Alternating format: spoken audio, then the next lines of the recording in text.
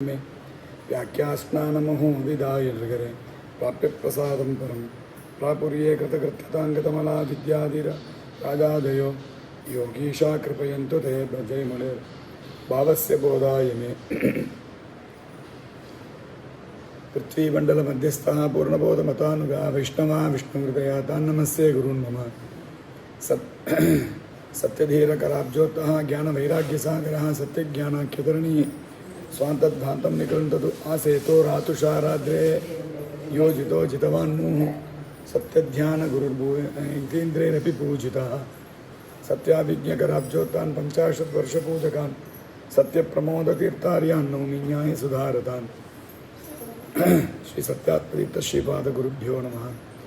ये रगं सुखवत् सम्यक् शिक्षितोऽस्मि कृपालुभिः तान् वन्दे रामचन्द्रार्यान् सन्मोदमुनिसेवकान्।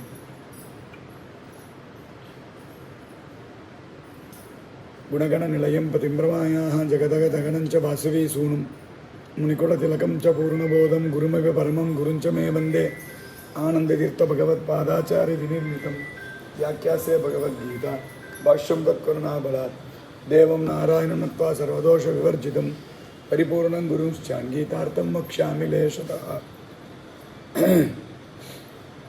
समस्तगुणसम्पूर्णं सर्वदोषविवर्जितं नारायणं नमस्कृत्य गीता तात्पर्यमुच्यते।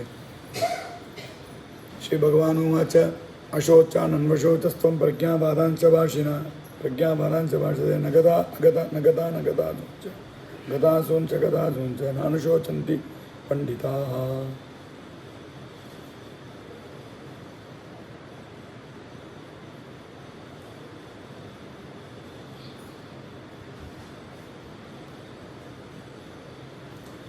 ಕೃಷ್ಣ ಪರಮಾತ್ಮ ಜೀವರುಗಳು ಮಾಡುವ ಕರ್ಮಗಳಿಗೆ 5 ಪ್ರಧಾನವಾದ ಕಾರಣಗಳು ಇದೆ. ಅಧಿಷ್ಠಾನಂ ತಥಾ ಕರ್ತ ಕರಣಂ ಚ ಪೃಥಗ್ವಿಧಂ ವಿವಿಧಾ ಚ ಪೃಥಕ್ ಚೇಷ್ಟಾ ದೈವಂ ಚೈವಾತ್ರ ಪಂಚಮಂ ಅಂತ ಈ 5 ಕಾರಣವನ್ನಾಗಿ ಕೃಷ್ಣ ಪರಮಾತ್ಮ ಹೇಳ್ತಾ ಇದ್ದಾನೆ. ನಿನ್ನೆ ಇದನ್ನು ನೋಡಿದೆವು, ಸಂಗ್ರಹವಾಗಿ ಇವತ್ತು ನೋಡ್ಕೊಂಡು ಮುಂದೆ ಹೋಗೋಣ. ಅಧಿಷ್ಠಾನ, ನಾವು ಏನು ಕರ್ಮ ಮಾಡಲಿಕ್ಕೂ ನಮ್ಮ ಮೊದಲು ಒಂದು ಜಾಗ ಬೇಕು, ವೆನ್ಯೂ. ಈಗ ಗೀತಾಭಿಯಾನ ಪ್ರವಚನ ನಡೀತದೆ ಅಂದರೆ ಎಲ್ಲಿ ನಡೀತದೆ ಅಂತ ಮೊದಲು ಕೇಳ್ತೇವೆ. ಎಲ್ಲಿ ನಡೀತದೆ, ಯಾರು ಹೇಳ್ತಾರೆ, ಇದೆಲ್ಲ ನಮ್ಮ ಪ್ರಶ್ನೆಗಳು ಬರುತ್ತೆ. ಅವಾಗ ಅಧಿಷ್ಠಾನದಲ್ಲೇ ಕಾಲವು ಸೇರ್ಕೊಂಡ್ಬಿಡ್ತದೆ. ಯಾವಾಗ ಟೈಮ್ ಇದೆಲ್ಲ ಅದರ ಜೊತೆಗೆ ಸೇರ್ತದೆ. ಅಧಿಷ್ಠಾನ ಭೂಮಿಯಾದಿಗಳು ಒಂದಾದರೆ ಇದು ಎಲ್ಲರಿಗೂ ಕಾಮನ್ ಆಗಿ ಅಧಿಷ್ಠಾನ. ಆದರೆ ಪ್ರಾತಿಷ್ಠಿಕವಾಗಿ ಇಂಡಿವಿಜುವಲ್ ಆಗಿ ತೆಗೆದುಕೊಂಡ್ರೆ ಆನ್ ದಿ ಹೋಲ್ ಭೂಮಿ ಎಂಬುದು ಎಲ್ಲರಿಗೂ ಅಧಿಷ್ಠಾನ. ಈ ಜಾಗ ಇದ್ದರೆ ನಾವೆಲ್ಲ ಕೂತ್ಕೊಂಡು ಕೇಳಲಿಕ್ಕಾಯ್ತು. ಜಾಗ ಇದ್ದರೆ ಕೂತ್ಕೊಂಡು ಕೇಳಲಿಕ್ಕಾಯ್ತು. ಅದಕ್ಕೆ ನಾನು ಇರಬೇಕು, ನನಗೆ ದೇಹ ಇರಬೇಕಲ್ಲ. ಅದಕ್ಕೆ ದೇಹ ನನಗೆ ಅಧಿಷ್ಠಾನ, ಜಾಗ ನನಗೆ ನಿಮ್ಗೆ ಎಲ್ಲರಿಗೂ ಅಧಿಷ್ಠಾನ, ದೇಹ ನನಗೆ ಮಾತ್ರ ಅಧಿಷ್ಠಾನ. ಹೀಗೆ ಸೊ ಇಂಡಿವಿಜುವಲ್ ಆಗಿರೋ ಅಧಿಷ್ಠಾನ ಒಂದು, ಎಲ್ಲರಿಗೂ ಕಲೆಕ್ಟಿವ್ ಆಗಿರೋದು ಒಂದು. ಅವ ಭೂಮಿಯಾದಿಗಳು ಎಂಬುದು ಎಲ್ಲರಿಗೂ ಇರೋದು, ಕಾಮನ್ ಆಗಿರೋದು. ದೇಹ ಎಂಬುದು ನಮಗೆ ಇರೋದು ಅಧಿಷ್ಠಾನ. ಹೀಗೆ ಅಧಿಷ್ಠಾನಂ ಕರ್ತ ಎಂಬುದಕ್ಕೆ 2 ಥರ ಅರ್ಥ. ಒಂದು ಸ್ವತಂತ್ರ ಕರ್ತ ಪರಮಾತ್ಮ. ಯಾಕೆಂದರೆ ಯಾವುದೇ ಶಬ್ದಗಳು ಕೂಡ ಸಹಜವಾಗಿ ಅದು ಮುಖ್ಯವಾದದ್ದನ್ನೇ ಹೇಳೋದು. ಕರ್ತ ಅಂತಂದರೆ ಪ್ರಧಾನ ಕರ್ತ, ಸ್ವತಂತ್ರ ಕರ್ತ ಅಂತಲೇ ಡಿಫಾಲ್ಟ್ ಆಗಿ ಅದರ ಅರ್ಥ.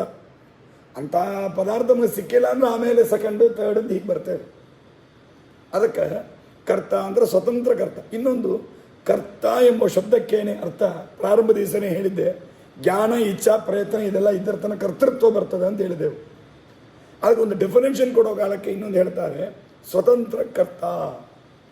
ಯಾವೊಬ್ಬ ಕಾರಕಗಳನ್ನು ಒಂದು ಕೆಲಸ ಮಾಡಬೇಕಾದಾಗ ಬೇಕಾದ ಅಸೆಸರೀಸ್ ಇರುತ್ತೆ, ಎಕ್ವಿಪ್ಮೆಂಟ್ಸ್ ಇರುತ್ತೆ, ಇದೆಲ್ಲವನ್ನು ಯಾರು ಇಂಡಿವಿಜುವಲ್ ಆಗಿ ಹ್ಯಾಂಡಲ್ ಮಾಡ್ತಾರೆ ಅವನನ್ನು ಕರ್ತ ಅಂತ ಕರಿಬೇಕು. ಅವನ ಕರ್ತ. ಈಗ ನಾನು ಕಾರಲ್ಲಿ ಹೋಗ್ತೇನೆ, ಆದರೆ ಈ ಕಾರಲ್ಲಿ ನಾನು ಪ್ರಯಾಣ ಮಾಡಿದಿರೂ ಪ್ರಯಾಣ ನಾನು ಮಾಡ್ತಾ ಇದ್ದೇನೆ ನಿಜ. ಆದರೆ ಏನಾಗಿದೆ ಅಂದರೆ ಇದರಲ್ಲಿ ನನಗೆ ಆ ಕಾರಿನ ಮೇಲೆ ನನಗೆ ಕಂಟ್ರೋಲ್ ಇಲ್ಲ, ರೋಡಿನ ಮೇಲೆ ನನಗೆ ಕಂಟ್ರೋಲ್ ಇಲ್ಲ, ರೋಡಿನ ಮೇಲೆ ನನಗೆ ಕಂಟ್ರೋಲ್ ಇಲ್ಲ, ಯಾವುದೂ ನನ್ನ ಕಂಟ್ರೋಲಲ್ಲಿ ಇಲ್ಲ. ಆದರೆ ನಾನು ಸುಮ್ಮನೆ ಅದರಲ್ಲಿ ಹೋಗ್ತಾ ಇದ್ದೇನೆ ಅಷ್ಟೇ. ಇವಾಗ ನಾನು ಈ ಕರ್ತ ಅಂತ ಹೇಳಲಿಕ್ಕಾಗತ್ತಾ? ಇಲ್ಲಿ ಇಲ್ಲ. ಜಸ್ಟ್ ಪ್ರಯಾಣ ನನ್ನಲ್ಲಿ ಪ್ರಯಾಣ ನಡೀತಾ ಇದೆ ಅಷ್ಟೇ. ಹಾಗೆ ಕರ್ತ ಅಂತ ಅನ್ನಬೇಕಾದರೆ ಸ್ವಾತಂತ್ರ್ಯ ಇರಬೇಕು. ಅಂದರೆ ಆ ಕ್ರಿಯಾಕಾರಕಗಳನ್ನೆಲ್ಲ ಹ್ಯಾಂಡಲ್ ಮಾಡುವ, ಇಂಡಿವಿಜುವಲ್ ಹ್ಯಾಂಡಲ್ ಮಾಡುವ ಸಾಮರ್ಥ್ಯ ಇರಬೇಕು. ಇದು ಆಲೋಚನೆ ಮಾಡಿ ನೋಡಿದಾಗ ದೇವರು ಒಬ್ಬನೇ ಅಂತ ಸ್ವತಂತ್ರ ಕರ್ತ, ಇನ್ನೊಬ್ಬರು ಯಾರೂ ಇಲ್ಲ. ವಶೀ ವಶೇ ನಕಸ್ಯಾಪಿ ಯೋಜಿತೋ ವಿಜಿತ ಕಿಲಹ. ಎಲ್ಲವನ್ನು ತನ್ನ ವಶದಲ್ಲಿ, ಯಾಕಂದರೆ ಎಲ್ಲವನ್ನು ಹ್ಯಾಂಡಲ್ ಮಾಡಬೇಕಾದವಂದರೆ ಅದೆಲ್ಲವನ್ನು ತನ್ನ ವಶದಲ್ಲಿ ಇಟ್ಟುಕೊಂಡು, ತನ್ನ ಕಂಟ್ರೋಲಲ್ಲಿ ಇಟ್ಟುಕೊಳ್ಬೇಕು. ಎಲ್ಲವನ್ನು ತನ್ನ ವಶದಲ್ಲಿ ಇಟ್ಟುಕೊಂಡವ ಯಾರು ಜಗತ್ತಲ್ಲಿ? ಪರಮಾತ್ಮನೇ. ಅದನ್ನು ಅವನೇ ಸ್ವತಂತ್ರ ಕರ್ತ. ಭಾಗವತದಲ್ಲಿ ಕೇಳ್ತೇವಲ್ವ, ಮೊದಲು ಕರ್ತ ಅಂದಾಗಲಿಕ್ಕೆ ಎಲ್ಲವನ್ನು ತಿಳಿದಿರಬೇಕು. ನಮಗೆ ಮೊದಲು ಎಲ್ಲ ತಿಳಿದಿರೋದಿಲ್ಲ. ಕಾರ್ ನಂದು, ನಾನು ತಗೊಂಡಿದ್ದೇನೆ. ಕೆಲವು ಸಮಯ ನಾನೇ ಡ್ರೈವಿಂಗು ಮಾಡ್ತೇನೆ. ಏನೋ ಫಾಲ್ಟ್ ಆಯಿತು ಅಂದರೆ ಏನೂ ತಿಳಿಲ್ಲ ಅಂತ ಮೆಕ್ಯಾನಿಕ್ಗೆ ಫೋನ್ ಮಾಡ್ತೇವೆ. ಶರೀರ ನಂದು, ನನ್ನ ಕರ್ಮದಿಂದ ಬಂದದ್ದು.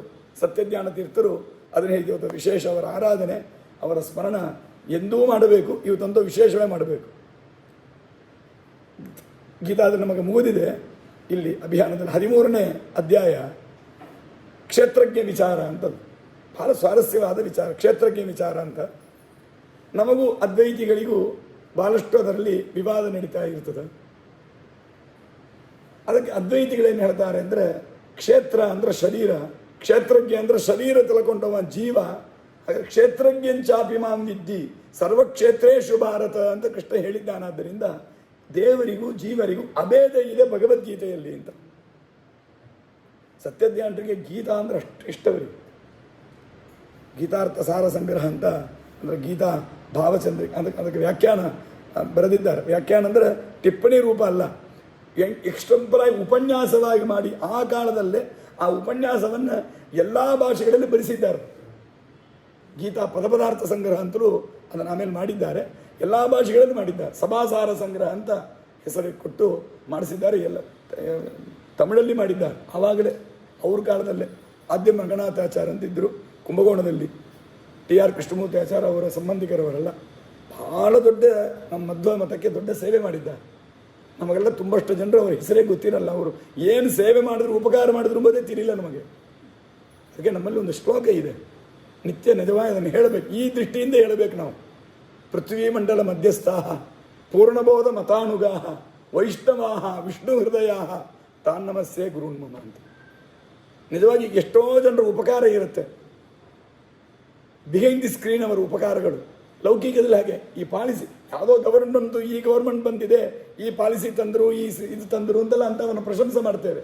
ಆದರೆ ಹಿಂದೆ ಒಂದಲ್ಲ ಎರಡಲ್ಲ ಎಷ್ಟೋ ವರ್ಷಗಳಿಗೆ ಅಲ್ಲಿರುವ IASಗಳಾಯಿತು ಅಥವಾ ಬೇರೆಯವರ ಅಫಿಷಿಯಲ್ಸ್ ಆಯಿತು, ಎಷ್ಟೋ ಡೇಟಾಸ್ ಕಲೆಕ್ಟ್ ಮಾಡಿ ಪಾಲಿಸೀಸ್ ರೆಡಿ ಮಾಡಿ ಸಿಸ್ಟಮ್ ಎಲ್ಲ ಪ್ಲಾನಿಂಗ್ ಮಾಡಿ ಆಮೇಲೆ ಯಾವನೊಬ್ಬ ಕೊನೆಗೆ ಹಸ್ತಾಕ್ಷರ ಹಾಕ್ತಾನೆ ಸರಿ ಅಂತ ಅವನ ಹೆಸರು ಕೊನೆಗೆ ಬಂದ್ಬಿಡ್ತದೆ. ಇಷ್ಟು ವರ್ಷಗಳು ಕಷ್ಟಪಟ್ಟವರ ಹೆಸರು ಯಾವುದು ಗೊತ್ತಾಗೋದಿಲ್ಲ. ಹಾಗೆ ನಮ್ಮ ಮಧ್ವ ಮತದಲ್ಲಿ ಸೇವಾ ಮಾಡಿದ ಮಹಾನುಭಾವರು ತುಂಬ ಜನ ಇದ್ದಾರೆ. ಎಷ್ಟು ಪುಸ್ತಕಗಳು ಹಾಕಿದ್ದಾರೆ ತಿಳಿಯೋದು. ಇವಾಗೆಲ್ಲ ತುಂಬ ಸುಲಭ ಪುಸ್ತಕ ಹಾಕೋದು, ಏನು ಕಷ್ಟ ಇಲ್ಲ, ಏನೇನು ಕಷ್ಟ ಇಲ್ಲ. ಮೊದಲಾದರೂ ನೋಡಿ ನೋಡಿ ಬರಿತಾ ಇದ್ರು, ಕಾಪಿ ರೈಟಿಂಗ್ ಇತ್ತು, ಅದೂ ಇಲ್ಲ ಈಗ. ಎಲ್ಲ OCR ಅಂತಾರೆ, ಎಲ್ಲ ಓಸಿಂದಮ್ಮ ಹಂಗೆ ಸ್ವಲ್ಪ ಒಂದು OCR ಎಲ್ಲ ನಮಗೆ ಏನೇನೋ ಒಂದು ಗೂಗಲ್ ಲೆನ್ಸ್ ಅಂತಾರೆ, ಅಲ್ಲಿಂದ ತಗೋತೇವೆ ಇಲ್ಲಿಂದ ತಗೋದು, ಒಂದು ಕ್ಷಣದಲ್ಲಿ ಎಲ್ಲ ಮುಗಿದೋಗುತ್ತೆ. ಇವಾಗ ತುಂಬ ಈಸಿ. ಅವಾಗಿದು ಯಾವುದೂ ಇಲ್ಲ. ಪ್ರಿಂಟಿಂಗಲ್ಲೂ ಅಚ್ಚು ಕೋರಿಸಿ ಅದೇನೇನೋ ಸಿಸ್ಟಮ್ ಇದೆ. ಆ ಕಾಲದಲ್ಲಿ ಅಷ್ಟು ಪುಸ್ತಕಗಳನ್ನು ರೆಡಿ ಮಾಡಿದ್ದಾರೆ.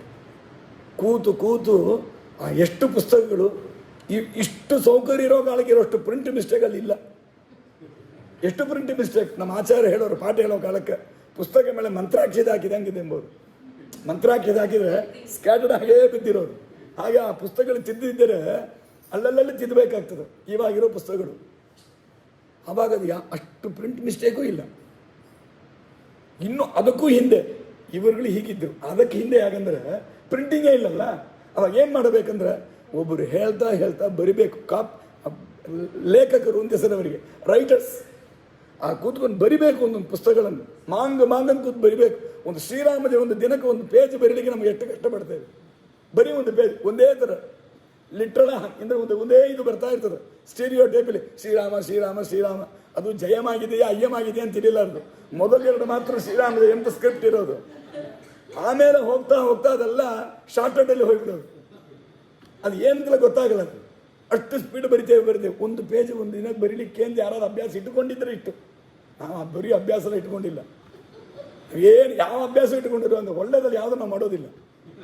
ಹಾಗೆ ಇಷ್ಟು ಆಗ ಇದ್ದ ಕಾಲದಲ್ಲಿ ಬರೆದು ಇಟ್ಕೊಂಡಿದ್ದರು. ಬರೆದು ಬರಬೇಕು. ಅದಕ್ಕೆ ಆ ಬರೀಲಿಕ್ಕೆ ಅಂದರೆ ಒಂದು ಜನ ಇರ್ತಾ ಇದ್ದರು. ಅವರೆಲ್ಲ ಯಾರಾದರೂ ಒಂದು ಹೆಸರು, ಗೋತ್ರ, ನಕ್ಷತ್ರ ಗೊತ್ತಿಲ್ಲ.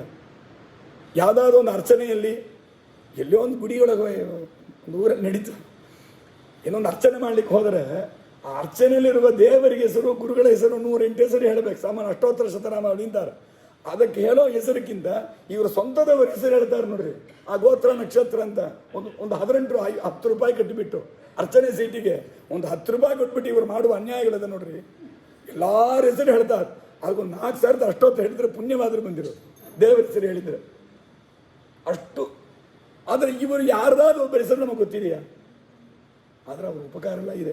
ಅವರು ಆ ಥರ ಮ್ಯಾನುಸ್ಕ್ರಿಪ್ಟ್ಸ್ ಅಂತ ಕರಿತೇವಲ್ಲ, ಕೈಯಿಂದ ಬರೆದು ಅದನ್ನು ಮುಂದೆ ಯಾರಿಗೂ ಕೊಟ್ಟಿಲ್ಲ ಅಂತಂದ್ರೆ ಇಟ್ಟು ಪುಸ್ತಕಗಳಿಗೆ ಹಾದಿ ಇಲ್ಲ. ಇತ್ತು ಯಾರ ಹೆಸರು ನಮಗೆ ಗೊತ್ತಿಲ್ಲ, ಯಾವ ಊರು ಗೊತ್ತಿಲ್ಲ, ಎಷ್ಟು ಬರೆದ್ರು ಗೊತ್ತಿಲ್ಲ, ಒಂದಿನಕ್ಕೆ ಎಷ್ಟು ಪೇಜ್ ಬರೆದಿರ್ತಾರೆ, ಅವ್ರು ಯಾರು ಏನು ಸಂಭಾವನೆ ಕೊಟ್ಟರು, ಅವರಿಗೆ ಅವ್ರು ಏನು ಸಂತೋಷವಾಗಿದ್ದರು, ಅವ್ರು ಏನು ಎಂಜಾಯ್ ಮಾಡಿದ್ರು ಲೈಫಲ್ಲಿ, ನಮಗೇನು ತಿಳಿಲ್ಲ. ಅದನ್ನು ಅವ್ರ ಉಪಕಾರವನ್ನು ಇವತ್ತು ನಾವು ಅನುಭವಿಸ್ತಾ ಇದ್ದೇವೆ. ಅದಕ್ಕೆ ದಿನಾಳು ಒಂದು ಸರ್ತಿ ಇದೆಲ್ಲ ಸ್ಮರಣೆ ಮಾಡಬೇಕು. ಎಷ್ಟೋ ಜನ ಇದ್ದಿದ್ದಾರೆ, ಅವ್ರ ಉಪಕಾರ ಎಲ್ಲ ಭಾಳ ದೊಡ್ಡದು. ಹಾಗೆ ಸತ್ಯಧ್ಯಾನ ತೀರ್ಥರು ಇದನ್ನು ತಿಳಿದುಕೊಂಡು ಏನು ಮಾಡಿದ್ರು, ಅದ್ಭುತ ವ್ಯಾಪಾರ ಸತ್ಯಧ್ಯಾನರದು. ಅವ್ರದ್ದೆಲ್ಲವೇ ಮೆಗ್ನಾನಿಸಬಹುದಾದ ವರ್ಕ್ಸ್. ಅವ್ರದ್ದು ಯಾವುದು ಸಾಮಾನ್ಯ ಇಲ್ಲ. ಅವರು ಯಾವುದು ಮಾಡಿದರು, ದೇವರ ಪೂಜೆ ಇರಲಿ, ವಾಕ್ಯಾರ್ಥ ಇರಲಿ, ಸಂಚಾರ ಇರಲಿ, ಪಂಡಿತರ ಪೋಷಣೆ ಇರಲಿ, ವಿದ್ಯಾರ್ಥಿಗಳ ಪೋಷಣೆ ಇರಲಿ, ಒಂದು ಚಾತುರ್ಮಾಸದ ಊರಿಗೆ ಹೋಗಿ ಕೂತದ್ದಿರಲಿ, ಯಾವುದೇ ಒಂದು ಚಿಕ್ಕ ಲೆವೆಲ್ ಇಲ್ಲದು, ಎಲ್ಲ ದೊಡ್ಡ ದೊಡ್ಡ ಲೆವೆಲ್ ಅವರು. ಹಾಗೆ ಆ ಸಮಾಸಾರ ಸಂಗ್ರಹ ಅಂತ ಗೀತಾವಿನ ಮೇಲೆ ತಾನು ಉಪನ್ಯಾಸ ಮಾಡಿದ್ದಾನೆ. ಆ ಕಾಲದಲ್ಲಿ ಅನೇಕ ಭಾಷೆಗಳಲ್ಲಿ ಬರೆಸಿ ಪುಸ್ತಕಗಳಾಗಿ ಬಿಡುಗಡೆ ಮಾಡಿದ್ದಾರೆ. ಸಿವಿಲ್ ಸೂಟ್ ಅಂತ ಒಂದು ಗ್ರಂಥ, ಅದೇ ಥರ ಸಿವಿಲ್ ಸೂಟ್ ಅಂತ ಭಾಳ ಅದ್ಭುತ ಇರೋದು. ತಮಿಳಲ್ಲಿ ಮಾಡಿಸಿದ್ದಾರೆ ಅದನ್ನು, ಎಲ್ಲ ಭಾಷೆ ಅನೇಕ ಭಾಷೆಯಲ್ಲಿ ಆಗಲೇ ಮಾಡಿಸಿದ್ದಾರೆ. ಒಂದು ಕೋರ್ಟಲ್ಲಿ ಆಗುವ ವಾದ ವಿವಾದ ಇದ್ದಂಗೆ, ಇದು ಹೈಕೋರ್ಟು ಈ ಕೋರ್ಟು ಅಂದಿದ್ದಂಗೆ ಅವರು ಬೇರೆ ಒಂದು ಹೊಸ ಕೋರ್ಟ್ ಕಂಡುಹಿಡಿದರು ಸತ್ಯಧ್ಯಾನರು. ಸಂಯಮಣಿಪುರಂ ಕೋರ್ಟ್ ಅಂತ. ಸಂಯಮಣಿಪುರ ಯಾವುದು ಅಂದರೆ ಯಮನ ಊರು. ಯಮನ ಊರಿಗೆ ಸಂಯಮಣಿಪುರ ಅಂತ ಹೆಸರು. ಆ ಊರಲ್ಲಿ ಕೋರ್ಟ್. ಜಡ್ಜಿ ಯಾರು ಅಂದರೆ ಧರ್ಮರಾಜ ಅವರೇ.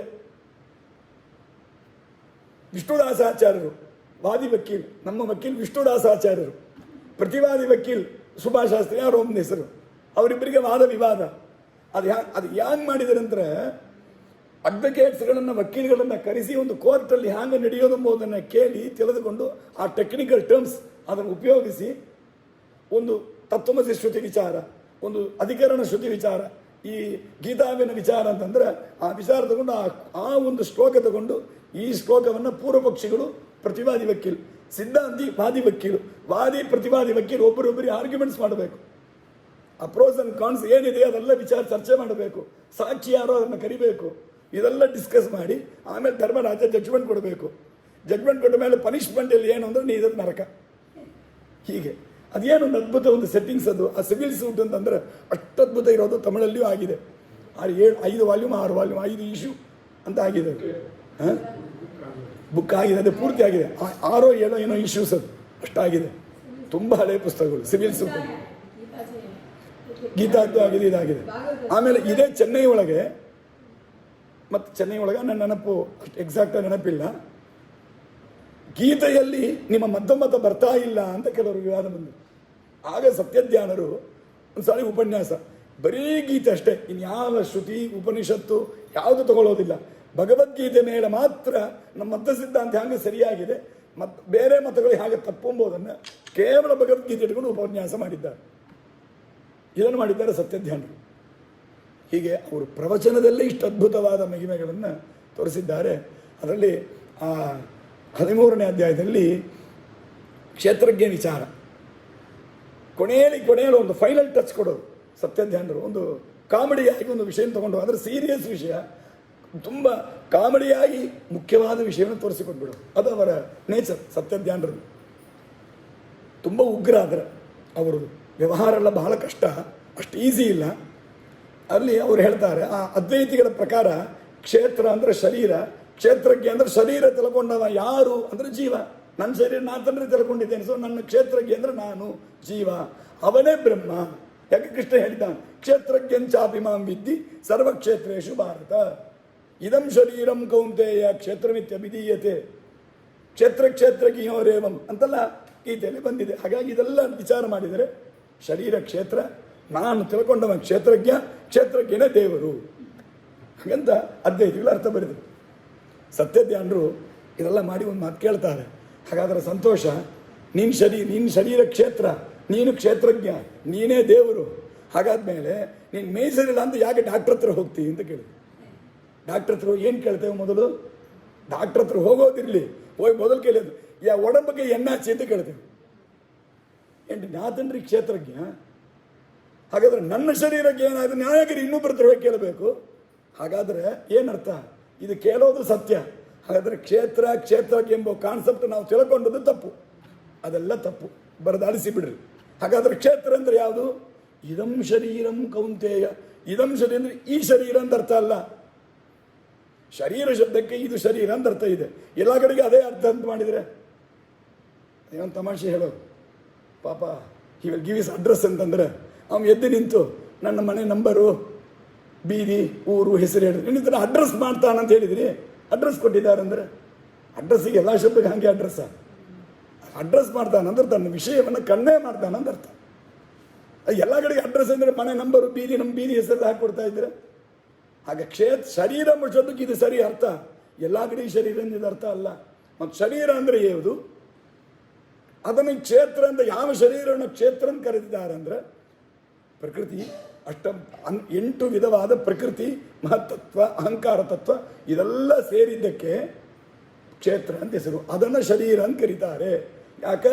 ನಮ್ಮೆಲ್ಲರಿಗೆ ಅಲ್ಲಿ ವಾಸ ಮಾಡಿಸಿ ನಮಗೆ ಹಿಂಸಾದಿಗಳನ್ನು ಕೊಡ್ತದಾದ್ದರಿಂದ ಇದನ್ನು ಶರೀರ ಅಂತ ಕರಿಬೇಕು. ಹಾಗಂತ ಶ್ರು ಹಿಂಸಾಯಾಮ್ ಅಂತದಕ್ಕೊಂದು ವರ್ಬ್. ಆ ವರ್ಬಿನ ಮೇಲೆ ಇದು ಬಂದಿದೆ ಎಂಬುದನ್ನು ತೋರಿಸಿ ಗೀತೆಯಲ್ಲೇ ಇಷ್ಟು ಬಂದಿದೆ. ಬೇರೆ ಇದು ಪ್ರತ್ಯೇಕ ಇನ್ನೊಬ್ಬರು ಬಂದು ಹೇಳಬೇಕಾಗಿಲ್ಲ. ಗೀತೆಯಲ್ಲೇ ಬಂದದ್ದು, ಹಿಂದೆ ಮುಂದೆ ಬಂದದ್ದು. ಅದನ್ನು ಅವ್ರು ಯಾವಾಗಲೂ ನೋಡೋದಿಲ್ಲ.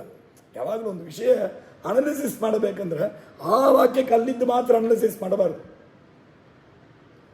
ಒಂದು ಬಿಸ್ನೆಸ್ ಮಾಡ್ತೇವೆ, ಲಾಭ ನಷ್ಟ ಹೆಂಗೆ ಬಂತು ಅಂತ ಕೇಳಿದರೆ ಏನು ಮಾಡ್ತೇವೆ?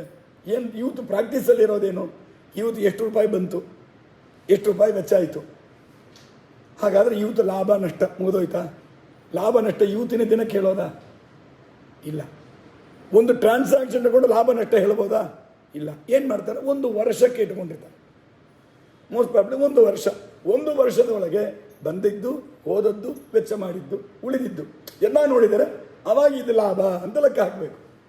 ಅದಿಲ್ಲ ಹಂಗೆ ಒಂದೊಂದು ದಿನಕ್ಕೆ ನಾನು ಲಾಭ ನಷ್ಟ ಲೆಕ್ಕ ನೋಡ್ತೇನೆ ಅಂತಂದರೆ ಇವತ್ತು ನಮಗೆ ಫೇಲ್, ಇದು ಲಾಸು, ಇವತ್ತು ಪ್ರಾಫಿಟ್ ಅಂತ ಹೇಳ್ತಾ ಇದ್ದರೆ ಅದು ಹೆಂಗೆ ಒಂದು ಸರಿಯಾದ ಒಂದು ಐಡಿಯಾ ಆ ಕಂಪನಿ ಮೇಲೆ ಬರಲಿಕ್ಕಿಲ್ಲ. ಒಂದು ಡ್ಯೂ ಕೋರ್ಸ್ ಬೇಕು, ಒಂದು ಟೈಮ್ ಸ್ಪ್ಯಾನ್ ಬೇಕು. ಆ ಟೈಮಲ್ಲಿ ಇದ್ದರೆ ಅದನ್ನು ನಿಯಮ ಮಾಡಬೇಕು.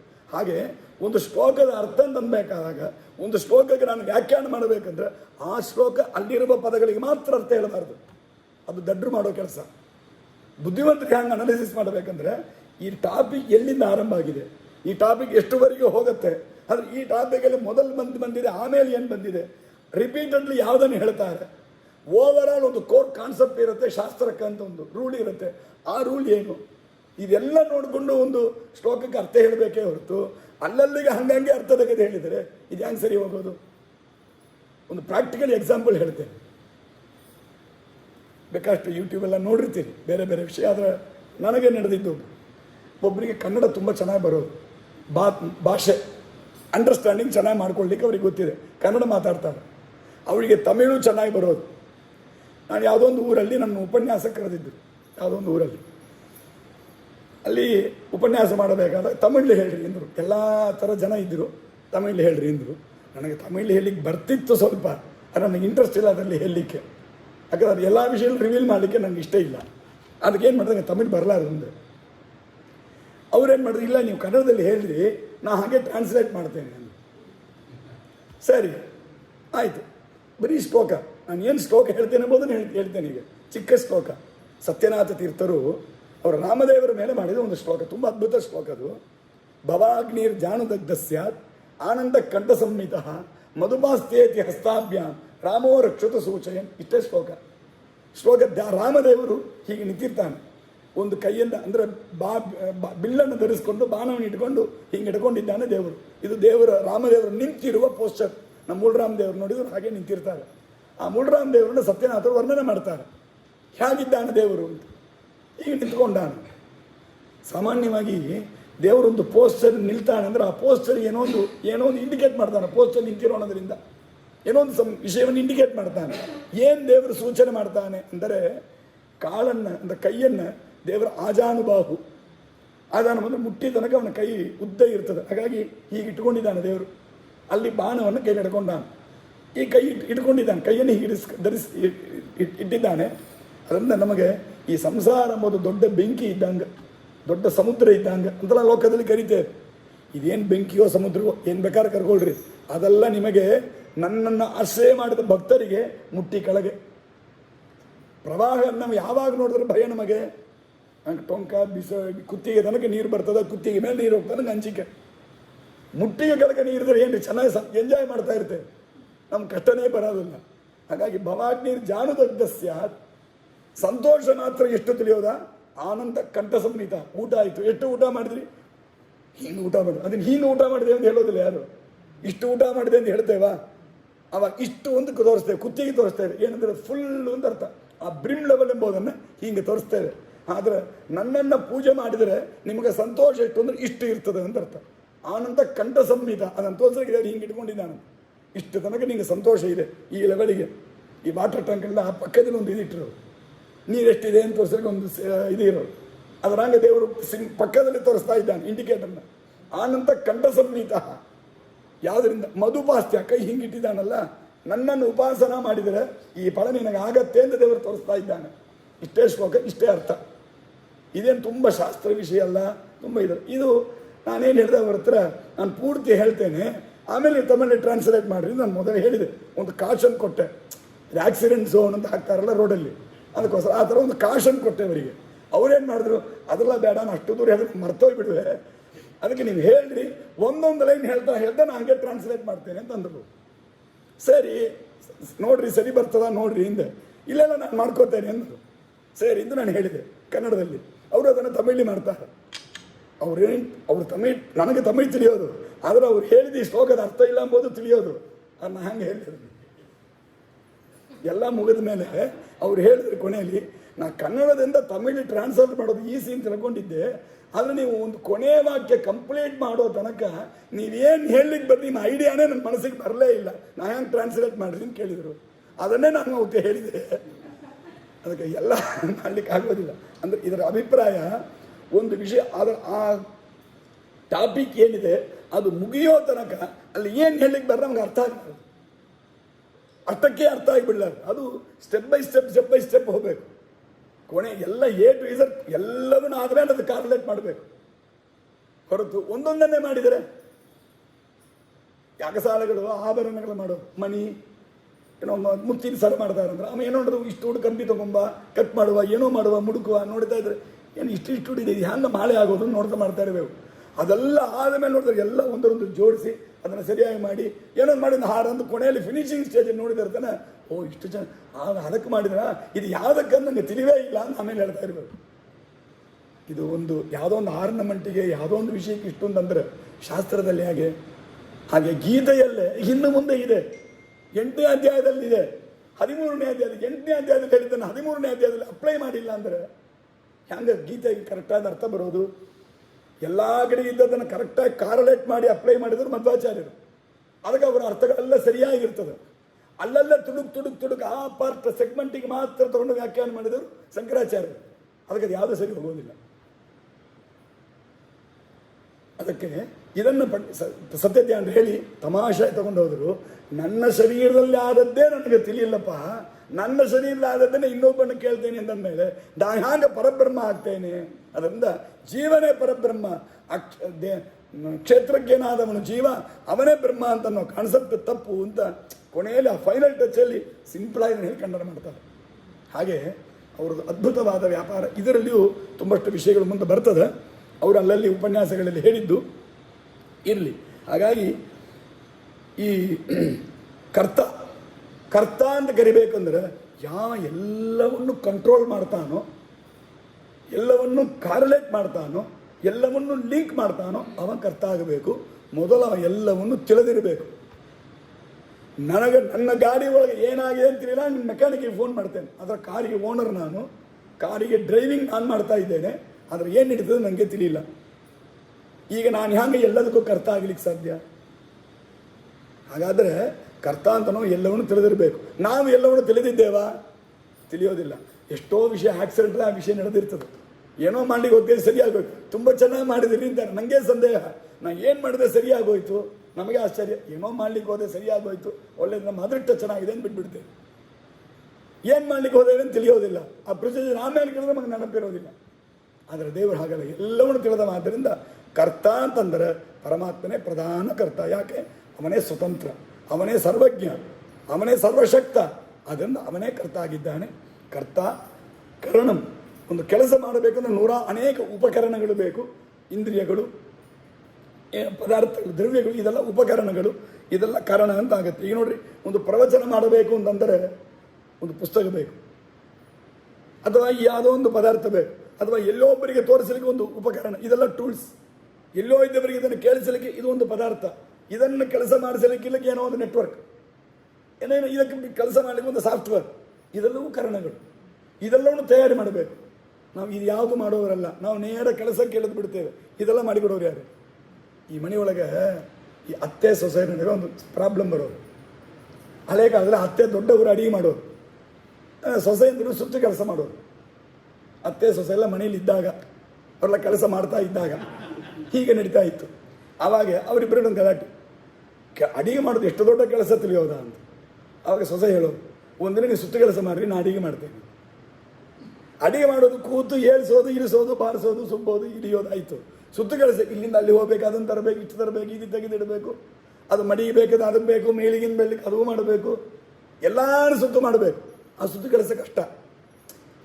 ಆದರೆ ಏನು ಮಾಡೋದು? ಪ್ರಧಾನ ಕೆಲಸ ಮಾಡಿಬಿಟ್ಟು ಬಾಕಿಯೆಲ್ಲ ಬೇರೆಯವ್ರು ಕೊಟ್ಬಿಟ್ಟು ನಾ ಕೆಲಸ ಮಾಡಿದೆ, ಅವ್ರಿಗೆ ಹೆಸರು ಕೀರ್ತಿಲ್ಲ, ಅಡಿಗೆ ತುಂಬ ಚೆನ್ನಾಗಿದೆ ಅಂದ್ಬಿಡೋರು. ಆಮೇಲೆ ರುಬ್ಬೋದು, ಹುರಿಯೋದೆಲ್ಲ ಬೇರೆಯೊಬ್ಬರು ಮಾಡಿರೋರು. ಕೊನೆಗೆ ಈ ಇಲ್ಲಿಲ್ಲ, ಇಂಥ ಕೆಲಸ ಪ್ರಾಬ್ಲಮ್ ಬರುತ್ತೆ. ಆವಾಗ ಯಾವುದೋ ಒಂದು ಅಂಶ ನಾವು ತೆಗೆದುಕೊಂಡು ಉಳಿದಂದ್ರೆ ಇನ್ನೊಬ್ಬರಿಗೆ ಹಂಚಿಕೊಟ್ಬಿಟ್ಟು ಮುಖ್ಯವಾದ ಹೆಸರು ನಾವು ತಗೊಂಡು ಹೋಗ್ತೇವೆ. ಆದರೆ ದೇವರ ವಿಷಯದಲ್ಲಿ ಹಾಗಲ್ಲ. ಎಲ್ಲವೂ ಅವನೇ ಮಾಡಬೇಕು. ಒಂದೊಂದು ಅವನಿಗೆ ಗೊತ್ತಿದೆ, ಒಂದೊಂದು ಅವನು ಎಲ್ಲ ಇಂಟಗ್ರೇಟ್ ಮಾಡಬೇಕು ಅದೆಲ್ಲವನ್ನು. ಹಾಗಾದರೆ ಇದೆಲ್ಲ ಕಾರಣಗಳು. ಯಾವ್ಯಾವ ಕಾರಣಗಳು ಯಾವುದು? ಗಿಡವನ್ನು ಮುರಿಯೋವ ಒಬ್ಬ ಇವೇ ಇದ್ದಾನೆ, ಗಿಡವನ್ನು ಮುರಿತಾನೆ ಒಬ್ಬ. ಆದರೆ ಗಿಡ ಮುರಿಯೋಣ ಕೈಯಲ್ಲಿ ಕೋಡಲಿ ಬೇಕು, ಅದು ಕಾರಣ. ಆದರೆ ಅವನಿಗೆ ಕೋಡಲಿ ಕೈಯಲ್ಲಿ ಕೊಟ್ಟರೆ ಗಿಡವನ್ನು ಮುರಿಯುವ ಅಷ್ಟೇ. ಕೋಡಲಿ ಮಾಡಲಿಕ್ಕೆ ಅವನಿಗೆ ಬರಲಾರದು. ಕೋಡಲಿ ಮಾಡಲಿಕ್ಕೆ, ಆ ಕಬ್ಬಿಣದ ಪದಾರ್ಥವನ್ನು ಮಾಡಲಿಕ್ಕೆ ಅದಕ್ಕೊಬ್ಬ ಬೇಕು. ಅದಕ್ಕೆ ಕೈಯಲ್ಲಿ ಹ್ಯಾಂಡಲ್ ಅದನ್ನು ಮಾಡಲಿಕ್ಕೆ ಇನ್ನೊಬ್ಬ ಬೇಕು.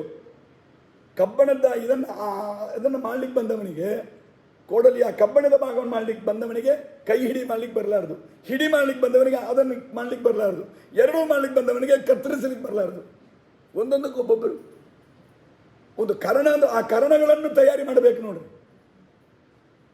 ಇಷ್ಟು ಮಾಡೋದು ದೇವರು. ಯೋಚನೆ ಮಾಡಿ, ಇದು ಒಂದಲ್ಲ ಎರಡಲ್ಲ. ಏನೋ ಮೇಕ್ ಇನ್ ಇಂಡಿಯಾ ಅಂತೆಲ್ಲ ಕರಿತೇವೆ. ಎಲ್ಲ ನಮಗೆ ಸೆಲ್ಫ್ ಕನ್ಸಿ, ಎಲ್ಲ ನಮ್ಮ ಇಂಡಿಯಾಲ್ಲೇ ಬರ್ತದಂತ. ಎಲ್ಲ ನಮ್ಮ ದೇವರೇ ಮಾಡ್ತಾನೆ. ಅವನು ಚೈನಾವನ್ನು ಮಾಡಲಿ, ಇಲ್ಲಿಯೂ ಮಾಡಲಿ, ಎಲ್ಲಿಯೂ ಮಾಡಲಿ, ಇಷ್ಟೂ ಸೇರಿಸಿ ಮಾಡಿಸೋದು ನಮ್ಮ ದೇವರು. ಒಂದೊಂದನ್ನು ಅದೆಲ್ಲವನ್ನು ಸೇರಿಸಿ ಉಪಯೋಗ ಮಾಡೋದು ದೇವರು. ಬ್ಯಾಟನ್ನು ಮಾಡ್ಲಿಕ್ಕೆ ಬಂದವನಿಗೆ ಕ್ರಿಕೆಟ್ ಆಟ ಆಡ್ಲಿಕ್ಕೆ ಬರಲ್ಲ, ಆಟ ಆಡ್ಲಿಕ್ಕೆ ಬಂದವನಿಗೆ ಬ್ಯಾಟ್ ಮಾಡ್ಲಿಕ್ಕೆ ಬರಲ್ಲ. ನಮ್ಮ ದೇವರು ಎರಡೂ ಮಾಡ್ತಾನೆ. ಈಗ ಒಂದೊಂದು ಅಡಿಗೆ ಮಾಡ್ಲಿಕ್ಕೆ ಬಂದ ನಮಗೆ ವ್ಯವಸಾಯ ಅಕ್ಕಿ ಬೆಳೆಸಲಿಕ್ಕೆ ಬರಲ್ಲ, ನೆಲ್ಲು ಬೆಳೆಸಿ ಅಕ್ಕಿ ಮಾಡ್ಲಿಕ್ಕೆ ಬರಲ್ಲ, ಅದು ಮಾಡ್ಲಿಕ್ಕೆ ಬಂದ ಅಡಿಗೆ ಮಾಡ್ಲಿಕ್ಕೆ ಬರಲ್ಲ. ನಮ್ಮ ದೇವರು ಅದನ್ನು ಮಾಡ್ತಾನೆ, ಇದನ್ನು ಮಾಡ್ತಾನೆ, ಅದನ್ನು ಮಾಡಿಸ್ತಾನೆ, ಇದನ್ನು ಮಾಡಿಸ್ತಾನೆ. ಆದರೆ ಸ್ಕ್ರೀನಲ್ಲಿ ಬರೋದೇ ಇಲ್ಲ, ತೋರೋದೇ ಇಲ್ಲ. ಎಲ್ಲಿಯಾದರೂ ದೇವರು produced by Baikuntha, made in Baikuntha, marketed by ಇನ್ನೇನೋ ಒಂದು ಊರು ಸ್ವರ್ಗ ಅಂತ ಏನಾದ್ರು ಹೆಸರು ಇದೆಯಾ ನೋಡ್ರಿ. ಎಲ್ಲಾದರೂ ಎಲ್ಲಿ ಲೇಬಲೇ ಇಲ್ಲ. ಯಾರ್ಯಾರೋ ಮಾಡಿದ ಲೇಬಲ್ ಹಾಕೋತಾರಂತ ಬೈತೇವೆ. ಎಲ್ಲ ಮಾಡಿದ ಲೇಬಲೇ ಹಾಕೊಳ್ಳೋದಿಲ್ಲ ನಮ್ಮ ದೇವರು. ಎಲ್ಲಿ ತನ್ನ ಹೆಸರು ತೋರಿಸೋದಿಲ್ಲ, ತನ್ನ ರೂಪವನ್ನು ತೋರಿಸೋದಿಲ್ಲ. ಆದರೆ ಎಲ್ಲಾದರೂ ಅವನ ಕಾರ್ಯ ಇರ್ತದೆ. ಅವನು ಇಲ್ಲಾಂದ್ರೆ ಯಾವುದೇ ಇಲ್ಲ. ಇದು ನಾನು ದೇವರಲ್ಲಿ ತಿಳಿಯಬೇಕಾದ ತುಂಬ ದೊಡ್ಡ ವಿಷಯ. ನಾವು ಯಾವುದೋ ಒಂದು ಸಣ್ಣ ವಿಷಯ ಮಾಡಿಬಿಟ್ಟು ಅಥವಾ ಮಾಡಿರೋದೇ ಇಲ್ಲ. ಎಷ್ಟೋ ಜನ ಹೇಳೋದು ತುಂಬ ಉಪಕಾರ ಮಾಡಿದರು ಅಂತ ಯಾರೋ ಹೇಳೋರು. ನಮ್ಮನ್ನು ಕರೀತಿ ಏನೋ ಹೇಳ್ತಾ ತುಂಬ ಉಪಕಾರ ಮಾಡಿದರು. ಅಯ್ಯೋ ನಾನು ಏನುವೇ ಮಾಡಿಲ್ರಿ ಅಂತ. ಅದೇ ರೀತಿ ದೊಡ್ಡ ಉಪಕಾರ. ನೀವು ಏನಾದ್ರು ಮಾಡಿದ್ರೆ ಅದು ಕೆಟ್ಟೋಗಿತ್ತು, ನೀವು ಏನು ಮಾಡ್ಲಾಂಗಿದ್ದೀರಿ ನೋಡ್ರಿ ಅದು ದೊಡ್ಡ ಉಪಕಾರ, ಅಂದ ಕೆಲಸ ಚೆನ್ನಾಗಿ ನಡೀತು ಅಂತ. ಹಾಗೆ ಯಾವುದೋ ಒಂದು ರೀತಿ ಏನಿಲ್ಲ ಆದರೆ ಫೋಟೋ ಹಿಡಿಯುವಾಗ ಮುಂದೆ ಬಂದು ನಿಂತ್ಕೊಂಡ್ಬಿಡ್ತೇವೆ. ಯಾವುದಾದೊಂದು ಫೋಟೋ ಒಳಗೆ ದೇವರು ಬರ್ತಾನೆ ನೋಡ್ರಿ,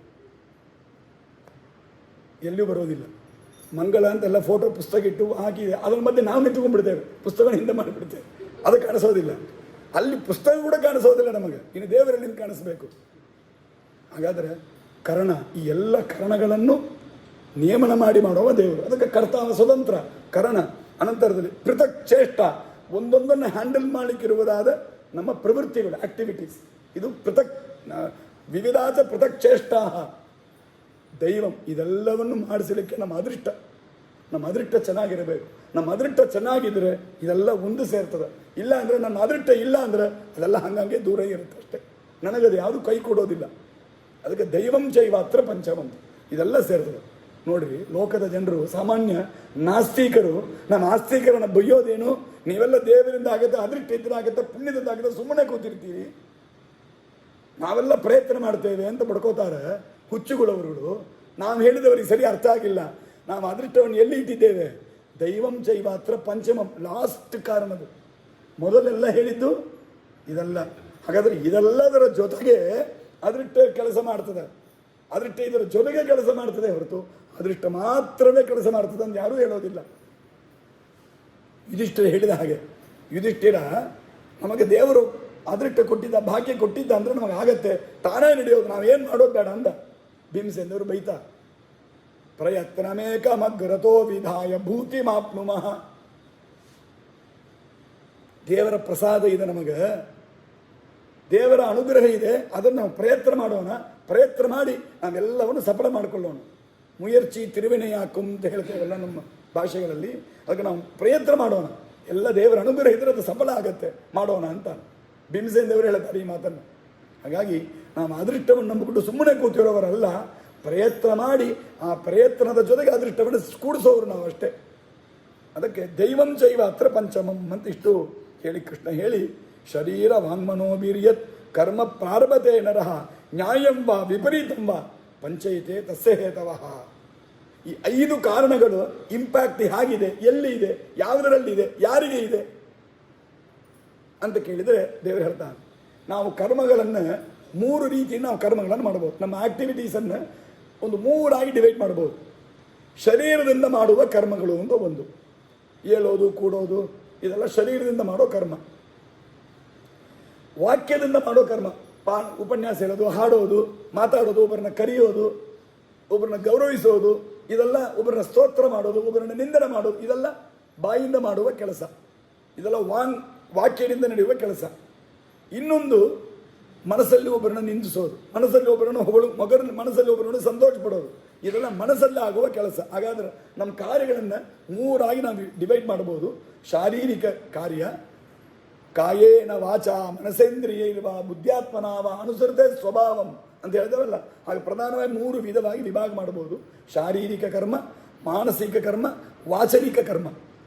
ಈ 3 ವಿಭಾಗ ಮಾಡಿದರೆ ಈ 3 ವಿಭಾಗದ ಕರ್ಮಗಳಲ್ಲಿಯೂ ಒಂದೊಂದರಲ್ಲಿಯೂ ಇದು 5ರ ಇಂಪ್ಯಾಕ್ಟು ಇದೆ. ಇದು 5 ಕೆಲಸ ಮಾಡಬೇಕು. ಇದು 5 ಇದ್ದರೇ ಇದು ಒಂದೊಂದು ಮಾಡಲಿಕ್ಕಾಗತ್ತೆ. ಸರಿ, ಈ ಒಂದೊಂದರಲ್ಲಿಯೂ ಈಗ ಶರೀರದಿಂದ ನಾವೇನು ಮಾಡ್ಬೋದು? ಸ್ವಾಮಿಗಳು ಬರ್ತಾರೆ, ಎದ್ದು ನಿಂತು ಸಾಷ್ಟಾಂಗ ನಮಸ್ಕಾರ ಮಾಡ್ಬೋದು, ಕಾಲು ಮುಟ್ಟಿ ಸಾಷ್ಟಾಂಗ ನಮಸ್ಕಾರ ಮಾಡ್ಬೋದು, ಇದು ಒಳ್ಳೆ ಕೆಲಸ. ಇದೇ ಶರೀರ ಇಟ್ಕೊಂಡು ಏನು ಉಪಯೋಗಗಳನ್ನು IPL ಮ್ಯಾಚ್ ಹೋಗಿ ನೋಡ್ತಾ ಕೂತಿರ್ಬೋದು, ಅದು ಮಾಡ್ಬೋದು. ಹಾಗಾದರೆ ಒಳ್ಳೆ ಕೆಲಸಕ್ಕೆ ಮಾತ್ರ 5 ಕಾರಣ, ಕೆಟ್ಟ ಕೆಲಸ ಅದಕ್ಕೆ ಇದು ಯಾವುದು ಕಾರಣ ಅಲ್ಲ ಹಾಗಂತ ತಿಳಿಬೇಡ್ರಿ. ಅದಕ್ಕೂ ಈ 5 ಕಾರಣ. ನಾನು ಮಾಡುವ ಒಳ್ಳೆ ಕೆಲಸಕ್ಕೂ ಈ 5 ಕಾರಣ ಆಗತ್ತೆ, ಕೆಟ್ಟ ಕೆಲಸಕ್ಕೂ ಇದೇ 5 ಕಾರಣ ಆಗತ್ತೆ. ಇದು ಒಂದೊಂದು ಶರೀರಕ್ಕೂ ಹಾಗೆ, ಮಾನಸಿಕ ಕರ್ಮಕ್ಕೂ ಹಾಗೆ, ವಾಚನಿಕ ಕರ್ಮಕ್ಕೂ ಹಾಗೆ. ಶರೀರವಾನ್ ಮನೋಬೀರ್ಯತ್ ಕರ್ಮ ಪ್ರಾರಭತೆ ನರಹ, ಅದು ನ್ಯಾಯಂವ, ಅದು ಸರಿಯಾದ ಕರ್ಮ ಇರಲಿ, ವಿಪರೀತಂವ ಅಧಾರ್ಮಿಕವಾದ ಕರ್ಮ ಆಗಲಿ, ಎಲ್ಲದಕ್ಕೂ ಪಂಚೈತೆ ಈ 5 ಕೂಡ ಅದಕ್ಕೆ ಹೇತವ ಕಾರಣವಾಗತ್ತೆ ಅಂತ ಹೇಳಿ ತತ್ರೈವಂ ಸತಿ ಇದರ ಮೇಲೆ ಈಗ ವಿಚಾರ. ಹಾಗಾದರೆ ಈ 5 ಕಾರಣ ಅಂತಂದರೆ ಫಲ ಬರೋದು ಯಾವುದರ ಆಧಾರದಲ್ಲಿ, ಯಾವುದನ್ನು ಆಧಾರವಾಗಿ ಈ ಫಲವನ್ನು ಕೊಡ್ತಾನೆ ದೇವರು. ಇದೆಲ್ಲ ಕಾರಣದ. ಈಗ ಸಾಮಾನ್ಯವಾಗಿ ಲೋಕದಲ್ಲಿ ಒಂದು ಬಿಸಿನೆಸ್ ಮಾಡ್ತಾರೆ ಅಂದರೆ ಒಂದು ಇಂಜಿನಿಯರ್ ಇರ್ತಾನೆ, ಮನೆ ಕಟ್ತಾನೆ ಅಂದರೆ ಅವನೇನು ಮಾಡ್ತಾನೆ, ಸಿವಿಲ್ ವರ್ಕ್ ಮಾಡಲಿಕ್ಕೆ ಕೆಲವರು, ಎಲೆಕ್ಟ್ರಿಕಲ್ ವರ್ಕು, ಹೀಗೆ ಎಲ್ಲ ವಿಭಾಗ ಮಾಡಿ ಕೊಡ್ತಾನೆ. ಎಲ್ಲರನ್ನ ಕೆಲಸಕ್ಕೆ ಸೇರಿಸ್ಕೋತಾನೆ. 4 ಟ್ರೂಪ್ಗಳಿದ್ದಾರೆ, ಎಲ್ಲ ಟ್ರೂಪ್ನವ್ರನ್ನ ಕೆಲಸಕ್ಕೆ ಸೇರಿಸ್ಕೋತಾನೆ, ಮನೆ ಕಟ್ಟಿ ಕೊಡ್ತಾನೆ. ಯಾರು ಮನೆ ಕಟ್ಟಿದ್ರೆ ಅವ್ರ ರೂಪಾಯಿ ತಗೊಳ್ತಾನೆ ಇಂಜಿನಿಯರು ತೊಗೊಳ್ತಾನೆ. ಅಂದರೆ ಆತನ ಇಂಜಿನಿಯರ್ ನಾನು ತೊಗೊಂಡು ಹೋಗ್ತಾನವ ಅವನೇನು ಮಾಡ್ತಾನೆ, ಎಲ್ರಿಗೆ ಹಂಚಿ ಕೊಡ್ತಾನೆ. ಹಂಚೋದಲ್ಲಿ ರೇಷಿಯೋ ಇದೆ, ಅವ ಏನೋ ಅಂದರೆ ಇಟ್ಟುಕೊಂಡಿದ್ದಾನೆ, ಒಬ್ಬೊಬ್ಬರಿಗೆ ಹಂಚತಾನೆ. ಹಾಗೆ ದೇವರು ಇದು 5 ಕಾರಣಂದಿರಲ್ಲ. ಹಾಗಾದರೆ ಇದು ಫಲ ಯಾರಿಗೆ ಬರ್ತದೆ? ಎಲ್ಲರಿಗೂ ಕೊಟ್ಟು ಇಂಜಿನಿಯರ್ ಒಂದು ಪಾರ್ಟ್ ತಗೋತಾನೆ ಇಲ್ವಾ? ಹಾಗೆ ಇದೆಲ್ಲವನ್ನು ಕೋಆರ್ಡಿನೇಟ್ ಮಾಡುವ ಇಂಜಿನಿಯರ್ ಅವನು ಒಂದು ಫಲ ತಗೋತಾನೆ. ಹಾಗೆ ಇಲ್ಲಿ ನಮ್ಮ ದೇವರು ಎಲ್ಲವನ್ನು ಮಾಡ್ತಾನೆ. ನಾವು ಆ ಕರ್ಮದಿಂದ ಏನು ಫಲ ಬರ್ತದೋ ಅವನು ಒಂದು ಮೇಜರ್ ಪಾರ್ಟ್ ತಾನು ತಗೊಂಡು ಬಾಕಿ ಸ್ವಲ್ಪ ನಿಂಗೆ ಸ್ವಲ್ಪ ಹಂಗೆ ನಾನು ದೇವರು ಹಂಚತಾನ. ಹಂಗೆ ಯಾವುದರ ಆಧಾರವಾಗಿ ಫಲ ಬರುತ್ತೆ, ಹೇಗೆ ಬರುತ್ತೆ, ಏನು ಫಲ ಬರುತ್ತೆ ಅಂತ ವಿಚಾರ ಮಾಡಿದರೆ ಅದಕ್ಕೆ ಹೇಳ್ತಾರೆ ತತ್ರ ಏವಂ ಸತಿ ಕರ್ತಾರಂ. ಇಷ್ಟು 5 ಕಾರಣವಾಗಿದ್ದಾಗಲೂ ಕೂಡ ಒಬ್ಬ ಜೀವ ತನ್ನನ್ನು ಮಾತ್ರನೇ ಕರ್ತ ಅಂತ ತಿಳ್ಕೊಂಡಿದ್ದಂತೆ. ಈಗ ನಾನೊಂದು ಕೆಲಸ ಮಾಡ್ತೇನೆ, ಇಲ್ಲಿ ಏನದ ಅಂತ ನಾನು ಯಾವುದು ತಿಳ್ಕೊಳ್ಳೇ ಇಲ್ಲ. ಇಷ್ಟು 5 ಕಾರಣಗಳನ್ನು ನಾನು ರಿಯಲೈಸ್ ಮಾಡಿಲ್ಲ, ನಾನು ತಿಳ್ಕೊಂಡೇ ಇಲ್ಲ. ಆದರೆ ನಾನೇ ಮಾಡಿದೆ ಅಂತ ತಿಳ್ಕೊತಾ ಇದ್ದೇನೆ. ಹಾಗಾದರೆ ತತ್ರೈವಂ ಸತಿ ಕರ್ತಾರಂ ಆತ್ಮಾನಂ ಕೇವಲಂ ತುಯ. ಕೇವಲ ತನ್ನನ್ನು, ತಮಿಳಲ್ಲಿ ಕೇವಲ ಅಂದರೆ ನೀಚ ಅಂತ ಅರ್ಥ, ಸಂಸ್ಕೃತದಲ್ಲಿ ಕೇವಲ ಅಂದ್ರೆ ಅದು ಮಾತ್ರ ಅಂತ ಅರ್ಥ. ಕೇವಲಂ ಆತ್ಮಾನಂ, ತನ್ನನ್ನು ಮಾತ್ರ ಕರ್ತ ಅಂತ ತಿಳ್ಕೊಂಡ್ರೆ ತಮಿಳು ಸೇರಿಸ್ಕೊಂಡು ನಾವು ದ್ರಾವಿಡ ದೇಶದಲ್ಲಿದ್ದೇವಲ್ಲ, ದ್ರಾವಿಡ ಮಾಡಲಿಲ್ಲ ಹಂಗಿದ್ರು ಕೂಡ ದ್ರಾವಿಡ ದೇಶದಲ್ಲಿದ್ದೇವೆ. ಆದ್ದರಿಂದ ಕೇವಲ ತನ್ನನ್ನು ಕರ್ತ ಅಂತ ತಿಳ್ಕೊಂಡವ ಕೇವಲ ಅಂತ ಅರ್ಥ. ತನ್ನನ್ನೇ ಕರ್ತ ಅಂತ ತಿಳ್ಕೊಂಡವ ನೀಚ. ಅದಕ್ಕೆ ಆತ್ಮಾನಂ ಕೇವಲಂ ತು ಯಹ ಮನ್ಯತೆ ಅವ ಪಶ್ಯತಿ ಅಕೃತ ಬುದ್ಧಿತ್ವ. ಅಕೃತ ಬುದ್ಧಿ ರಾಘವೇಂದ್ರ ಸ್ವಾಮಿ ತುಂಬ ಚಂದ ವ್ಯಾಖ್ಯಾನ ಮಾಡ್ತಾರೆ. ಸಂಸ್ಕೃತ ಪದವೇ ಸುಂದರ. ಸಂಸ್ಕೃತದಲ್ಲೇ ಆ ಪದ ಇದೆ ನೋಡಿ. ಸಂಸ್ಕೃತ ಏನದು? ಸಂಸ್ಕೃತ ಅಂದರೆ ಯಾಕೆ ಆ ಭಾಷೆಗೆ ಸಂಸ್ಕೃತ ಅಂತ ಹೆಸರು? ಆ ಲ್ಯಾಂಗ್ವೇಜಿನ ಹೆಸರೇ ಅದರ ಮಹತ್ವವನ್ನು ಹೇಳ್ತದೆ. ನಮ್ಮ ಶ್ರೀಮದಾಚಾರ್ಯರು ಅವ್ರ ಹೆಸರೇನಪ್ಪ ಅಂದರೆ ಪೂರ್ಣ ಪ್ರಜ್ಞಾಚಾರ್ಯರು. ಏನದು ಅವ್ರ ಹೆಸರೇ ಮಹತ್ವ. ಪೂರ್ಣ ಪ್ರಜ್ಞೆವರಿಗೆ ಅವರ ಪ್ರಜ್ಞೆ ಪೂರ್ಣವಾಗಿದೆ, ಅದಕ್ಕೆ ಪೂರ್ಣ ಪ್ರಜ್ಞಾಚಾರ್ಯರವರು. ಆ ಹೆಸರೇ ಒಂದು ಪದಾರ್ಥದ ವ್ಯಾಲ್ಯೂವನ್ನು ತೋರಿಸಿಕೊಡ್ತದೆ. ಆ ವ್ಯಾಲ್ಯೂ ಆ್ಯಡಿಂಗ್ ಫ್ಯಾಕ್ಟ್ ಆ ಹೆಸರೇ ಆಗಿದೆ ಕೆಲವರಲ್ಲಿ. ಅದು ಎಲ್ಲರಿಗೆ ಸೆಟ್ ಆಗೋದಿಲ್ಲ. ನಮಗೂ ಏನೋ ಹೆಸರಿಟ್ಟಿರ್ತಾರೆ. ಆದಿರಾಸ್ವಾಮಿ ಹೇಳ್ತಾರೆ ಚಮತ್ಕಾರವಾಗಿ ರುಕ್ಮಿಣೀಶ್ವರದಲ್ಲಿ ಅಕ್ರೂರ ಅಂತ ಒಬ್ಬ ಇದ್ದ, ಒಬ್ಬ ಗಂಧರ್ವ ಅಕ್ರೂರ ಅಂತ ಬಂದಿದ್ದ. ಕೃಷ್ಣನ ದಾಸ ಸೇವಕ, ಇವನ ಮಂತ್ರಿ, ಕಂಸನ ಮಂತ್ರಿ. ಕೃಷ್ಣನ್ ಕರ್ಕೊಂಡು ಹೋಗ್ಲಿಕ್ಕೆ ಬರ್ತಾನೆ, ಕರ್ಕೊಂಡು ಹೋಗ್ತಾನೆ, ಮಥುರಾಪಟ್ಟಣ ಕರ್ಕೊಂಡು ಹೋಗ್ತಾನೆ. ಗೋಪಿಗಾಸ್ತಿರಿಲ್ಲ ದುಃಖ, ಕೃಷ್ಣನ್ ಬಿಟ್ಟು ಕೃಷ್ಣನ್ ನಮ್ಮಿಂದ ಕರ್ಕೊಂಡು ಹೋಗ್ತಾನಲ್ಲ ಅಂತ ದುಃಖ. ಬೈತಾರೆ, ಯಾವನೋ ನಿಂಗೆ ಹೆಸರಿಟ್ಟ ಅಂತ. ಇಷ್ಟು ಕ್ರೂರ ಕೆಲಸ ಮಾಡಿದ್ರೆ ನಿಂಗೆ ಅಕ್ರೂರ ಅಂತ ಹೆಸರಿಟ್ಟಿದ್ದಾರಲ್ಲ ಅಂತ. ಹಾಗೆ ಕೃಷ್ಣನ್ ನಮ್ಮನ ಜೊತೆ ನಮ್ಮಿಂದ ಕರ್ಕೊಂಡು ಹೋಗೋದು ಎಷ್ಟು ಕ್ರೂರ ಕೆಲಸ ಇದು, ಆದರೆ ನಿಂಗೆ ಹೆಸರು ಅಕ್ರೂರ ಅಂತ ಇಟ್ಟಿದ್ದಾರಲ್ಲ ಅಂತ. ಹಾಗೆ ನಮ್ಮ ಶ್ರೀಮದಾಚಾರ್ಯರಿಗೆ ಪೂರ್ಣ ಪ್ರಜ್ಞೆ ಅಂತ ಹೆಸರು ಚೆನ್ನಾಗಿದೆ. ಯಾರೋ ಪಾಪ ನಮ್ಮ ಬಂಧುಗಳೇ ಯಾರೋ ಇರ್ತಾರೆ, ಅವರಿಗೆ ಅಂಥವರಿಗೆ ಪೂರ್ಣ ಪ್ರಜ್ಞಾ, ಸರ್ವಜ್ಞ ಏನೋ ಹೆಸರಿಟ್ಟಿರ್ತಾರೆ. ನಮ್ಮ ಸ್ವಾಮಿಗೆ ಸರ್ವಜ್ಞ ಅಂತ ಹೆಸರಿಟ್ಟರು, ಹೆಸರಿಗೆ ಅನರ್ಥಕವಾಗಿದೆ. ಯಾರೋ ನಮ್ಗೆ ಗೊತ್ತಿದ್ದವರಿಗೆ ಸರ್ವಜ್ಞ, ಇನ್ಯಾರೊಬ್ಬರು ಪೂರ್ಣ ಪ್ರಜ್ಞೆ ಅಂತ. ಪಾಪ 5th ಸ್ಟ್ಯಾಂಡರ್ಡ್ 5 ಸಾರ್ತಿ ಫೇಲ್ ಆಗ್ತಾ ಇದ್ದವು, ಹೆಸರು ಪೂರ್ಣ ಪ್ರಜ್ಞೆ ಅಂತ ಇಟ್ಟರೆ. ಅದು ಇದು ಜಸ್ಟ್ ಇದೆಲ್ಲ ಸಾಂಕೇತಿಕ. ನಮಗೆಲ್ಲ ಹೆಸರು ಅರ್ಥ ಇಟ್ಟು ಹೆಸರಿಡೋದಿಲ್ಲ. ನಮ್ಮೆಲ್ಲ ಜಸ್ಟ್ ಒಂದು ಸಿಂಬಲ್ ಇದ್ದಂಗೆ, ಒಂದು ಸಿಂಬಾಲಿಕಲ್ ರೆಪ್ರೆಸೆಂಟೇಷನ್ ಇದ್ದಂಗೆ, ಜಸ್ಟ್ ಒಂದು ನೇಮಿಂದ ನಾವು ರೆಪ್ರೆಸೆಂಟ್ ಮಾಡ್ತಾರೆ. ಆ ನೇಮಿಗೆ ಮೀನಿಂಗ್ ನಮ್ದಲ್ಲ. ವ್ಯತ್ಯಾಸ ತಿಳ್ಕೋಬೇಕು. ನಮ್ಮ ಹೆಸರು ನಾವೇನು ತಿಳ್ಕೊಂಡಿದ್ದೆ, ಯಾರಾದ್ರೂ ನಮ್ಮ ಹೆಸರನ್ನು ಕರೆದು ಬಿಟ್ರೆ ನನ್ನ ಹೆಸರು ನೀನು ತಿಳ್ಕೋತೆ. ಏನೋ ಪುರಾಣಗಳಲ್ಲಿ ನಮ್ಮ ಹೆಸರು ಬಂದುಬಿಟ್ರು, ನಂಗೆ ಏನೋ ನಾರಾಯಣ ಅಂತ ಹೆಸರಿಟ್ಟಿದ್ದಾರೆ ಅಂತ ತಿಳ್ಕೊಡ್ರಿ. ಪುರಾಣದಲ್ಲಿ ನಾರಾಯಣ ನಮಸ್ಕೃತ್ಯ ಅಂತ ಶ್ಲೋಕದ ಹೇಳಿದ್ರಂದ್ರೆ ಈಗ 4 ಸರ್ತಿ ನೋಡಬೇಕು, ನನ್ನ ಹೆಸರು ಪುರಾಣದಲ್ಲಿ ಬಂದಿದೆ ಅಂತ. ಅಯ್ಯೋ ಮೂರ್ಖ, ಅಲ್ಲಿದ್ದ ಹೆಸರಿಗೆ ನಿನಗೆ ಇಟ್ಟಿದ್ದಾರೆ, ಅದು ನನ್ನ ಹೆಸರು. ನಾವು ಅದು ನೋಡಿ ಸಂತೋಷ. ಈ ಚಿಕ್ಕ ಮಕ್ಕಳು ಹಾಗೆ ಮಾಡೋದು ಪಾಪ.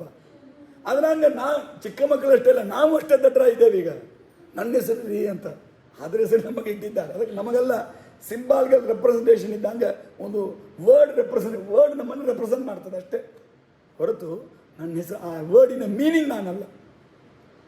ಆ ಶಬ್ದದ ಅರ್ಥ ದೇವರೇ ಮುಖ್ಯವಾಗಿ ಇರಲಿ. ಅದಕ್ಕೆ ಇಲ್ಲಿ ಸಂಸ್ಕೃತ ಶಬ್ದದ ಅರ್ಥ, ಸಂಸ್ಕೃತದಲ್ಲಿ ಒಂದೊಂದು ಅಕ್ಷರವೂ ಮಾತಾಡೋದು, ಒಂದೊಂದು ಅಕ್ಷರವೂ ಮಾತಾಡೋದು. ವಾಸುದೇವ, ಈ ಬೆಳಿಗ್ಗೆ ಒಂದು ಪಾಠದಲ್ಲಿ ಬಂದಿತ್ತು, ವಾಸುದೇವ ಅಂತ ಒಂದು ಶಬ್ದ. ಸಾಮಾನ್ಯವಾಗಿ ವಾಸುದೇವ ಅಂದರೆ ವಾಸುದೇವ ಒಂದೇವೋ ಬಿಡಿಸಿದ್ರೆ 1-2 ಪಾರ್ಟ್ ಹಿಂಗೆ ಬಿಡಿಸ್ಬೋದು. ಆದರೆ ವಾಸುದೇವ ಶಬ್ದಕ್ಕೆ ಶ್ರೀಮದಾಚಾರ್ಯ ಅರ್ಥ ಹೇಳ್ತಾರೆ. ವಾ ಅಸು ದೇ ವ ಒಂದೊಂದಕ್ಕೂ ಅರ್ಥ ಇದೆ. ವಾ ಪ್ಲಸ್ ಅಸು ಪ್ಲಸ್ ದೇ ಪ್ಲಸ್ ವ ವಾಸುದೇವ, ಒಂದೊಂದು ಅಕ್ಷರ ಒಂದೊಂದು ಅರ್ಥವನ್ನು ಹೇಳುತ್ತೆ. ಈ ಸ್ವಾರಸ್ಯ, ಈ ಒಂದು ಮಹಿಮಾ ಸಂಸ್ಕೃತದಲ್ಲಿ, ಅದಕ್ಕೆ ಹೆಸರು ಸಂಸ್ಕೃತ. ಯಾಕೆ ಅಂದರೆ ಸಂ ಎಂಬ ಶಬ್ದಕ್ಕೆ ಚೆನ್ನಾಗಿ ಅಂತ ಅರ್ಥ. ಸಂದ್ ಅಂದರೆ ಚೆನ್ನಾಗಿ, ಸಮ್ಯಕ್. ಇವತ್ತು ಒಂದು ನಮ್ಮ ಲೈಫ್ ಸ್ಟೈಲ್ ಒಂದಿದೆ. ನಿಮ್ಮ ಹೆಸರೇನು? ಏನೊಂದು ಹೆಸರು ಹೇಳ್ತಾರೆ, ನಾರಾಯಣ. ಇನಿಷಿಯಲ್ ಹೇಳ್ರಿ, ಇನಿಷಿಯಲ್ ಯಾರೋ ಒಂದು ಕೆ ವೈ ಏನೊಂದು ಹೆಸರು ಹೇಳ, ಏನೊಂದು ಇನಿಷಿಯಲ್ ಹೇಳ್ತಾರೆ, ಅಪ್ಪನ ಹೆಸರಿನ ಇದು. ಆ ಇನಿಷಿಯಲ್ ಬೋದು ಒಂದು ಲೆಟರ್, ಒಂದು ಲೆಟರ್ ಯಾವುದನ್ನು ಇಂಡಿಕೇಟ್ ಮಾಡ್ತದೆ? ಆ ಪೂರ್ತಿ ಹೆಸರನ್ನು. ಆಮ ಕೆ ನಾರಾಯಣ ಅಂದ್ರೆ, ಆಮ ಕೆ ಅಂದರೆ ಯಾವುದೋ ಕನಕ, ಏನೋ ಒಂದು ಹೆಸರು ಇರ್ತದೆ. ಕರ್ತವೀರ್ಯ ಅಂತ ಏನೋ ಒಂದು ಹೆಸರು ಇರ್ಬೋದು. ಅವಾಗ ಕೃತವರ್ಮ ಏನೋ ಒಂದು, ಆ ಕೇವನ್ನು ಕೃತವರ್ಮ ಎಂಬುದಲ್ಲಿರುವ ಮೊದಲ ಲೆಟರು, ಆ ಕೆ ಎಂಬುದು ಕೃತವರ್ಮ ಎಂಬ ಅವನ ಪೂರ್ಣ ಹೆಸರನ್ನು ರೆಪ್ರೆಸೆಂಟ್ ಮಾಡುತ್ತೆ. ಹಾಗಾದರೆ ಇದಕ್ಕೇನು ಹೆಸರಂದರೆ ನಾಮೈಕ ದೇಶ ನಾಮಗ್ರಹಣ ಅಂತ. ಇದು ಒಂದು ರೂಲ್. ಒಂದು ಪೂರ್ಣ ಒಂದು ಕಂಪ್ಲೀಟ್ ಒಂದು ವರ್ಡನ್ನು ಒಂದು ಲೆಟರ್ ಇಂಡಿಕೇಟ್ ಮಾಡುತ್ತೆ. ಹಾಗೆ ಇವಾಗ ಸಮ್ಯಕ್ ಎಂಬ ಸಂಸ್ಕೃತ ಪದಕ್ಕೆ ಚೆನ್ನಾಗಿ ಅಂತ ಅರ್ಥ, ಬ್ಯೂಟಿಫುಲಿ ಅಂತ ಅರ್ಥ. ಅದನ್ನು ಆ ಸಮ್ಯಕ್ ಎಂಬುದನ್ನು ಬರೀ ಸಮ್ ಎಂಬ ಒಂದು ಸಿಂಗಲ್ ವರ್ಡ್ ಲೆಟರ್ ಇಂಡಿಕೇಟ್ ಮಾಡುತ್ತೆ. ಅವ ಸಮ್ ಚೆನ್ನಾಗಿ, ಕೃತ ಅಂದರೆ ಅದನ್ನು ಮಾಡಿದ್ದು ಅಂತ ಏನರ್ಥ? ಅದು ಏನು ಮಾಡಿದ್ರೆ ಇದಕ್ಕೆ ನಮಗೆ ಬೇಕಾದ ಫಲಗಳು, ರಿಸಲ್ಟ್ ಬರ್ಬೋದು, ಏನು ಬೇಕಾದರೂ ನಮಗೆ ಇದರಲ್ಲಿ ಸಿಗಬಹುದು, ಅದೆಲ್ಲ ಹಾಗೆ ಅದನ್ನು ಮಾಡಿದೆ. ಸಮ್ಯಕ್ ಕೃತ ಸಂಸ್ಕೃತ. ಕೃತ ಅಂದರೆ ನಾನು ಮಾಡಿದ್ದು ಅಂತ ಅರ್ಥ ಅಲ್ಲ. ಆ್ಯಕ್ಚುಲಿ ನಾನು ಅರ್ಥ ಮಾಡ್ಕೊಳ್ಳಿಕ್ಕೆ ಹಂಗೆ ಹೇಳ್ತಾ ಇದ್ದೇನೆ. ಹಾಗೆ ಇದ್ದದ್ದು ಬೇಸಿಕಲಿ ಹಂಗಿದೆ. ಸಂಸ್ಕೃತ ಯಾರು ಉಂಟು ಮಾಡಿದ್ದಿಲ್ಲ, ಸಂಸ್ಕೃತ ಭಾಷೆ ಮಾತ್ರ. ಬಾಕಿ ಎಲ್ಲ ಭಾಷೆಗಳು ಯಾರೋ ಉಂಟು ಮಾಡಿದ್ದು, ವ್ಯವಹಾರದಲ್ಲಿ ಬಂದದ್ದು.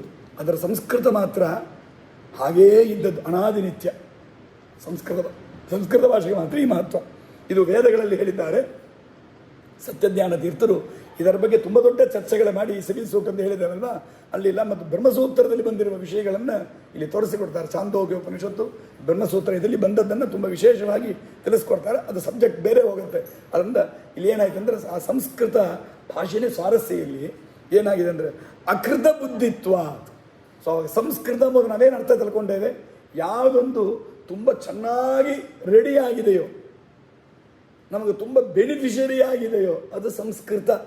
ಸುಕೃತ, ಲೋಕದಲ್ಲಿ ಸುಕೃತ ಇದೆ. ಆ ಥರ ಸುಕೃತಿ, ದಾಸರ ಕೃತಿ. ಈ ಕೃ ಎಂಬುದರ ಮೇಲೆ ಎಲ್ಲ ಒಂದೇ ಫ್ಯಾಮಿಲಿ. ಆ ಫ್ಯಾಮಿಲಿಗೆ ಬಂದಿದ್ದೆಲ್ಲ ಬೇರೆ ಬೇರೆ ಶಬ್ದಗಳು. ದಾಸರ ಕೃತಿ. ಸೊ ಕೃತಿ, ಕೃತ ಇದೆಲ್ಲ ಒಂದೇ ಫ್ಯಾಮಿಲಿಗಳು ಬಂದದ್ದು. ದುಃಖರಂಕರಣೆಯಿಂದ ಬರ್ಬೋದು ಮೂಲವಾಗಿ. ಹಾಗೆ ಅಕೃತ ಎಂಬುದು ಯಾವಾಗಲೂ ನೆಗೆಟಿವ್ ಸೆನ್ಸನ್ನು ಕೊಡೋದು. ಅಕೃತ ಅಂದರೆ ಚೆನ್ನಾಗಿ ಮಾಡಿಲ್ಲ, ಅದೇನಷ್ಟು ಬೆನಿಫಿಷಿಯರ್, ಅದು ಸರಿಯಾಗಿಲ್ಲ ಅಂಥ ಬುದ್ಧಿ ಇದೆ ಇವನಿಗೆ. ಅಂದರೆ ಇವನ ಬುದ್ಧಿಯನ್ನು ರಾಪ್ತ ಮಾಡಲಿ, ನಿಮ್ಮ ಬುದ್ಧಿಯನ್ನು ಯಾರೂ ಸರಿ ಮಾಡಿಲ್ಲ, ಅಂಥ ಬುದ್ಧಿಯವರಿಗೆ ಇದು ತೋರ್ತದೆ ಅಂತ ಅರ್ಥ. ಅಕೃತ ಬುದ್ಧಿತ್ವ ಆ ಒಂದು ವರ್ಡ್ ತುಂಬ ರಾಘವೇಂದ್ರ ಸ್ವಾಮಿಗಳು ಚೆನ್ನಾಗಿ ಅದನ್ನು ವ್ಯಾಖ್ಯಾನ ಮಾಡ್ತಾರೆ. ಯಾಕಂದರೆ ಅಕೃತ ಬುದ್ಧಿತ್ವ, ಅದಕ್ಕೆ ರಾಘವೇಂದ್ರ ಸ್ವಾಮಿ ಅವರ ಪದವನ್ನೇ ಓದ್ತೇನೆ ನೋಡಿ. ಶ್ರವಣಾದಿ ಅಸಂಸ್ಕೃತ ಬುದ್ಧಿತ್ವ. ಒಬ್ಬನ ಬುದ್ಧಿ ಚೆನ್ನಾಗಬೇಕು ಅಂದರೆ ಏನು ಮಾಡಬೇಕು ಅಂದರೆ ಕೇಳಬೇಕು, ಚೆನ್ನಾಗಿ ವಿಷಯಗಳನ್ನು ಓದಬೇಕು. ಓದೋದು, ಕೇಳೋದು. ನಮಗೆಲ್ಲ ಓದೋದು ಅಂದರೆ ಕೇಳೋದು ತಾನೆ. ಪುಸ್ತಕ ನೋಡೋದು ಓದೋದು ಅಂತ ಅರ್ಥ ಅಲ್ಲ. ಪುಸ್ತಕ ನೋಡಿದ್ರೆ ಏನೆಲ್ಲ ಗೊತ್ತಾಗ್ಬಿಡ್ತದ? ಅದೇನೊಂದು ಹೇಳ ತಿಳಿயாது ಅಂತ ತಿಳಿயாது ಅಂತ. ಹಾಗೆ ಪುಸ್ತಕ ನೋಡಿದ್ರೆ ಏನು ತಿಳಿಬೇಕು, ಏನು ಅರ್ಥ ಆಗೋದು? ಯಾರ ಗುರುಗಳು ಉಪದೇಶ ಮಾಡಿದಿರ್ತಾನೆ ಅದು ಅರ್ಥ ಆಗೋದು. ಪುಸ್ತಕದ ಉಪಯೋಗನೇ ಗುರುಗಳು ಉಪದೇಶ ಮಾಡಿದಿರ್ತಾನೆ, ಇಲ್ಲದಿದ್ದರೆ ಏನು ಉಪಯೋಗ ಇಲ್ಲ. ಹಾಗಾಗಿ ಶ್ರವಣಾದಿಗಳನ್ನು ಎಷ್ಟಕ್ಕೆಷ್ಟು ಕೇಳುತ್ತೇವೋ, ಭೂರಿ ಭಕ್ತಿ ಬರಾಕೇಚಿದ ಅತ್ಯಲ್ಪ ಶ್ರುತ ಸಂಪದ. ಇನ್ನು ಬಹುಶ್ರುತ ಮಹಾಗುಣ ಮಧ್ಯದಲ್ಲಿ ವರ್ಣನೆ ಮಾಡ್ತಾರೆ. ಬಹುಶ್ರುತ ಮಹಾಗುಣ, ತುಂಬ ವಿಷಯಗಳನ್ನು ದೊಡ್ಡವರು, ಜ್ಞಾನಿಗಳು, ಗುರುಗಳು ಹೇಳೋದನ್ನು ಕೇಳಿ ಕೇಳಿ ಕೇಳಿ ತುಂಬ ಬುದ್ಧಿ ಜಾಸ್ತಿ ಆಗಿರುತ್ತೆ. ತುಂಬ ಸ್ಥಳದಲ್ಲಿ ಉಪನ್ಯಾಸ ಮಾಡೋದಕ್ಕಿಂತ ಉಪನ್ಯಾಸ ಕೇಳೋರು ಮಹಾಬುದ್ಧಿವಂತರ ಇರ್ತಾರೆ. ಯಾಕಂದರೆ ಉಪನ್ಯಾಸ ಕೇಳೋರೆಲ್ಲ ದಿನಾ ಸ್ವಾಮಿಗಳು ಉಪನ್ಯಾಸ ಯೂಟ್ಯೂಬಲ್ಲಿ ಕೇಳಿರ್ತಾರೆ. ಉಪನ್ಯಾಸ ಮಾಡೋರು ನಾವು ಅದನ್ನು ಕೇಳೋದೇ ಇಲ್ಲ, ನಮಗೆ ಟೈಮ್ ಇರೋದಿಲ್ಲ, ನಾವು ಕೇಳೋದೇ ಇಲ್ಲ. ಉಪನ್ಯಾಸ ಕೇಳೋರು ಕೇಳಿರ್ತಾರೆ. ಏನಾಚಾರ್ಯ ಹಿಂಗೆ ಹೇಳಿದ್ರಿ ಸ್ವಾಮಿ ಹಂಗೆ ಹೇಳಿದಾರಲ್ಲ ಅಂತ ಅವ್ರು ಕೇಳಿಬಿಡ್ತಾರೆ. ಓ ಹೌದಲ್ಲ, ಸಾರಿ ರೀ, ತಪ್ಪು ಹೇಳಿದೆ ಅಂತ ಹೇಳ್ಕೊಬೇಕು. ಸ್ವಲ್ಪ ನಾನು ಒಳ್ಳೆ ಬುದ್ಧಿ ಇದ್ದರೆ, ಇಲ್ಲಾಂದರೆ ಸ್ವಾಮಿಗಳೊಂದು ಅರ್ಥ, ಅದು ಒಂದು ಅರ್ಥ, ನಾವೊಂದು ಅರ್ಥ ಅಂತ ಹೇಳ್ಬಿಟ್ಟು ಹೋಗ್ಬೇಕು. ಕೇಳೋರನ್ನ ಸ್ವಲ್ಪ ಅವ್ರನ್ನ ಮೋಸ ಮಾಡಿ ಬಿಡಬೇಕಷ್ಟೇ, ಹಿಂಗೇನೋ ಮಾಡಬೇಕು ಅಂತ. ಏನು ಹೇಳೋದ್ರ ಉದ್ದೇಶ, ತುಂಬ ವಿಷಯಗಳನ್ನ ಕೇಳ್ತಾ ಕೇಳ್ತಾ ಕೇಳ್ತಾ ಒಳ್ಳೆ ಬುದ್ಧಿ ಬರುತ್ತೆ. ಆವಾಗಲೇ ನಮ್ಮ ಬುದ್ಧಿ ಸರಿಯಾದ ಹಾದಿಯಲ್ಲಿ ಹೋಗುತ್ತೆ. ನಮ್ಮ ಬುದ್ಧಿಯನ್ನು ಸರಿ ಮಾಡಲಿಕ್ಕೆ ಅದಕ್ಕೆ ದಾಸರು ಹೇಳ್ತಾರೆ, ದೊಡ್ಡ ಔಷಧ ಯಾವುದು ಅಂದರೆ ಶ್ರವಣವೇ ದೊಡ್ಡ ಔಷಧಿ ಸಂಸಾರ ರೋಗಕ್ಕೆ. ಭವರೋಗದ ಔಷಧ ಯಾವುದು ಅಂದರೆ ಶ್ರವಣ ಅಂತ ಕರೀತಾರೆ. ಅದಕ್ಕೆ ಯಾರು ಒಳ್ಳೆ ವಿಷಯಗಳನ್ನು ಚೆನ್ನಾಗಿ ಮತ್ತೆ ಮತ್ತೆ ರಿಪೀಟೆಡ್ ಆಗಿ ಕೇಳ್ತಾ ಇರ್ತಾರೋ ಅವರ ಬುದ್ಧಿ ಸರಿಯಾದ ಹಾದಿಯಲ್ಲಿ ಹೋಗುತ್ತೆ. ಅದಕ್ಕೆ ನಾಗೇಂದ್ರ ಸ್ವಾಮಿ ಹೇಳಿದರು, ಅಕೃತ ಬುದ್ಧಿತ್ವ ಅದಂದರೆ ಶ್ರವಣಾದಿಗಳಿಂದ ಅವರ ಬುದ್ಧಿ ಸಂಸ್ಕೃತ ಆಗಿಲ್ಲ, ಅಂದರೆ ಚೆನ್ನಾಗಿ ಆಗಿಲ್ಲ, ಅದರಿಂದ ಅವರಿಗಿಂತ ಬುದ್ಧಿ ತೋರ್ತದೆ ಅಂಥವ್ರು. ಪಶ್ಯತ್ ಅಕೃತ ಬುದ್ಧಿತ್ವ ನಸಪಶ್ಯತಿ ದುರ್ಮತಿ, ಅವನು ಯಾವುದನ್ನು ಸರಿಯಾಗಿ ಅಪ್ರೋಚ್ ಮಾಡೋದೇ ಇಲ್ಲ, ಅವನೆಲ್ಲವೂ ಫೇಲಿಯರೇ ಆಗತ್ತೆ. ಯಾಕೆ? ಇಷ್ಟು ಜನ ಇರೋವಾಗ ತಾನೊಬ್ಬನೇ ಕಾರಣ ಅಂತ ಹೇಳ್ಕೊಂಡ್ರೆ ಅದು ಸರಿ ಇಲ್ಲ ತಾನೆ. ಯಾವುದೋ ಒಂದು ಆಟದಲ್ಲಿ ಎಲ್ಲರೂ ಆಟ ಆಡ್ತಾರೆ, ಇವನಿಂದ ಗೆದ್ದಿದೆ ಅಂತ ಅನ್ಕೊಳ್ಳೋ, ಅವೇನಂತ ಅನ್ಕೊನೆಗೆ ಇದು ನಾವು ಒಬ್ಬರದೇ ಅಲ್ಲ, ಏನೋ ಇದಾಯಿತು, ನಮ್ಮ ಟೀಮ್ ವರ್ಕ್ ಇದು, ನಮ್ಮ 11 ಜನರು ಸೇರಿದ್ದಕ್ಕೆ ಇದಾಯಿತು, ನನ್ನ ಒಬ್ಬನದಲ್ಲ, ನಾನೇನೋ ಹೊಡೆದೆ, ನನ್ಗಿಂತ ಹೆಚ್ಚು ಹೊಡೆಯುವಂಗೆ ಇವ ಬಾಲ್ ಹಾಕಿದ್ದ ಅಂದರೆ, ಹೊಡೆದದ್ದೆಲ್ಲ ತಿಳಿಲಾಗ ಅವನು ಬಿಟ್ಟಿದ್ದ ಅಂದರೆ, ಅವಾಗ ಎಲ್ಲರೂ ಸೇರಿದ್ದನಾಗಿರಬೇಕು. ಅದನ್ನು ತಿಳಿದಾಗ ಎಲ್ಲ ನಂದೇ, ನಾತನ ದೊಡ್ಡವ ಅಂತ ಹೇಳ್ಕೊಂಡ ಅಂದರೆ ಅವನ ಅಹಂಕಾರಿ ದುರಹಂಕಾರಿ ಅಂತ ಬೈತೇವೆ. ಅಲ್ಲೆಲ್ಲ ಬೈದ ನಾವೇನು ಮಾಡ್ತೇವೆ? ಕನ್ನಡಿ ಮುಂದೆ ನೋಡ್ಕೊಬೇಕಲ್ಲ ನಮ್ಮನ್ನು. ನಾವು ಬೇರೆಯವರೆಲ್ಲ ದುರಹಂಕಾರಿಗಳು ಒಂದು ಬೈಯುವ ನಾವು ಏನು ಮಾಡ್ತೇವೆ ಹೋದ ಕನ್ನಡಿ ಮುಂದೆ ನೋಡ್ಕೊಬೇಕು. ಮನೆ ಯಾರು ಕಟ್ಟಿದ್ರು? ನಾ ಕಟ್ಟಿದೆ. ಯಾರು ಸಂಪಾದಿಸಿದ್ರು? ನಾ ಸಂಪಾದಿಸಿದೆ. ಎಲ್ಲ ನಾನು ನಾನು ನಾನು ಅಂತ ಹೇಳ್ಕೋತೇವಲ್ಲ. ಆವಾಗ ಇಷ್ಟು 5 ಕಾರಣಗಳು ಇರುವಾಗ, ಪ್ರಧಾನವಾಗಿ 5, ಅದರೊಳಗೆ ಕ್ಲಾಸಿಫೈ ಮಾಡಿದ್ರೆ 108 ಇರ್ತದೆ, ಕೋಟ್ಯಾನುಗಟ್ಟಲೆ ಇರ್ತದೆ. ಇಷ್ಟೆಲ್ಲ ಇರುವಾಗ ನಮ್ಮನ್ನಂದ್ರೆ ನಾವು ಹೇಳ್ಕೊಂಡವ ಅಕೃತ ಬುದ್ಧಿತ್ವ ನಸಪಶ್ಯತಿ ದುರ್ಮತಿ, ಅವ ಸರಿಯಾದ ವಿಷಯವನ್ನು ತಿಳ್ಕೊಳ್ಳೋದಿಲ್ಲ. ಸರಿ, ತಿಳ್ಕೊಂಡ್ರೆ ಏನಾಗುತ್ತೆ? ತಿಳ್ಕೊಳ್ಳದೆ ಅವನ ಬೈದಿ, ತಿಳ್ಕೊಂಡ್ರೆ ಅವನಿಗೊಂದು ದೊಡ್ಡ ಲಾಭ ಇರಬೇಕಲ್ಲ. ಅದಕ್ಕೆ ಹೇಳ್ತಾರೆ, ಯಸ್ಯ ನಾಹಂಕೃತೋ ಭಾವ ಬುದ್ಧಿರ್ಯಸ್ಯ ನ ಲಿಪ್ಯತೆ ಹತ್ವಾಪಿ ಸೈಮಾನ್ ಲೋಕಾನ್ ನಹಂತಿ ನ ನಿಬದ್ಧತೆ. ಈ ಶ್ಲೋಕಕ್ಕೆ ನಮ್ಮ ಮಧ್ವಾಚಾರ್ಯರು, ನಮ್ಮ ವಾಯುದೇವರು ಮಧ್ವಾಚಾರ್ಯ ಅವತಾರ ಮಾಡಿದ್ದಾರಲ್ಲ, ಇವರನ್ನು ಶರಣ ಹೊಂದಿದರ್ಥನೇ ಈ ಶ್ಲೋಕಕ್ಕೆ ಸರಿಯಾದ ಅರ್ಥ ತಿಳಿಯೋದು. ಇಲ್ಲ ಹಂಗಿದ್ದರೆ ವಿಪರೀತ ಅರ್ಥ ತಿಳಿಯೋದು. ಈ ವಿಪರೀತ ಅರ್ಥ ನಾನು ತೋರಿಸ್ತೇನೆ, ಏನು ಅಂತ ಸ್ಥೂಲವಾಗಿ ಹೇಳ್ತೇನೆ. ಅದು ಹ್ಯಾಂಗೆ ಪ್ರಾಕ್ಟಿಕಲ್ ಅಪ್ಲಿಕೇಬಲ್ ನೀವು ಯೋಚನೆ ಮಾಡ್ಕೊಳ್ಳಿ, ಸಾಧ್ಯವೇ ಇಲ್ಲ. ಆಚಾರ್ಯರ ವ್ಯಾಖ್ಯಾನ ಮಾಡಿದ ಮೇಲೆ ಏನು ಅರ್ಥ ಬರ್ತದೆ ಅಂತ ಅದನ್ನು ಹೇಳ್ತೇನೆ, ಆಗ ಅರ್ಥ ಮಾಡ್ಕೊಳ್ಳಿ. ಆಗ ನಿಮಗೆ ಗೊತ್ತಾಗ್ತದೆ ನಮ್ಮ ಆಚಾರ್ಯರ ಇಂಪಾರ್ಟೆನ್ಸ್ ಏನು, ನಮ್ಮ ಆಚಾರ್ಯರ ಭಾಷ್ಯ ಗ್ರಂಥಗಳ ಮಹತ್ವ ಏನು, ಯಾಕಿಷ್ಟು ಎಲ್ಲರೂ ಅವರನ್ನು ಕೊಂಡಾಡ್ತಾ ಇದ್ದೇವೆ, ಅದನ್ನು ಯೋಚನೆ ಮಾಡಲಿಕ್ಕೆ ಬರ್ತದೆ. ಗೀತೆಯಲ್ಲಿ ಹೇಳ್ತಾನೆ, ಈ ಗೀತೆ ನಮಗೆಲ್ಲರಿಗೂ ಪ್ರಮಾಣ, ದೊಡ್ಡ ಗ್ರಂಥ, ಅಲ್ಲಿ ಹೇಳಿದಂಗೆ ಮಾಡಬೇಕು. ಬೀದಿ ಬೀದಿ ಅಂಗಡಿ ಎಲ್ಲ ಬರೆದಿಟ್ಕೊಂಡಿದ್ದಾರೆ, ಗೀತಾಚಾರ ಅಂತ ಎಲ್ಲ ಬರೆದಿಟ್ಟುಕೊಂಡಿದ್ದೇವೆ. ಕೋರ್ಟಲ್ಲಿ ಗೀತಾ ಪುಸ್ತಕ ಇಟ್ಕೊಂಡು ಸತ್ಯ ಬಡಿತೇವೆ, ಎಲ್ಲ ಸರಿ.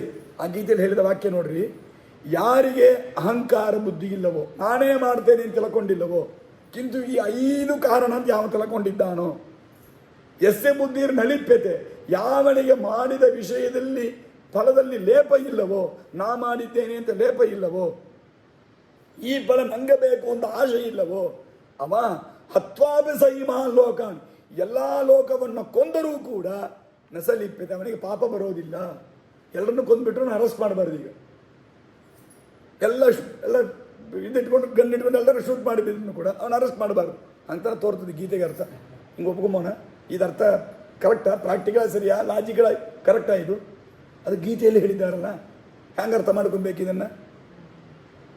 ಇವಾಗ ಈ ಗೀತೆ ಶ್ಲೋಕ ಕೊಟ್ಟು ನೀವು ನಮಗೆ ಸಂಸ್ಕೃತ ತಿಳಿಯೋದು, ನಾವು ಒಳ್ಳೆ ಸಂಸ್ಕೃತ ದೊಡ್ಡ ಪಂಡಿತ, ಈ ಶ್ಲೋಕಕ್ಕೆ ಇಷ್ಟದನ್ನು ಅರ್ಥ ತೋರೋದು. ಎಂಥ ದೊಡ್ಡ ಮಹಾಪಂಡಿತ ಬರೀ ಸಂಸ್ಕೃತದಲ್ಲಿ ಪಂಡಿತನಾಗಿದ್ದರೂ ಈ ಶ್ಲೋಕಕ್ಕೆ ಅಷ್ಟೇ ಇಷ್ಟೇ ತಿಳಿಯೋದು ಅವನಿಗೆ. ಅಂದರೆ ವರ್ಡಿಗೆ ಅಷ್ಟೇ, ವೊಕ್ಯಾಬ್ಯುಲರಿ ಅಷ್ಟೇ ತಾನೇ ಇದೆ ಅಂತ ಶ್ರೀಮದ್ ಆಚಾರ್ಯ ಹೇಳ್ತಾರೆ. ಈಗ ನಮ್ಮ ಆಚಾರ್ಯ ಹೇಳೋ ಅರ್ಥ ನೋಡಿ, ಯಾರೊಬ್ಬರು ಇದೆಲ್ಲ ಅಹಂಕಾರ ಇರಬಾರ್ದು. ಇದು ಎಲ್ಲರಿಗೂ ಜನರಲ್, ಯಾವ ಕರ್ತ ಒಂದು ಕೆಲಸ ಮಾಡುವ ಯಾರಿಗೂ ನಾನು ಮಾಡಿದೆ ಅಂತ ಅಹಂಕಾರ ಇರಬಾರ್ದು. ಕಿಂತು ಇದೆಲ್ಲ ಕಾರಣ ಆಗಿದೆ, ಅದರೊಳಗೆ ನಾನೂ ಒಂದು ಚಿಕ್ಕ ಕಾರಣ ಆಗಿದ್ದೇನೆ ಅಂತ ತಿಳ್ಕೊಬೇಕು.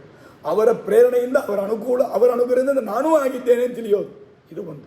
ಎಸ್ಸೆ ನಾಹಂಕೃತೋಭಾವ ಎಸ್ಸೆ ಬುದ್ಧಿರ ನಲಿಪ್ಯತೆ, ಆದ್ದರಿಂದ ಈ ಫಲ ಎಲ್ಲವೂ ನನಗೇ ಬೇಕು, ನನ್ನ ಫಲಗೋಸ್ಕರ ಮಾಡಿದೆ ಅಂತ ಆ ಬುದ್ಧಿ ಇರಬಾರ್ದು, ಫಲದೃಷ್ಟಿಯಿಂದ ಮಾಡಿರಬಾರ್ದು. ಇಂಥವನು ಇದು ಜನರಲಿ ಎಲ್ಲರಿಗೂ. ಅದರೊಳಗೆ ಒಂದು ಎಕ್ಸಾಂಪಲಿಗೆ ಈಗೇನು ಮಾಡ್ತಾರೆ, ಯಾವುದೋ ಒಂದು ಕೇಳಿದೆ, ಬಾಳೆಹಣ್ಣು ಅಂದರೆ ಏನು ಅಂತ ಕೇಳಿದೆ. ಯಾವ ಚಿಕ್ಕ ಕೂಸು ಪಾಪ, ಬಾಳೆಹಣ್ಣು ಯಾವುದು, ಈ ಹಣ್ಣು ತೆಗೆದು ಬಾಳೆಹಣ್ಣು ತೆಗೆದು ತೋರಿಸ್ಬಿಡುತ್ತೆ. ಅವಾಗ ಈ ಬಾಳೆಹಣ್ಣು ಇಷ್ಟು ಹುಟ್ಟಿದೆ, ಅದು ನಾನು ಪೂರ್ತಿ ಕೈಯಲ್ಲಿ ತೋರಿಸಿ ಇದು ಬಾಳೆಹಣ್ಣು ಅಂತ ಕೈಯಲ್ಲಿ ಹಿಡಿದು ತೋರಿಸ್ಬಿಡ್ತೇನೆ. ಗಂಟೆ ಯಾವುದು ಅಂದ್ರೆ ಇದು ಗಂಟೆ ಅಂತ ಕೈಯಲ್ಲಿ ಆಡಿಸಿ ಬಾಡಿಸಿ ತೋರಿಸ್ಕೊಡ್ತೇನೆ. ಯಾನೆ ಯಾವುದು ಅಂತ ಕೇಳ್ತದೆ. ಯಾನೆ ನಿನ್ನ ಕೈಲಿ ತೆಗೆದು ತೋರಿಸಲ್ಲ, ನಾನು ತೋರಿಸ್ಲಿಕ್ಕೆ ಆಗತ್ತಾ? ಅವಾಗೇನು ಮಾಡ್ತೇವೆ, ಯಾನೆ ಯಾವುದೋ ಒಂದು ಭಾಗವನ್ನು ತೋರಿಸಿ ಇದು ಕಂಬ ಯಾವುದು ಅಂದ್ರೆ ನೋಡಿ, ಇಲ್ಲಿ ಯಾನೆ ಕಂಬ ಯಾವುದು ಅಂತ ಕೇಳ್ತಾರೆ. ಕಂಬ ಅಂದರೆ ಯಾವುದು, ಇದು ಕಂಬ ಅಂತ ಹೇಳ್ತೇನೆ. ಇದೇ ಕಂಬವ, ಅಲ್ಲಿಂದ ಇಷ್ಟು ತನಕ ಇದೆ ಕಂಬ. ನಾ ಏನು ಮಾಡಿರಬೇಕು, ಬಾಳೆಹಣ್ಣು ನೀನು ತೆಗೆದು ತೋರಿಸುವಂಗ ಕಂಬ ಹೀಗೊಂದ್ಸರಿ ಪೂರ್ತಿ ತಡಬರಿಸಿಕೊಟ್ಟು ಇದು ಕಂಬ ಅಂತ ತೋರಿಸ್ಬೇಕು. ಹಂಗ ತೋರಿಸ್ಲಿಕ್ತೇವೆ ಇಲ್ಲ. ಇದಕ್ಕೇನಿಸ್ತಾರೆ, ಶೃಂಗಿಗ್ರಾಹಕ ನ್ಯಾಯ ಅಂತ ಸಿಗೋದಕ್ಕೆ ಶಾಸ್ತ್ರದಲ್ಲಿ. ಶೃಂಗಿಗ್ರಾಹಕ ನ್ಯಾಯ ಇದು ತನ್ನದು ಒಂದು ಸ್ಯಾಂಪಲಿಗೆ ತೆಗೆದು ಹೇಳೋದು. ಸಿಂಪಳಾಗಿ ಹೇಳಬೇಕಂದ್ರೆ ಸ್ಯಾಂಪಲನ್ನು ತೋರಿಸೋದು. ಇದು ತಾನ ಹಾಗಂತ ತೋರಿಸ್ತೇವೆ. ಹಾಗೆ ಒಂದು ಜನರಲ್ ಕಾನ್ಸೆಪ್ಟನ್ನು ಹೇಳಬೇಕಾದಾಗ ಅಪ್ಲಿಕೇಶನ್ ತೋರಿಸಲಿಕ್ಕೆ ಏನು ಮಾಡಬೇಕು, ಒಂದು ಸ್ಯಾಂಪಲನ್ನು ತೆಗೆದು ತೋರಿಸಬೇಕು. ಕಾನ್ಸೆಪ್ಟ್ ಅರ್ಥ ಆಗುತ್ತೆ. ಒಂದು ಹೋಲ್ ಕಾನ್ಸೆಪ್ಟ್ ಈ ಜನರಲ್ ಆಗಿರೋದು ಅಂತ ಹೇಳೋ ಕಾಲಕ್ಕೆ ಒಂದು ಸ್ಯಾಂಪಲನ್ನು ತೆಗೆದು ತೋರಿಸಬೇಕು. ಆ ಸ್ಯಾಂಪಲ್ ಯಾವಾಗಲೂ 1-2 ಅಪ್ಲೈ ಅಷ್ಟೇ ಇರೋದು, ಅದಕ್ಕೆ ಮಾತ್ರ ಅಪ್ಲಿಕಬಲ್ ಅದು. ಆ ಸ್ಯಾಂಪಲನ್ನು ಎಲ್ಲರಿಗೂ ಅಪ್ಲೈ ಮಾಡಲಿಕ್ಕೆ ಹೋಗಬಾರ್ದು ಇಲ್ವಾ? ಇದು ಜನರಲ್ ರೂಲ್. ನಾವು ಅರ್ಥ ಮಾಡ್ಕೊಂಡದ್ದು. ಈ ಅರ್ಥ ಮಾಡಿಕೊಂಡ್ರೆ ಈ ಗೀತಾ ಶ್ಲೋಕ ಸರಿ ಅರ್ಥ ಆಗುತ್ತೆ. ಏನಂದರೆ, ಯಾರಿಗೆ ಈ ಥರ ಅಹಂಕಾರ ಬುದ್ಧಿ ಇರೋದಿಲ್ಲ, ಯಾರಿಗೆ ಫಲದಲ್ಲಿ ಆಶೆ ಇರೋದಿಲ್ಲ, ಅಂಥವನು ಪರಮಾತ್ಮನೇ ಸ್ವತಂತ್ರ ಕರ್ತ, ನಾನು ಪರಾಧೀನ ಕರ್ತ, ಈ ಎಲ್ಲ ಗುಣಾದಿಗಳ ಅಧೀನವಾಗಿ ನಾನು ಕರ್ಮ ಮಾಡ್ತೇನೆ, ಕೇವಲ ಪರಮಾತ್ಮನ ಪ್ರೀತಿಗಾಗಿ ಮಾಡಿದ್ದೇನೆ, ಇದರಿಂದ ಪರಮಾತ್ಮನ ತೃಪ್ತನಾಗಲಿ. ಹಾಗಂದ ಇಷ್ಟ ಅನುಸಂಧಾನ ಈ ಪೂರ್ವಾರ್ಧ ಪೂರ್ತಿ ಅರ್ಥ. ಎಸ್ಸೆ ನಾಹಂಕೃತೋ ಭಾವ ಎಸ್ಸೆ ಬುದ್ಧಿರನ್ನ ಲಿಪ್ಯತೆ ಅಂತ ಇಷ್ಟದರ ಅರ್ಥ ಅದು. ಅವನು ಅಂಥವರಲ್ಲಿ ಯಾರೊಬ್ಬರು ಸ್ಯಾಂಪಲ್ ಹೇಳ್ರಿ, ಅದರಲ್ಲಿ ಯಾರೊಬ್ಬರು ಯಮಧರ್ಮ. ಇಂಥ ಮಾಡೋವರಲ್ಲಿ ಒಂದು ಚಿಕ್ಕ ಸ್ಯಾಂಪಲ್ ಯಮಧರ್ಮ. ಅವನು ಹತ್ವಾಪಿ ಎಲ್ಲ ಜನರನ್ನು ಕೊಂದರೂ ಕೂಡ ನಲಿಪ್ಯತೆ, ಅವನಿಗೆ ಪಾಪ ಬರೋದಿಲ್ಲ. ಈ ಅರ್ಥ ಎಷ್ಟು ಚೆನ್ನಾಗಿದೆ ನೋಡ್ರಿ.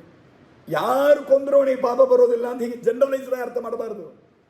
ಹೀಗೆ ಮಾಡೋರಿಗೆ ಈಗ ಸ್ಯಾಂಪಲ್ ಪೂರ್ವಾರ್ಧ ಜನರಲೈಸ್ಡ್ ಆಗಿದೆ, ಉತ್ತರಾರ್ಧ ಸೆಕೆಂಡ್ ಹಾಫು ಏನು ಮಾಡಿದೆ ಪರ್ಟಿಕ್ಯುಲರ್ ಅಂದರೆ ಯಾರೋ ಒಬ್ಬರನ್ನ ಸ್ಯಾಂಪಲ್ ತೆಗೆದು ಹೇಳ್ತದೆ. ಈಗ ನಾವೊಬ್ಬರನ್ನ ಹೋಗಿ ಹೊಡಿತೇನೆ, ಸುಮ್ಮನೆ ಯಾರೋ ಕೂತಿದ್ರು, ಹೋಗಿ 2 ಗಲ್ಲಕ್ಕೆ ಹೊರಡಿದೆ, ನನ್ನನ್ನು ಬೈತೀರಿ ಇವ ಏನ್ರಿ ಸುಮ್ಮನೆ ಕೂತಾರ ಪಾಪ, ಅವ್ರನ್ನ ಯಾಕೆ ಹೊಡಿತೀರಿ, ಅವರೇನ್ರಿ ತಪ್ಪು ಮಾಡಿದರು. ಏನೋ ತಪ್ಪು ಮಾಡಿದರೆ ಬಡಿಬೋದು, ತಪ್ಪು ಮಾಡಿದ್ರು ನೀವು ಬಡಿಬಾರ್ದು. ನೀವೇನು ಅವ್ರ ಗುರುಗಳ, ಅವ್ರ ಅಪ್ಪನ, ಅವ್ರ ಅಮ್ಮನ, ನೀವೇನು ಪೊಲೀಸಾ? ಹಾಗಾದ್ರೆ ಇವ್ರ ಥರ ಬಡಿಬೇಕು, ಬೇರೆಯವ್ರಿಗೆ ಬಡಿಬಾರ್ದು ಅಂತ ನಾವು ಒಂದು ರೂಲ್ ಇಟ್ಕೊಂಡಿದ್ದೇವೆ ತಾನೆ. ನೀವು ಸಿಹಿಯಾಗಿ ಇನ್ನೊಬ್ಬರನ್ನ ಬಡಿದು ನಿಮ್ಮ ಬಡಿಲಿಕ್ಕೆ ಏನು ಅಧಿಕಾರ ಅದ ಅಂತ ನೆಕ್ಸ್ಟ್ ಕೇಳ್ತೀರಿ, ಅಂದರೆ ನಿಮಗೆ ಪಾಪ ಬರ್ತದೆ ಅಂತ ಬೈತೀರಿ. ನಿಮಗೆ ಒಬ್ಬರನ್ನು ಸುಮ್ಮನೆ ಹೊಡೆದರೆ ಪಾಪ ಬರ್ತದೆ. ಯಮಧರ್ಮ ದಿನ ಬೆಳಗಾದ್ರೆ ಎಷ್ಟು ಜನರನ್ನು ಏನು ಮಾಡ್ತಾನೆ, ಹೊಡೆಯೋದಲ್ಲ ಸಾಯಿಸ್ತಾ ಇದ್ದಾನೆ. ಚಿಕ್ಕ ಮಕ್ಕಳಿಂದ ಮುದುಕರ ತನಕ, ಗಂಡಸರಿಂದ ಹೆಂಗಸರ ತನಕ ಎಲ್ಲರನ್ನು ಕೊಳ್ತಾನೆ. ಯಮಧರ್ಮನಿಗೆ ಏನಾದರೂ ಪಾಪ ಬರ್ತದ? ಯಾಕೆ ಬರೋದಿಲ್ಲ ಯಮಧರ್ಮನಿಗೆ ಪಾಪ? ಈ ಶ್ಲೋಕದ ಅರ್ಥ. ಯಾಕೆ ಯಮಧರ್ಮ ಏನು ಮಾಡ್ತಾನೆ ಇವಾಗ, ಹ್ಯಾಂಗ ಮಾಡ್ತಾನೆ? ಅವನ ಯಾಕೆ ಹೊಡೀರಿ, ಅವನ ಕೊಲ್ರು, ಅವ್ನು ನನ್ನನ್ನು ಎದುರಿಸಿ ಮಾತಾಡ, ಅವನು ಹೊಡಿ, ಅವನೇನು ರೌಡಿ ಇಲ್ಲ, ಅವನು ಕಟ್ಟ ಪಂಚಾಯತ್ ಮಾಡೋವನಲ್ಲ. ಮತ್ತು ಯಾಕೆ ಕೊಳ್ತಾನವ? ದೇವರು ಆಜ್ಞಾ ಮಾಡಿದ್ದಾನೆ. ನಿನ್ನೆ ಹೇಳಿದೆ, ಸ್ವವರ್ಣಾಶ್ರಮೋಚಿತವಾದ ಕರ್ಮ, ಸ್ವೋಚಿತ ಕರ್ಮ ಅಂತ ಹೇಳಿದೇವಲ್ಲ.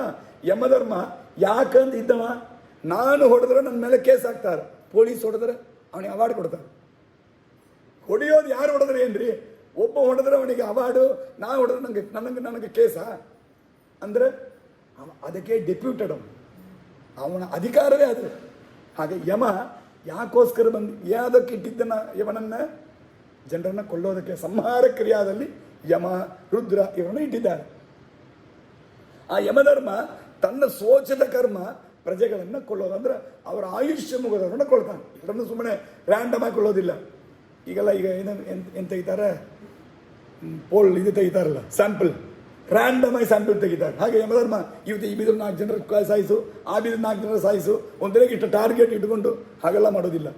ಯಾರ್ಯಾರಿಗೆ ಯಾವಾಗ ಕಾಲ ಮುಗೀತದೋ ಆ ಸಮಯದಲ್ಲಿ ನಿಯಮವಾಗಿ ಅವರನ್ನು ಕರ್ಕೊಂಡು ಹೋಗ್ತಾನೆ. ಕಾಲ ಬರೋಕ್ಕಿಂತ ಮುಂಚೆ ಒಬ್ಬರನ್ನ ಕರ್ಕೊಂಡು ಹೋಗೋದಿಲ್ಲ, ಕಾಲ ಮುಗಿದ ಮೇಲೆ 1 ಸೆಕೆಂಡ್ ಒಬ್ಬರನ್ನ ಬಿಟ್ಟಿರೋದಿಲ್ಲ. ಅವರ ಉಚಿತ ಕಾಲದಲ್ಲಿ ಕರ್ಕೊಂಡು ಹೋಗ್ತಾನೆ. ಒಂದೇ ಒಂದು ಎಕ್ಸೆಪ್ಷನ್, ಅಕಾಲ ಮೃತ್ಯು ಇನ್ನೊಂದಿದೆ. ಅಕಾಲದಲ್ಲಿಯೂ ಕೆಲವರಿಗೆ ಕೆಲವು ಸಂದರ್ಭದಲ್ಲಿ ಕರೀಲಿಕ್ಕೆ ಬರ್ತಾನೆ. ನಾವೇನಾದರೂ ರೆಮಿಡಿ ಮಾಡಿಕೊಂಡೇವೆ ಅಂದರೆ ಅಕಾಲ ಮೃತ್ಯುವನ್ನು ಬಿಟ್ಬಿಡ್ತಾನೆ, ಇಲ್ಲ ಅಂದರೆ ಹೇಳ್ಕೊಂಡು ಹೋಗ್ತಾನೆ. ಅಕಾಲ ಮರಣ, ಕಾಲ ಮರಣ ಎರಡು ವಿಧ ಇದೆ. ಪ್ರಸಂಗ ಅಂತ ಹೇಳ್ತೇನೆ, ಇಲ್ಲಿ ಇದಕ್ಕೆ ಸಂಬಂಧಪಟ್ಟದ್ದಲ್ಲ. ಮರಣ ಎರಡು ವಿಧ, ಕಾಲ ಮರಣ, ಅಕಾಲ ಮರಣ.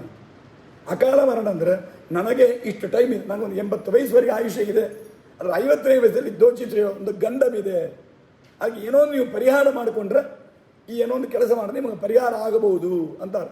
ಅದಕ್ಕೆ ನಾನು ಸ್ಟೆಪ್ಸ್ ತಗೊಂಡೆ ಅಂದರೆ ನನಗೆ ಈ ಗಂಡವನ್ನು ಮೀರ್ಬೋದು, ಅದಕ್ಕೆ ಅಕಾಲ ಮೃತ್ಯು. ಅದನ್ನು ದಾಟಬಹುದು. ಅದೇನಾದ್ರು ವರ ಶಾಪ ಅಂತ ವರ ತಗೊಂಡು ಸೇವಾ ಮಾಡಿ ಪೂಜೆ ಮಾಡಿ ಏನೋ ಒಂದು ಮಾಡಿ ಅದರ ಪರಿಹಾರ ಮಾಡಿಕೊಂಡು ಅಕಾಲ ಮರಣವನ್ನು ಪರಿಹಾರ ಮಾಡ್ಕೊಳ್ಬೋದು. ಆದರೆ ಕಾಲ ಮರಣ ಅಂತಂದರೆ ಯಾರಿಂದಲೂ ಪರಿಹಾರ ಮಾಡಲಿಕ್ಕಾಗಲ್ಲ. ಆದರೆ ನಾವು ತಪ್ಪು ತಿಳ್ಕೊಂಡಿರ್ತೇವೆ ಲೋಕದಲ್ಲಿ. ಚಿಕ್ಕ ವಯಸ್ಸಲ್ಲಿ ಸತ್ರ ಅಕಾಲ ಮರಣ, ವಯಸ್ಸಾದರೆ ಸತ್ರ ಕಾಲ ಮರಣ ಅಂತ, ಎರಡೂ ತಪ್ಪು.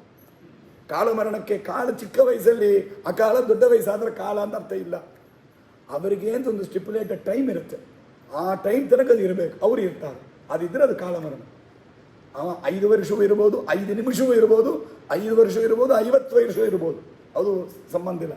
ಎಷ್ಟು ನಂಬರ್ ಆಫ್ ಇಯರ್ಸ್ ಸಂಬಂಧ ಇಲ್ಲ. ಬಟ್ ಅವನಿಗೆ ಹಣೆ ಬರೆ ಎಷ್ಟು ದಿವಸ ಇರ್ತದೋ, ಆ ಆಯುಷ್ಯ ಪೂರ್ಣ ಇದ್ದ ಅಂದರೆ, ಆ ಆಯುಷ್ಯ ಮುಗಿದಾಗ ಸತ್ತಿದ್ದಾನೆ ಅಂದರೆ ಅದು ಕಾಲ ಮೃತ್ಯು. ಅವನ ಆಯುಷ್ಯ ಮುಗಿಯೋದ್ರೊಳಗೆ ಅವನ ಸತ್ತ ಅಂದರೆ ಅದು ಅಕಾಲ ಮೃತ್ಯು. ಹೀಗೆ ಅದಕ್ಕೆ ಅಪಮೃತ್ಯು ಅಂತಲೂ ಕರಿತೇವೆ. ಅಪಮೃತ್ಯು ಪರಿಹರಿಸು ಅನಿಲ ದೇವ ಅಂತ ಅದಕ್ಕೋಸ್ಕರ ಬೇಡ್ತೇವೆ. ಕಾಲ ಮೃತ್ಯು ಪರಿಹಾರ ಮಾಡುವುದು ಯಾರು ಬೇಡಲಿಕ್ಕೆ ಆಗಲಾರದು, ಬೇಡಬಾರದು, ಬೇಡಿದರೆ ಫಲವೂ ಸಿಗಲಾರದು. ಯಾಕಂದರೆ ಕಾಲ ಮರಣ ಎಂಬುದು ಬ್ರಹ್ಮದೇವರಿಗೆ ಇದೆ. ಅವರು 100 ವರ್ಷ ಆದ ಮೇಲೆ ಅವರೇ ಪ್ರಳಯಗಾದರೆ ತನ್ನ ದೇಹವನ್ನು ಬಿಟ್ಟು ಹೋಗ್ತಾರೆ. ಅಂದಮೇಲೆ ಆ ಕಾಲ ಮರಣವನ್ನು ಯಾರಿಂದಲೂ ಪರಿಹಾರ ಮಾಡಲಿಕ್ಕೆ ಆಗೋದಿಲ್ಲ, ಪರಿಹಾರ ಮಾಡೋದೂ ಇಲ್ಲ. ಕೃಷ್ಣಾದಿ ಅವತಾರಗಳಲ್ಲಿ ದೇವರು ತೋರಿಸಿದ್ದೇ ಅದನ್ನು. ದಶರಥ ರಾಜನ ಸಾಯಿಸಲಾಂಗ್ ಇಟ್ಕೊಂಡಿರ್ಬೋದು ದೇವರು, ಅಭಿಮನ್ಯುವನ್ನು ಚಿಕ್ಕ ಹುಡುಗ ಸಾಯಿಸಲಾಂಗ್ ಇಟ್ಕೊಂಡಿರ್ಬೋದು ದೇವರು, ಮಾಡಿಲ್ಲ.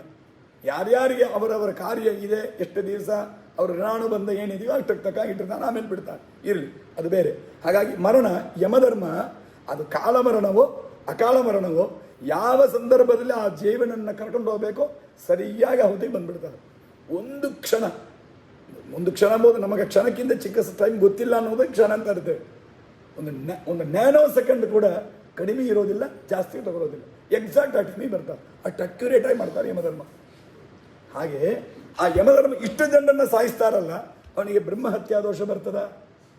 ನಾವ್ಯಾರೋ ಒಬ್ಬ ಬ್ರಾಹ್ಮಣನ ಹೊಡೆದ್ರೆ ಬ್ರಹ್ಮಹತ್ಯೆ ಅಂದಿರಲಿಲ್ಲ, ಇಷ್ಟೂ ಜನರನ್ನು ಸಾಯಿಸುವ ಯಮಧರ್ಮನಿಗೆ ಪಾಪ ಬರ್ತದ ಅಂದ್ರೆ ಬರೋದಿಲ್ಲ. ಯಾಕೆ?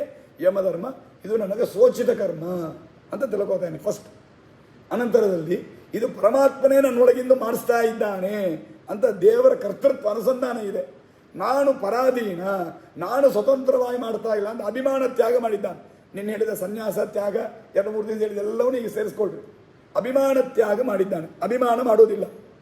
ಇದನ್ನು ಕೊಳ್ಳೋಣದಿಂದ ನನಗೆ ಒಳ್ಳೆ ಕೀರ್ತಿ, ಇದು ಅಪಕೀರ್ತಿ ಬರ್ತದೆ, ಕೀರ್ತಿ ಬರ್ತದೆ, ನನಗೆ ದುಡ್ಡು ಬರ್ತದೆ, ಸಂಬಳ ಕೊಡ್ತಾರೆ, DA ಬರ್ತದೆ, ಯಾವುದು ಯೋಚನೆ ಇಲ್ಲ, ಅದು ಯಾವುದನ್ನು ಎದುರು ನೋಡೋದಿಲ್ಲ. ಇದು 3ನೇದು. ಇದೆಲ್ಲದರಿಂದಲೂ ಪರಮಾತ್ಮ ಪ್ರೀತನಾಗಲಿ ಅಂತ ಮಾಡ್ತಾನೆ. ಪರಮಾತ್ಮನ ಪ್ರೀತಿಗೋಸ್ಕರ ಮಾಡ್ತಾನೆ. ನನ್ನ ಕೆಲಸ ದೇವರು ಆಜ್ಞೆ ಮಾಡಿದ್ದು, ಅವ ಹೇಳಿದ್ದ ನಾನು ಮಾಡಿದರೆ ಅವನು ತೃಪ್ತನಾಗ್ತಾನೆ ಅಂತ ಅರ್ಥ. ಹೀಗೆ ಸಂತೋಷ ಪಡ್ತಾನೆ. ಹೀಗಾಗಿ ಇದು 4ನೇದು. ಇದೆಲ್ಲವನ್ನು ಇಟ್ಟುಕೊಂಡು ಮಾಡೋಣದರಿಂದ ಅವನಿಗೆ, ಯಮಧರ್ಮನಿಗೆ ಕೃತ್ವಾಪಿ, ಅವ ಈ ಸಂಹಾರ ಕರ್ಮವನ್ನು ಮಾಡಿದರೂ ಕೂಡ ನಿಬದ್ಧತೆ ಅವನಿಗೆ ಬಂಧಕ್ಕಾಗೋದಿಲ್ಲ. ಅವನನ್ನು ಯಾರೂ ಅಪಕೀರ್ತಿಯನ್ನು ಬೈಯೋದಿಲ್ಲ, ಅವನಿಗೆ ಯಾರು ಅಪಕೀರ್ತಿ, ಅವನಿಗೆ ಅಧರ್ಮ ಬರೋದಿಲ್ಲ, ಪಾಪ ಬರೋದಿಲ್ಲ. ಇಷ್ಟೆಲ್ಲ ಕೊಂದಿದ್ದ ಯಮನನ್ನು ಯಾರು ನರಕಕ್ಕೆ ಹಾಕೋದಿಲ್ಲ. ಈ ಕಾರಣಕ್ಕಾಗಿ ಇರುತ್ತವರು ಹೀಗೆ ಇದನ್ನು ಶ್ರೀಮದಾಚಾರ್ಯ ತೆಗೆದು ಹೇಳ್ತಾರೆ. ಈ ಉತ್ತರಾರ್ಧ ಏನಿದೆ ಇದು ಇನ್ ಜನರಲ್ ಎಲ್ಲರಿಗೆ ಅಪ್ಲಿಕಬಲ್ ಅಲ್ಲ. ಯಮ, ರುದ್ರ ಹೀಗಿರ್ತಕ್ಕಂಥ ದೇವತೆಗಳಿಗೆ ಮತ್ತು ಅದನ್ಯಾಕೆ ಇಲ್ಲಿ ಸಂಬಂಧ ಒಬ್ಬರನ್ನ ಮಾತ್ರ ತೆಗೆದು ಯಾಕೆ ಹೇಳಿದರು ಅಂದರೆ, ಯಾವಾಗಲೂ ಸ್ಯಾಂಪಲ್ ಹಂಗತನ್ರಿ ಇರೋದು. ಸ್ಯಾಂಪಲ್ ಅಂದರೆ ಹಂಗತಾನೆ, ಎಷ್ಟೋ ಒಂದು ಗುಂಪಿನ ಯಾವುದಾದ್ರು ಒಂದನ್ನು ಸ್ಯಾಂಪಲಿಗೆ ಕೊಡ್ಲಿಕ್ಕಾಗತ್ತೆ. ಆ ಒಂದನ್ನು ಯಮನನ್ನು ರುದ್ರದೇವರದನ್ನು ಸ್ಯಾಂಪಲ್ ಆಗಿ ಕೊಟ್ಟಿದ್ದಾರೆ ಆಚಾರ್ಯರು. ಹೀಗರ್ಥ ನಮ್ಮ ಶ್ರೀಮದ್ ಆಚಾರ್ಯ ಹೇಳ್ತಾರೆ. ಈಗ ನೋಡ್ರಿ, ನಮ್ಮ ಆಚಾರ್ಯ ಹೇಳಿದ ಅರ್ಥವನ್ನು, ವ್ಯಾಖ್ಯಾನವನ್ನು ತಿಳಿಲಾಗಿದ್ದರೆ ಈ ಶ್ಲೋಕ ನಮ್ಮ ತಿಳಿಸ್ಕೊಡುವ ಅರ್ಥ ಏನು? ಆಚಾರ್ಯ ಬಂದದ್ದು ನಮಗೆ ಯಾವ ಥರ ಅರ್ಥ ತಿಳಿತು? ಹಾಗಾದರೆ ಗೀತೆಯನ್ನು, ದೇವರನ್ನು, ಗುರುಗಳಿಲ್ಲ ಹಂಗೆ ನಮ್ಮ ದೇವರನ್ನ ಅಪ್ರೋಚ್ ಮಾಡಲಿಕ್ಕೆ ಆಗೋದಿಲ್ಲ ಎಂಬುದಕ್ಕೆ ಇದು ಒಂದು ಸಾಕ್ಷಿ. ಅದಕ್ಕೆ ಈ ಪ್ರಕಾರ ತಾತ್ಪರ್ಯದಲ್ಲಿ ಆಚಾರ್ಯರು ವಿಸ್ತಾರವಾಗಿ ಪ್ರಮಾಣ ಕೊಟ್ಟು ಹೇಳ್ತಾರೆ. ಸ್ವಾತಂತ್ರ್ಯಂ ಈಶ್ವರೇದೇತ್ತಿ ನೈವಾತ್ಮನಿ ಕದಾಚನ ಈಶ್ವರಾಧೀನಮೇವಾತ್ಮನ್ ಸ್ವಾತಂತ್ರ್ಯಂತೂ ಜಡಾನ್ ಪ್ರತಿ. ದೇವರದೇ ಸ್ವಾತಂತ್ರ್ಯ, ಬೇರೆ ಯಾರಿಗೂ ಸ್ವಾತಂತ್ರ್ಯ ಇಲ್ಲ. ಈ ಯಾವುದೋ ಕೆಲ ವ್ಯವಹಾರದಲ್ಲಿ ದತ್ತ ಸ್ವಾತಂತ್ರ್ಯ ಅಂತೆಲ್ಲ ಕರಿತೇವೆ, ಅದರ ಅರ್ಥ ಅಲ್ಲ ಬೇರೆ. ನಾವು ಸ್ವಾತಂತ್ರ್ಯ ಇನ್ನೊಬ್ಬರು ದೇವರು ಇನ್ನೊಬ್ಬರಿಗೆ ಕೊಡೋದು ಎಂಬುದೆಲ್ಲ ಇಲ್ಲ. ಸ್ವಾತಂತ್ರ್ಯ ದೇವರು ಯಾರಿಗೆ ಹಂಚಿಕೊಡೋದಿಲ್ಲ, ಸ್ವಾಮಿತ್ವವನ್ನು ಕೊಡ್ತಾನಷ್ಟೇ, ಸ್ವಾತಂತ್ರ್ಯವನ್ನು ಯಾರಿಗೆ ಕೊಡೋದಿಲ್ಲ. ತಾರತಮ್ಯೇಣ ಲಕ್ಷ್ಮೀ ಆದೆ. ಆ ಸ್ವಾತಂತ್ರ್ಯ ಅಂದರೆ ಒಂದು ಪ್ರಭುತ್ವ, ಒಂದು ಅಧಿಕಾರವನ್ನು ದೇವರಿಗೆ ಇನ್ನೊಬ್ಬರಿಗೆ ಕೊಡ್ತಾನೆ. ಅಧಿಕಾರವನ್ನು ಕೊಟ್ಟದ್ದು ಎಲ್ಲರಿಗೂ ಒಂದೇ ಥರ ಅಲ್ಲ. ಲಕ್ಷ್ಮ್ಯಾದಿ ತಾರತಮ್ಯೇಣ ಲಕ್ಷ್ಮ್ಯಾದೇರ್ ಜೀವಾನ್, ತಾರತಮ್ಯಾನುಸಾರವಾಗಿ ಲಕ್ಷ್ಮ್ಯಾದಿ ಜೀವರುಗಳಿಗೆ ಲಕ್ಷ್ಮಿಯನ್ನು ಪ್ರಾರಂಭ ಮಾಡಿ ಗರುಡ ಬ್ರಹ್ಮ ವಾಯು ಗರುಡ ಶೇಷ ಅಂತ ಎಲ್ಲ ದೇವತೆಗಳಿಗೆ, ಯಮಧರ್ಮ ಇಂದ್ರ ಚಂದ್ರ ಸೂರ್ಯ ಅಂತ ಎಲ್ಲ ದೇವತೆಗಳಿಗೆ ತಾರತಮ್ಯಾನುಸಾರವಾಗಿ ಅಧಿಕಾರವನ್ನು ದೇವರು ಕೊಟ್ಟಿದ್ದಾನೆ. ದೇವರು ಕೊಟ್ಟ ಅಧಿಕಾರದಿಂದ ಇವರೆಲ್ಲ ಕಾರ್ಯವನ್ನು ಮಾಡ್ತಾ ಇದ್ದಾರೆ ಅಂತೇಳಿ ಯಾರು ತಿಳಿತಾರೋ ಅವರಿಗೆಲ್ಲ ಕಿಂಚಿತ್ ದೋಷೇನ ಲಿಪ್ಪಿದ್ದಾನೆ. ಅದಕ್ಕೊಂದು ದೊಡ್ಡ, ಆಮೇಲೆ ಅದನ್ನು ಇನ್ನಿನ್ನೂ ಅನೇಕ ವಿಶೇಷಗಳಿದೆ, ಸೂಕ್ಷ್ಮಗಳು, ಅದನ್ನು ತುಂಬಷ್ಟು ಆಚಾರ್ಯ ಹೇಳಿ ಈ ಪ್ರಕಾರ ಈ ಅಧಿಕಾರಗಳು ಕೂಡ ತಾರತಮ್ಯಾನುಸಾರ ಇದೆ, ಎಲ್ಲರಿಗೆ ಏಕ ಪ್ರಕಾರ ದೇವರು ಕೊಡೋದಿಲ್ಲ ಅಂದಿಷ್ಟು ಹೇಳಿ ಇಟ್ಟುದೇ ಈ 5 ವಿಧವಾದ ಕಾರಣಗಳ ಇಂಪ್ಯಾಕ್ಟ್ ಆಗಿದೆ ಅಂತ ತೋರಿಸಿಕೊಟ್ಟು ಮುಂದೆ ಹೇಳ್ತಾನೆ ಕೃಷ್ಣ. ಜ್ಞಾನಂ ಜ್ಞೇಯಂ ಪರಿಜ್ಞಾತ ತ್ರಿವಿಧ ಕರ್ಮಚೋದನ ಕರಣಂ ಕರ್ಮಕರ್ತೇತಿ ತ್ರಿವಿಧ ಕರ್ಮ ಸಂಗ್ರಹ. ಈ ಕೆಲಸ ನಾವು ಮಾಡೋದಕ್ಕೆ ಈಗ ಹಿಂದಿನ ಶ್ಲೋಕದ ನಮಗೆ ಏನು ಸ್ಥೂಲವಾಗಿ ಗೊತ್ತಾಯಿತು ಅಂದರೆ, ಪರಮಾತ್ಮನೇ ಸ್ವತಂತ್ರ, ನಾವೆಲ್ಲ ಸ್ವತಂತ್ರರಿಲ್ಲ. ನಾವು ಅವ ಹೇಳಿದ ಹಂಗೆ ಕೆಲಸ ಮಾಡ್ತೇವೆ, ನಮಗೆ ಇನ್ನೂ ಸ್ವಾತಂತ್ರ್ಯವೇ ಇಲ್ಲ. ಹಾಗಾದ್ರೆ ಮತ್ತೆ ತೋರಿತು ಇಷ್ಟು ವಿಷಯ ಈ ಶ್ಲೋಕದಲ್ಲಿ ಕೇಳಿದೆ.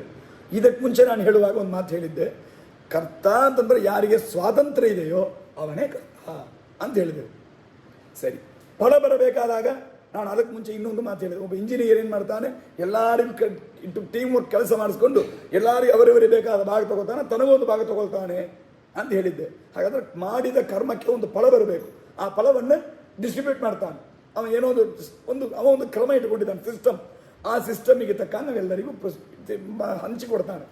ಹಾಗೆ ನಾವು ಮಾಡುವ ಕರ್ಮಗಳಿಗೆ ಫಲ ಇದೆಯಾ ಇಲ್ವಾ, ಇಲ್ಲ ಅಂತ ಹೇಳಲಿಕ್ಕಾಗಲಾರ್ದು. ಫಲ ಬರೋದು ಅನುಭವ ಸಿದ್ಧ. ಊಟ ಮಾಡಿದ್ರೆ ಹೊಟ್ಟೆ ತುಂಬುತ್ತಾ ಇಲ್ವಾ, ಅತ್ತಂದ್ರಿ ಫಲ. ಅದಕ್ಕೆ ಊಟ ಮಾಡೋದಕ್ಕೆ ಫಲ ಏನು, ಹೊಟ್ಟೆ ತುಂಬಬೇಕು, ಇದು ಅದರ ಫಲ ಬರ್ತಾ ಇದಲ್ಲ. ಸೊ ಕರ್ಮ ಮಾಡ್ತೇವೆ, ಫಲ ಬರಲ್ಲ ಅಂತ ಅನ್ಲಿಕ್ಕಿಲ್ಲ, ಫಲ ಬರ್ತದೆ. ಸರಿ, ಈ ಫಲ ಯಾರ್ಯಾರಿಗೆ ಬರ್ತದೆ? ಈಗ ಈ ಕಾರಣ ಯಾರ್ಯಾರನ್ನು ಹೇಳಿದಿರಿ? ಕಾರಣದ 5 ವಿಷಯಗಳನ್ನು ಹೇಳಿದ್ದೀರಿ. ಅಧಿಷ್ಠಾನ, ಕರ್ತ, ಕಾರಣ, ಕ್ರಿಯಾ ಮತ್ತೆ ದೈವ ಅಂತ 5 ಕಾರಣವನ್ನು ಹೇಳಿದ್ದೀರಿ. ಈ ಎಲ್ಲ ಕಾರಣಗಳಿಗೂ ಈ ಫಲವನ್ನು ಹಂಚಿಕೊಡ್ತಾರಾ ಇಲ್ವಾ, ಹಂಗ ಅಂತ ವಿಚಾರ ಫಸ್ಟ್. ಮತ್ತು ಇನ್ನೊಂದು ಹೇಳಿದ್ದೇವೆ, ಕರ್ತ ಅಂದ್ರೆ ಸ್ವತಂತ್ರನಾದವ ಕರ್ತ ಅಂತ ಹೇಳಿದೆವು. ಒಂದು ಲಾಜಿಕ್ ನೋಡ್ರಿ, ಯಾರು ಕರ್ತಾವೋ ಅವನಿತನ ಫಲ ಬರಬೇಕು, ಹೌದಲ್ಲ? ಕರ್ತ ಯಾರೋ ಅವ್ರ ತನಕ ಫಲ ಬರಬೇಕು. ಯಾರೊಬ್ಬ ಏನೊಂದು ರೈಲ್ವೆ ಸ್ಟೇಷನ್ ಹೋಗ್ತೇವೆ, ಒಂದು ಪೋರ್ಟ್ರ್ ಬರ್ತಾನೆ, ಕೊಡ್ರಿ ಸರ್ ನಾನು ಲಗೇಜ್ ಎಲ್ಲ ಎತ್ಕೊಂಡು ಬರ್ತೇನೆ ಅಂತ. ನಾನು ತಲೆ ಮೇಲೆ ಎಲ್ಲ ಲಗೇಜ್ ಕೊಟ್ಟೆ, ಎತ್ಕೊಂಡು ಬಂದ, ಟ್ರೈನ್ ಹತ್ರ ಬಂದಾನೆ, ಬಿಡ್ತಾನೆ. ಅವನೊಂದಿಷ್ಟು ರೂಪಾಯಿ ಕೊಡ್ರಿ ಅಂತ ಕೊಟ್ಟೆ. ಅವನ ಪಕ್ಕದಲ್ಲಿ ಯಾರು ಜೊತೆಗೆ ಬಂದ ಒಬ್ಬ, ಅವನೊಂದು ನನಗೊಂದು ಕೊಡ್ರಿ ಅಂತ. ನಾನು ತಕ್ಷಣ ಏನು ಕೇಳ್ತೇವೆ ಅವನಿಗೆ, ನೀ ಏನು ಮಾಡಿದೆ ನಾನು ಕೊಡಲಿಕ್ಕೆ ಅಂತ ಕೇಳಿದೆ. ಅವ ಎತ್ಕೊಂಡು ಬಂದ, ಅವನೇ ರೊಕ್ಕ ಕೊಟ್ಟೆ. ನೀ ಏನು ಮಾಡಿದೆ ನಿಂಗೆ ನಾನು ರೊಕ್ಕ ಕೊಡಲಿಕ್ಕೆ? ಹಾಗಾದ್ರೆ ಇದರ ಕಾನ್ಸೆಪ್ಟ್ ಏನಿದ್ರ ಒಳಗಿದ್ದದ್ದು, ಲಾಜಿಕ್ ಏನು? ಯಾರು ಮಾಡ್ತಾರೋ ಅವರಿಗೆ ಫಲ, ಯಾರು ಮಾಡಿಲ್ಲವೋ ಅವರಿಗೆ ಫಲ ಇಲ್ಲ, ಹೌದಲ್ಲ? ಈಗ ಎಲ್ಲದಕ್ಕೂ ಮಾಡಿದ್ದು ಯಾರು? ಇಷ್ಟೊತ್ತಲ್ಲಿ ಇಷ್ಟು ಹೇಳಿದೆವು. ಪ್ರಧಾನ ಮಾಡಿದ್ದು ಯಾರು? ದೇವರು ಒಂದೇವು. ಆದರೆ ನಾವು ಮಾಡಿದ್ದಕ್ಕೆ ಫಲ ಯಾರಿಗೆ ಹೋಗಬೇಕು? ದೇವರಿಗೆ ಹೋಗಬೇಕು. ಆದರೆ ನಾನು ಮಾಡಲ್ಲ, ನನಗೆ ಫಲ ಬರಬಾರದು. ಆದರೆ ಉಲ್ಟಾ ರಿವರ್ಸ್ ಆಗ್ತಾ ಇದೆ. ಪ್ರಾಕ್ಟೀಸ್ ಇರೋದು ಉಲ್ಟಾ. ಊಟ ಮಾಡಿದ ಕೂಡಲೇ ದೇವರೇ ಹೊಟ್ಟೆ ತುಂಬಿದ್ದ ಅಂತ ಯಾರು ಕೇಳೋದಿಲ್ಲ. ಹೊಟ್ಟೆ ತುಂಬಿ ನಂಗೆ ಹೊಟ್ಟೆ ತುಂಬಿ ನಂಗೆ ಹೇಳ್ತಾ ಇದ್ದೆ, ನನಗೆ ಹೊಟ್ಟೆ ತುಂಬಿ ನನಗೆ ಗೊತ್ತಾಗ್ತದೆ. ದೇವರೆಲ್ಲಿಂದ ಬಂದೆ ಈಗ? ಹ್ಯಾಂಗೆ ಇದು ಒಂದು? ಇನ್ನೊಂದು, ಫಲ ಈಗ ನನಗೆ ಬರ್ತಾ ಇದೆ, ನನಗೆ ಸ್ವಾತಂತ್ರ್ಯ ಇಲ್ವಾ? ನನಗೆ ಸ್ವಾತಂತ್ರ್ಯ ಇರೋದು ದೇವರಿಗೆ, ಫಲ ಅನುಭವಿಸೋದು ನಾನು. ಇದು ಸ್ವಲ್ಪ ಕಾಂಟ್ರಡಿಕ್ಟರಿ ಆಗಿದೆ ಅಂತ ನಾನು ಹೇಳಿದ್ದೇನೆ. ಇದೊಂದು ಸೈಡ್ ಇಟ್ಕೊಳ್ರಿ. ಇದರೊಳಗೆ ಇನ್ನೊಂದು ವಿಚಾರ. ಯಾಕಂದರೆ ಕರ್ಮ ಅಂತ ಹೇಳಿದೇವಲ್ಲ, ಈ ಕರ್ಮವೆಲ್ಲ ವಿಧಾನ ಮಾಡ್ತಾರ, ರೂಲ್ಸ್ ಆ್ಯಂಡ್ ರೆಗ್ಯುಲೇಷನ್ಸ್ ಹಾಕ್ತಾರಲ್ಲ. ಯಾರಿಗೆ ಹಾಕ್ತಾರ? Rules and regulations for whom? ದಿನಾಳು ಬೆಳಿಗ್ಗೆ ಯೂನಿಫಾರ್ಮ್ ಹಾಕೊಂಡು ಬಂದುಬಿಡ್ರಿ ಅಂತ ನಿಮ್ಮನ್ನು ಹೇಳ್ಬೋದು. ಪಕ್ಕದಲ್ಲಿರೋ ದೊಡ್ಡ ಸ್ಕೂಲ್ ಇದೆ, ಪದ್ಮಾಶೇಷಾದ್ರಿ ಸ್ಕೂಲ್ ಪಕ್ಕದಲ್ಲಿದೆ ಅಂತ ಇಟ್ಕೊಡ್ರಿ. ನಿಮ್ಮ ಹತ್ರ ಬಂದು ನಾಳೆ ಯೂನಿಫಾರ್ಮ್ ಹಾಕೊಂಡು ಬಂದುಬಿಡ್ರಿ ಕರೆಕ್ಟಾಗಿ, ನಿಮ್ಮನ್ನು ರೂಲ್ ಮಾಡ್ಬೋದಾ? ಯಾಕ್ರಿ? ಅಂದರೆ ಸ್ಕೂಲಿಗೆ ಯೂನಿಫಾರ್ಮ್ ಹಾಕೊಬೋದು ಕರೆಕ್ಟ್ ತನ್ರಿ ಅಂದರೆ ಹೌದು, ಸ್ಕೂಲ್ ಸ್ಟೂಡೆಂಟಿಗೆ ನಿಮಗೇನ್ರಿ? ನೀವು ನಾಳೆ ಸ್ಕೂಲ್ ಸ್ಟೂಡೆಂಟಾ? ಹಾಗಾದ್ರೆ ರೂಲ್ ಯಾರಿಗೆ ಮಾಡಬೇಕು? ಯಾರು ಅದಕ್ಕೆ ಅಧಿಕೃತರು, ಅಧಿಕಾರಿಗಳು, ಯಾರು ಆ ಸ್ಕೂಲಿಗೆ ಯಾಕೆ ಹೋಗ್ತಾರೆ? ಓದಲಿಕ್ಕೆ. ಆದರೆ ಆ ಓದಬೇಕೆಂಬ ಫಲವನ್ನು, ರಿಸಲ್ಟನ್ನು ಯಾರು ತಗೊಳ್ಳಿಕ್ಕೆ ಆಸೆ ಪಡ್ತಾರೋ ಅವರಿಗೆ ನಾನು ರೂಲ್ ಹಾಕಬೇಕು ಅಂದರೆ ಅರ್ಥ. ಇನ್ನೊಂದು, ಯಾರು ಮಾಡ್ತಾರೋ ಅವರಿಗೆ ರೂಲ್ ಮಾಡಬೇಕು. ರೂಲ್ಸ್ ಆ್ಯಂಡ್ ರೆಗ್ಯುಲೇಷನ್ಸ್ ಎಂಬುದು ಯಾರು ಮಾಡ್ತಾರೋ ಅವರಿಗೆ. ನೀವು ಆ ಸ್ಕೂಲಿಗೆ ಅಂದರೆ ಆ ಓದೋದಕ್ಕೆ ನೀವು ಕರ್ತನೇ ಅಲ್ಲ, ನಿಮಗೆ ರೂಲ್ಸ್ ಆ್ಯಂಡ್ ರೆಗ್ಯುಲೇಷನ್ಸ್ ಬೈಂಡ್ ಆಗೋದಲ್ಲಿ. ಹಾಗೆ ದೇವರು ಸ್ವತಂತ್ರ, ಅವ ಯಾವ ಕೆಲಸ ಅವನ ಸ್ವತಂತ್ರ ಅಂದ ಮೇಲೆ ಅದು ನೆಕ್ಸ್ಟ್ ಪಾಯಿಂಟಿಗೆ ಬರ್ತೇನೆ. ಸಾರಿ, ಫಸ್ಟ್ ಈಗ ನೋಡೋಣ. ಹಾಗಾದರೆ ಈಗ ಮಾಡೋದು ಯಾರು? ನಾನು. ಆವಾಗ ರೂಲ್ ಯಾರಿಗೆ ಇರಬೇಕು? ನನಗೆ ಬರಬೇಕು. ರೂಲನ್ನು ನನಗೆ ಹೇಳಬೇಕು. ಆದರೆ ಯಾರಿಗೆ ರೂಲ್ ಹಾಕ್ತಾರೋ ಅವ ಕರ್ತವ್ಯ ಇಲ್ಲ. ಯಾಕಂದರೆ ಸ್ವತಂತ್ರ ಕರ್ತ ದೇವರು. ಇವಾಗ ಎಷ್ಟು ಒಂದಕ್ಕೆ ಗೊಂದಲ ಆಗಿದೆ ನೋಡಿ, ಒಂದೇ ಕನ್ಫ್ಯೂಸಿಂಗ್. ಈಗ ಈ ಗೀತನೇ ಹೇಳ್ತೀರಾ, ಏನಾದ್ರು ಹೇಳ್ತೀರಾ ಅರ್ಥ ಆಗ್ತದೆ. ಇವಾಗ ಹಂಗಾಗ್ಬಿಟ್ಟಿದೆ. ಇವಾಗ ಈ ಸೀರಿಯಲ್ ಹಂಗಾಗ್ಬಿಟ್ಟಿದೆ ಅಲ್ವಾ? ಅದು ಯಾರೋ ಕ್ಯಾರೆಕ್ಟರ್ ಬರೋದು, ಯಾರದೋ ಸಂಬಂಧ ಇರೋದು, ಎಲ್ಲಿಂದ ಬರೋದು, ಇನ್ನು ಎಲ್ಲೋ ಬರುವ, ಯಾವ್ದೋ ಹೋದವ, ಆಮೇಲೆ ತಿರುಗಿ ಬರುವ, ಅವ ಯಾರು ಅಂದ್ರೆ ಮರ್ತೋಗಿರೋದು ನಮಗೆ. ಆ ಥರ ಆಗಿಬಿಟ್ಟಿದೆ ಈಗ. ಯಾರಿಗೆ ನೀವು ರೂಲ್ ಹೇಳ್ತೀರಿ ಅವ ಕರ್ತ ಅಲ್ಲ. ಯಾವ ಕರ್ತಾನೋ ಅವನಿಗೆ ರೂಲ್ ಹೇಳೋಣ ಅಂತ ಮಾಡಿದ್ರೆ ಅವನು ರೂಲ್ ಹೇಳಂಗಿಲ್ಲ. ಆಗ ಅವ ಸ್ವತಂತ್ರ, ಇಂಡಿಪೆಂಡೆಂಟ್ ಅವ. ಯಾಕೆ ರೂಲ್ ಯಾರಿಗೆ ಹೇಳಬೇಕು? ಯಾರು ಬೈಂಡೆಡೋ ಅವನಿಗೆ ರೂಲ್. ಎದಗಿ ಈ ರಾಜ್ಯಕ್ಕೆ ಹೇಳಿದೆ, ನೀವು ಆ ಸ್ಕೂಲಿಗೆ ಬೈಂಡೆಡೇ ಅಲ್ಲ, ನಿಮ್ಮ ಮನ್ಯಾಗ ನಾನು ರೂಲ್ ಮಾಡಲಿ. ಯಾರಲ್ಲಿ ನಾ ಈ ಸ್ಕೂಲಲ್ಲಿ ಹುಡುಗನ ಸ್ಟೂಡೆಂಟ್ ಆಗಿ ಓದ್ತೇನೆ ಅಂತ ಅಪ್ಲೈ ಮಾಡಿ ಅಪ್ಲಿಕೇಶನ್ ಕೊಟ್ಟು ಒಪ್ಪಿಕೊಂಡು ಯಾರು ಫೀಸ್ ಕಟ್ಟಿ ಬಂದಿದ್ದಾನೋ ಅವ ಅಲ್ಲಿ ಅಧಿಕಾರಿ, ಅವನಿಗೆ ರೂಲ್ ಬರಬೇಕು. ಹಾಗಾದರೆ ಯಾರು ಬೈಂಡಬಲ್ ಆಗಿರ್ತಾರೋ ಅವರಿಗೆ ರೂಲ್ ಮಾಡಬೇಕು. ಆದರೆ ಈಗ ದೇವರನ್ನ ತನ್ನ ಸ್ವತಂತ್ರ ಕರ್ತ, ಅವನನ್ನು ರೂಲ್ ಹೋಗಿ ಬೈಂಡ್ ಮಾಡಂಗಿಲ್ಲ. ಆಗ ಅವ ಸ್ವತಂತ್ರ ಆಗಿದ್ದಾನೆ. ಸ್ವತಂತ್ರನನ್ನು ಒಂದು ರೂಲ್ ಹಾಕ್ತೇವೆ ಅಂತಂದರೆ, ಇಂಡಿಪೆಂಡೆಂಟ್ ಆಗಿದ್ದವನಿಗೆ ರೂಲ್ ಹಾಕ್ತೇವೆ. ನಮ್ಮ ಇಂಡಿಪೆಂಡೆನ್ಸಿ ಹೋಗ್ಬಿಡೋದು. ಇಂಡಿಪೆಂಡೆನ್ಸಿ ಅಂತ ಇರ್ತನ್ರಿ, ನಾನ್ ಡಿಪೆಂಡೆನ್ಸಿ. ನೀವು ಅವನನ್ನು ನನ್ನ ರೂಲ್ ಹಾಕಿ ನನ್ನ ರೂಲಿಗೆ ಡಿಪೆಂಡೆಂಟ್ ಆಗಿ ಮಾಡಿದರೆ, ಇಂಡಿಪೆಂಡೆಂಟ್ ಆದವನನ್ನು ನಾನು ಡಿಪೆಂಡೆಂಟ್ ಆಗಿ ಮಾಡಿದ್ದೇನೆ ಅಂದರೆ ಏನರ್ಥ ಇದು? ಇದು ಸರಿಯಿಲ್ಲ. ಸರಿ, ದೇವರಿಗೆ ಬೇಡ, ನಮಗೂ ಬೇಡ. ಇದಕ್ಕೆ ನಾವು ರೂಲ್ ಮಾಡೋಣ. ನೋಡಪ್ಪ, ಸುಮ್ಮನೆ ಹಿಂಗೆ ನಿಂತಿರು, ಮಾತಾಡಬೇಡ ಅಂತ ಹೇಳಿದ್ದೇವೆ ಅಂದರೆ, ಇದನ್ನು ಯಾರೋ ಹಂಗೆ ಹೇಳಿದೆ ಅಂತಂದ್ರೆ ಏನೋ ತಿಳಿಲ್ಲ ಕರೆದು ಬಿಟ್ಟ ನನ್ನ ಅಂತೀರಿ. ಆಮೇಲೆ ನೋಡಪ್ಪ, ಉಪನ್ಯಾಸ ಹೇಳ್ತಾ ಇದ್ದೇನೆ, ಮಾತಾಡ್ದಂಗೆ ಸುಮ್ಮನೆ ಕೂತಿರು, ನಾನು ಇದನ್ನು ಹೇಳಿದೆ ಅಂತ ಇಟ್ಕೊಳ್ರಿ. ಏನೋಪ್ಪ, ಇವ್ರನ್ನೂ ಹೋಗಿ ಕರೆದು ಬಿಟ್ಟವಲ್ಲ ಗೀತಾವಿಗೆ. ಸ್ವಲ್ಪ ಪ್ರಮೋದಾಚಾರ್ಯ ಹೇಳಬೇಕು, ನೀನು ಸ್ವಲ್ಪ ಸರಿಯಾಗಿ ಅಲ್ಲಿ ಕಳಿಸಿ, ಹುಚ್ಚೆಲ್ಲ ಕಳಿಸ್ಬೇಡ್ರಿ ಅಂತ ಹೇಳಿದ್ರು. ಇವಾಗ ಯಾಕಂದ್ರೆ ಇದು ಜಡ ಪದಾರ್ಥಕ್ಕೆ ಯಾವ ಅನುಭವನೂ ಇಲ್ಲ, ನೋ ಎಕ್ಸ್ಪೀರಿಯನ್ಸ್, ಯಾವ ಕೆಲಸವೂ ಇಲ್ಲ ಅದಕ್ಕೆ. ಹಾಗಾದರೆ ಯಾವ ಕೆಲಸವೂ ಇಲ್ಲದೆ ಅದನ್ನು ಹೋಗಿ ನಾನು ಹೆಂಗೆ ನೇಮನ ಮಾಡ್ಲಿಕ್ಕೆ ಆಗೋದಿಲ್ಲ. ಸರಿ, ದೇವರು ಬೇಡ, ಅವ ಸ್ವತಂತ್ರ, ಜಡ ಅದು ಬೇಡ, ನಾನು ಪರತಂತ್ರ, ನನ್ನನ್ನು ಬೇಡ. ಮುಕ್ತರು ಅಂತ ಕೆಲವರಾಗಿರ್ತಾರ, ಎಲ್ಲ ಬಿಟ್ಟು ಹೋಗಿರ್ತಾರಲ್ಲ, ಅವರು ನೇಮನ ಮಾಡೋಣ ಅಂದರೆ ಅದು ತಪ್ಪು. ಯಾಕೆ ಅವನ ಮುಕ್ತನಾಗಿಬಿಟ್ಟಲ್ಲ. ಕೆಲಸಕ್ಕೆ ಬರ್ತಾ ಇರೋ ಅವನನ್ನು ನಾಳೆ ಈ ಫೈಲ್ ಕೊಟ್ಬಿಡು, ಆ ಕೆಲಸ ಮಾಡಿಬಿಡು ಅಂತ ಹೇಳಬಹುದು. ರಿಟೈರ್ ಆಗಿ ಹೋದವನನ್ನು ಕರೆದು ಯಾಕೆ ಈ ಫೈಲ್ ಇನ್ನು ಕೊಡಲ್ಲ ಅಂತ ಕೇಳಿದ್ರೆ, ಯಾವಂತ ರಿಟೈರ್ ಆಗಿಬಿಟ್ಲು, ಇನ್ನು ನಿದ್ದೆ ಮಾಡ್ತಾ ಇದ್ದೆ, ನೀವು ನನ್ನ ಬೈತಾರೆ ಇವಾಗ. ಹಾಗಾದರೆ ಮುಕ್ತರನ್ನು ಮುಕ್ತರನ್ನು ನೋಡಿ ನೇಮನ ಮಾಡಲಿಕ್ಕೂ ಸಾಧ್ಯ ಇಲ್ಲ. ಸ್ವತಂತ್ರನಾದ ಪರಮಾತ್ಮ ನೋಡಿ ನೇಮನ ರೂಲ್ ಹಾಕಲಿಕ್ಕೂ ಸರಿ ಇಲ್ಲ. ಜಡವಾದ ಕಂಬವನ್ನು ನೋಡಿ ರೂಲ್ ಹಾಕಲಿಕ್ಕೂ ಸಾಧ್ಯ ಇಲ್ಲ.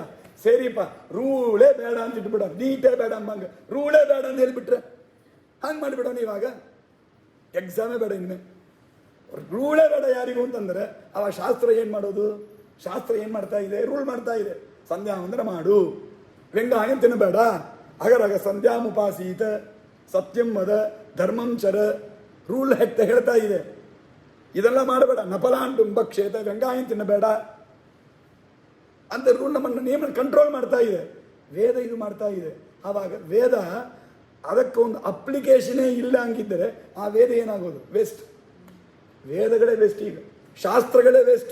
ಯಾಕಂದ್ರೆ ಅಪ್ಲಿಕೇಶನ್ ಅದು ಯಾರನ್ನೋ ಇಂಪ್ಲಿಮೆಂಟ್ ಮಾಡಬೇಕು. ಅದನ್ನು ಈ ಯೂನಿವರ್ಸಿಟಿ ಒಳಗೆ ಇತ್ತು, ಮೆಡ್ರಾಸ್ ಯೂನಿವರ್ಸಿಟಿ ಒಳಗೆಲ್ಲ ವೇದ ಅಂತ ಒಂದು ಸಬ್ಜೆಕ್ಟ್. ಅವೇ ಅಂದರೆ ಇಷ್ಟು ಮಾದರಿಗೆ ಇದಕ್ಕೆ ಎಲ್ಲ ಸಬ್ಜೆಕ್ಟು ಇತ್ತು. ಯಾರು ಓದೋವರೇ ಇಲ್ಲ. 4 ವರ್ಷ 5 ವರ್ಷ ನೋಡ್ತಾರೆ, ಯಾರು ಓದಲ್ಲ. ಆ ಸ್ಕೀಮೇ ಆ ಕೋರ್ಸೇ ತೆಗೆದುಬಿಡ್ತಾರೆ. ಆಮೇಲೆ ಓದೋವರೇ ಇಲ್ಲ ಅಂದರೆ ಆ ಕೋರ್ಸ್ ಯಾಕೆ? ಇವರಿಗೆ ಇರೋಷ್ಟು ಬುದ್ಧಿ ನಮ್ಮ ಶಾಸ್ತ್ರಕ್ಕಿಲ್ಲ ಅಂತ ಆಗಿಬಿಡ್ತು. ಈಗ ಯಾಕಂದ್ರೆ ಯಾರುವೇ ಕೇಳೋದ್ರಿಲ್ಲ ಶಾಸ್ತ್ರಕ್ಕೆ. ಯಾರೀಗ ಎಲಿಜಿಬಲ್ ಪರ್ಸನ್ ಯಾರೂ ಇಲ್ಲ. ಸ್ವತಂತ್ರ ದೇವರು, ಮುಕ್ತರು, ಅವರು ಮುಕ್ತರಾಗಿ ಬಿಟ್ಟಿದ್ದಾರೆ. ಇದು ಜಡ, ನಾನಂತೂ ಅಸ್ವತಂತ್ರ. ಶಾಸ್ತ್ರ ಯಾರಿಗೆ ತಾನೆ? ಈ ಕೆಲ ಸಮಯ ದೊಡ್ಡ ಸಂದೇಹ ಬರ್ತದ್ರಿ. ಏನಂತಾರೆ, ಈ ಮಡಿ ಮಾಡಬೇಕು ಅಂತ ಏನೋ ತಿಳಿದಂಗೆ ಹೇಳ್ಬಿಡ್ತೇವೆ. ಕೆಲವರು ಒಂದು ಕ್ವಶನ್ ಕೇಳ್ತಾರೆ, ನೋಡ್ರಿ ಮನೆಯಲ್ಲೆಲ್ಲ ಮಡಿ ಮಾಡಬಾರ್ದು. ಮನೆ ಅಂದ್ರೆ ಅದೆಲ್ಲ ಹೆಂಡತಿ ಮಕ್ಕಳು ಹೆಂಚು ಕಡಿಮೆ ಇದ್ದರೆ ಇರೋದು, ಪ್ಲಸ್ ಆರ್ ಮೈನಸ್ ಇರೋದು. ಮನೆ ಕೂಡ ಇಷ್ಟು ಮಡಿ ಮಾಡಬಾರ್ದು, ಏನು ಮಠವಾ ಅಂತ ಬೈಯೋದು. ಸೇರಿ ಇವ್ರು ಹೇಳಿದ್ರಲ್ಲ ಪಾಪ ದೊಡ್ಡವರು ಅಂತ ಹೇಳಿ ಮಠಕ್ಕೆ ಹೋದೆ ನಾನು. ಅಲ್ಲಿ ಮಡಿ ಮಾಡೋಣ ಅಂತ ಕೇಳಿದ್ರೆ ಅವ್ರು ಹೇಳೋರು, ಏನ್ರಿ ಮಠದಲ್ಲಿ ಬಂದು ಮಡಿ ಇಡಿ ಅಂತ ಹೇಳ್ತೀರಿ, ಎಷ್ಟು ಜನ ಬರ್ತಾರ ಹೋಗ್ತಾರ, ಇಲ್ಲಿಲ್ಲ ಬಂದು ಮಡಿ ಏನು ಮನೆಯ ನಿಮ್ಮ ಇಷ್ಟಕ್ಕೆ ಮಾಡಲಿಕ್ಕೆ ಅಂತ ಅವರು ಬೈತಾರ ನನ್ನನ್ನು. ಸರಿ ಎರಡೂ ಬೇಡ, ಬೀದಿಯಲ್ಲಿ ಹೋಗಿ ಮಾಡೋಣ ಅಂದ್ರೆ ಏನು ಕೊಂಚ ಕೂಡ ಬುದ್ಧಿ ಅಲ್ವಾ ನಿಂಗೆ, ಬೀದಿಯಲ್ಲಿ ಬಂದು ಮಡಿ ಅಂತ ಹೇಳ್ತೀವಿ ಹುಚ್ಚ ಅಂತ ಅವರು ಬೈತಾರೆ. ನಾನು ಹೋಗೋದೇ 3 ಸ್ಥಳ, ಒಂದು ಬೀದಿಲಿ ಇದ್ದೇನೆ, ಇಲ್ಲ ಮಠಕ್ಕೆ ಹೋಗ್ತೇನೆ, ಇಲ್ಲ ಮನೆ ಒಳಗಿದ್ದೇನೆ. ಇದು ಎಲ್ಲಿದೆ ಮಡಿ ಮಾಡಲ್ಲ ಅಂದ್ರೆ ಮಡಿ ಎಲ್ಲಿ ತಾನೆ ಮಾಡಬೇಕು? ಓ ಅದಕ್ಕೆ ಕೆಲವರು ಮಡಿಯೇ ಮಾಡಬೇಡ್ರಿ ಅದಕ್ಕೆ ಅಂತ ಹೇಳ್ಬಿಡ್ತಾರೆ. ಬೇಡ ಬೇಡ, ಹಾಗಿವಾಗ ಶಾಸ್ತ್ರವನ್ನು ಎಲ್ಲಿ ತನ ಅಪ್ಲೈ ಮಾಡಬೇಕು? ಎಲ್ಲಿ ಅದಕ್ಕೆ ಅಪ್ಲೈ ಮಾಡಲಿಕ್ಕೆ ಯಾರಿಲ್ಲ. ಹಾಗಾದ್ರೆ ಎಂಥ ದಡ್ಡತನ ಇದು! ಈ ಶಾಸ್ತ್ರ ಹೊರಟದ್ದೇ ದಡ್ಡತನಲ್ವಾ? ಈ ಶಾಸ್ತ್ರವನ್ನು ಕೃಷ್ಣ ಅರ್ಜುನಿಗೆ ಬೇರೆ ಉಪದೇಶ ಮಾಡ್ತಾ ಇದ್ದಾನೆ ಕೂತ್ಕೊಂಡು ಯುದ್ಧರಂಗದಲ್ಲಿ. ಯುದ್ಧರಂಗದಲ್ಲಿ ಮಾಡಬೇಕಾದ ಕೆಲಸದ ಇದು ವೇಸ್ಟ್, ಏನೂ ಉಪಯೋಗ ಇಲ್ಲ. ಇವಾಗ ಹಿಂಗಾಗಿಬಿಡ್ತದಲ್ಲ ಅಂತ ಸಂದೇಹ. ಇದೆಲ್ಲ ಬರೀ ಸಂದೇಹ ಅಷ್ಟೇ. ಈಗ ಬಂದರೆ ಅದಕ್ಕೆ ಆಚಾರ್ಯ ಉತ್ತರ ಹೇಳ್ತಾರೆ, ಹಂಗೆ ತಿಳ್ಕೊಬೇಡ್ರಿ. ಜ್ಞಾನಂ ಜ್ಞೇಯಂ ಪರಿಜ್ಞಾತ ತ್ರಿವಿಧ ಕರ್ಮಚೋದನ ಕರಣಂ ಕರ್ಮಕರ್ತೇತಿ ತ್ರಿವಿಧ ಕರ್ಮ ಸಂಗ್ರಹ. ನೋಡಪ್ಪ, ರೂಲ್ ಹಾಕಬೇಕು ಅಂತಂದರೆ, ಒಂದು ರೂಲ್ ಹಾಕಿ ಒಬ್ಬನಿಗೆ ಈ ಕರ್ಮ ಮಾಡು ಅಂತ ಅನ್ನಬೇಕು ಅಂತಂದರೆ ಅವನಿಗೆ ಅವ ಇಂಡಿಪೆಂಡೆಂಟ್ ಆಗಿರಬೇಕು ಅಂತ ನಿರ್ಬಂಧ ಇಲ್ಲ. ಅವ ಇಂಡಿಪೆಂಡೆಂಟ್ ಆಗಿರಬೇಕು ಅಂತಿಲ್ಲ. ಕಿಂತ ಏನಂದ್ರೆ ಅವ ಮಾಡೋವನಾಗಿದ್ದರೆ ಸಾಕು, ಮಾಡುವ ಅಧಿಕಾರ ಇದ್ದರೆ ಸಾಕು, ಮಾಡುವ ಕೆಪಾಸಿಟಿ ಇದ್ದರೆ ಸಾಕು. ಸ್ವಾತಂತ್ರ್ಯ ಎಂಬುದು ಇದೆಲ್ಲ ಕಡೆಗೆ ಕೆಪಾಸಿಟಿ ಆಗೋದಿಲ್ಲ. ಯಾವುದಕ್ಕೆ? ಮಾಡಲಿಕ್ಕೆ. ಒಂದು 4-5 ಶ್ಲೋಕದ ತಾತ್ಪರ್ಯ ಸೇರಿ ಹೇಳ್ತೇನೆ. ಒಂದೊಂದು ಶ್ಲೋಕ ಪದ ಪದಾರ್ಥ ಹೇಳೋದು ಕಷ್ಟ, ಟೈಮ್ ಇಲ್ಲ. ಸೇರಿ ಸಂಗ್ರಹ ಮಾಡಿ ಹೇಳ್ತೇನೆ. ಇಲ್ಲೇ ಮುಂದೆ 2-3 ವಿಷಯದಲ್ಲಿ ಬರ್ತದೆ, ನಾನು ಅಲ್ಲೆಲ್ಲ ಹೇಳಿದ್ರೆ ಸ್ವಲ್ಪ ಕಷ್ಟ ಆಗೋದು, ಸೇರಿ ಹೇಳ್ತೇನೆ. ಇವಾಗ ಈ ಡೆಸ್ಕ್ ಇದೆ, ನಾನು ಈ ಕಡೆ ನಡೆದು ಬರ್ತಾ ಇದ್ದೇನೆ, ನಾನು ಮಡಿಯಿಂದ ಬರ್ತಾ ಇದ್ದೇನೆ. ಅಯ್ಯೋ ಪಾಪ ಅವ್ರ ಆಚಾರ ಮಡಿಯಿಂದ ಬರ್ತಾ ಇದ್ದಾರೆ, ನಾನು ಅಡ್ಡಕ್ಕೆ ನಿಂತಿದ್ದೇನೆ, ಇದು ಮೈಲಿಗೆ ಬೇರೆ ಹಾಗಂತ ಡೆಸ್ಕ್ ತಿಳ್ಕೊಂಡು ತಾನೇ ಹಿಂಗೆ ಸರಿಯೋದಿಲ್ಲ, ಅದಲ್ಲೇ ನಿಂತಿರ್ತದೆ. ನಾನು ಕೂತಿರ್ತೇನೆ, ಇನ್ನೊಬ್ಬರು ಆಚಾರ ಮಡಿಯಿಂದ ಬರ್ತಾರೆ, ಅವ್ರ ಬಗ್ಗೆ ನಾನು ಸರಿತೇನೆ. ಇದಕ್ಕೂ ನನಗೊಂದು ಡಿಫ್ರೆನ್ಸ್ ಇದೆಲ್ಲ. ಅದು ತನ್ನ ಕರ್ತೃತ್ವ. ಸಿಂಪಲ್ ಅರ್ಥ ಮಾಡ್ಕೊಳ್ಳಿಕ್ಕೆ ಅಂದರೆ ಕರ್ತೃತ್ವ ಇಷ್ಟೇ. ಇಂಡಿಪೆಂಡೆನ್ಸ್ ಇಂದ ಅರ್ಥ ಅಲ್ಲ. ಇದು ಇಂಡಿಪೆಂಡೆಂಟ್ ಇಲ್ಲ, ನಾನು ಇಂಡಿಪೆಂಡೆಂಟ್ ಅಲ್ಲ. ಆದರೆ ಒಂದು ಒಂದು ಒಂದು ತಾರತಮ್ಯ, ಒಂದು ವ್ಯತ್ಯಾಸ. ಇದಕ್ಕಿಂತ ನನಗೊಂದು ಬೆಟರ್ ರಿಯಲೈಸೇಷನ್ ಇದೆ, ಇದಕ್ಕಿಂತ ಬೆಟರ್ಮೆಂಟ್ ನಂದೇನಂದ್ರೆ ಒಂದು ರಿಯಲೈಸೇಷನ್ ಇದೆ. ಅವರು ಮಡಿಯಿಂದ ಬರ್ತಾರೆ, ನಾನು ಮುಟ್ಟಿದ್ರೆ ಮೇಲಿಗೆ ಆಗ್ತದ ಅಂತ ಈ ರಿಯಲೈಸೇಷನ್ ನನಗೆ ಇದೆ, ಇದಕ್ಕಿಲ್ಲ. ಆದರೆ ನಾನು ಪರಾಧೀನ, ನಾನು ಸ್ವತಂತ್ರ ಅಲ್ಲ. ನನ್ನ ಸರಿಬೇಕು ಅಂತ ದೇವರು ಪ್ರೇರಣೆ ಮಾಡುತ್ತೆ, ನಾನು ಸರಿತೇನೆ. ಇಲ್ಲಾಂದ್ರೆ ಅವ್ರು ಹಂಗೆ ಹೋಗಿ ಇಷ್ಟು ಸಲ ಇದಲ್ಲ ಅಂತ ಹೇಳ್ತೇನೆ. ನನಗೆ ದೇವರು ಪ್ರೇರಣೆ ಮಾಡಬೇಕು. ಸರಿ ಪಾಪ ಅವರು ಬರ್ತಾರ, ಬರೀ ತೊಂದರೆ ಕೊಡಬೇಡ ಅಂತ ನನಗೆ ದೇವರು ಪ್ರೇರಣೆ ಮಾಡಬೇಕು, ಆತ ನಾನು ಸರಿತೇನೆ. ಇದಕ್ಕೂ ದೇವರು ಪ್ರೇರಣೆ ಮಾಡಬೇಕು ಅಥವಾ ನಾನೂ ಪ್ರೇರಣೆ ಮಾಡಬೇಕು, ಹಿಂಗೆ ಇದನ್ನು ಸರಿಸಬೇಕು. ಹಾಗೆ ಇದು ಸರಿತದೆ. ನಾನು ಪ್ರಯತ್ನ ಮಾಡಿ ಹಿಂಗೆ ಸರಿಬೇಕು, ಆವಾಗ ಇಲ್ಲಿ ಹಾದಿ ಅವ್ರಿಗೆ ಹೋಗ್ಲಿಕ್ಕೆ ಹಾದಿ ಬರ್ತದೆ. ಇದು ನಮ್ಮ ಇಬ್ಬರಿಗೊಂದು ಡಿಫರೆನ್ಸ್ ಇದೆಲ್ಲ, ಇದು ತನ್ನ ಕರ್ತೃತ್ವ. ಇದನ್ನ ತನ್ನ ಕೆಲವು ಸಂದರ್ಭದಲ್ಲಿ ಸ್ವಾತಂತ್ರ್ಯ ಅಂತ ಕರಿತೇವೆ. ಇದು ಆಕ್ಚುಯಲ್ ಸ್ವಾತಂತ್ರ್ಯ ಇಲ್ಲ, ಬಟ್ ಸಮ್ವಾಟ್ ಸ್ವಾತಂತ್ರ್ಯ, ಒಂದು ಅಂಡರ್ಸ್ಟ್ಯಾಂಡಿಂಗ್ಗೆ ಸ್ವಾತಂತ್ರ್ಯ ಅಂತ ಕರಿಬೋದು. ಉಪಚಾರಕ್ಕೆ ಸ್ವಾತಂತ್ರ್ಯ ಅಂತ ಕರಿಬೋದು. ಉಪಚಾರಕ್ಕೆ ಏನು ಬೇಕಾದ್ರೆ ಹೇಳಿಬೇಡ ಅಂತ ಕೇಳಬೇಡ್ರಿ. ಏನು ನಿಮಗೆಲ್ಲ ಗೊತ್ತಿದೆ. ಊಟಕ್ಕೆ ಬರ್ತೇವೆ, ನಾಳೆ ಒದ್ದ ಉತ್ಸವ, ಸ್ವಾಮಿಗಳು ಬರ್ತಾರೆ, ಊಟಕ್ಕೆ ಹಾಕ್ತೇವೆ. ಎಲ್ಲ ಬ್ರಾಹ್ಮಣರು ಊಟಕ್ಕೆ ಕೂತಿದ್ದಾರೆ, ಬಂದು ಉಪಚಾರ ಹೇಳ್ತೇವೆ, ನಿಧಾನ ಊಟ ಮಾಡ್ರಿ, ಸಂಕೋಚ ಮಾಡಿ, ನಿಮ್ಮನೆ ಅಂತ ತಿಳ್ಕೊಳ್ರಿ. ಈ ಬಣೆ ನಿಮ್ಮನೆ ಅಂತ ತಿಳ್ಕೊಳ್ರಿ, ಎಷ್ಟು ಸಂತೋಷ ಆಗಿರೋದು ನಮಗೆ.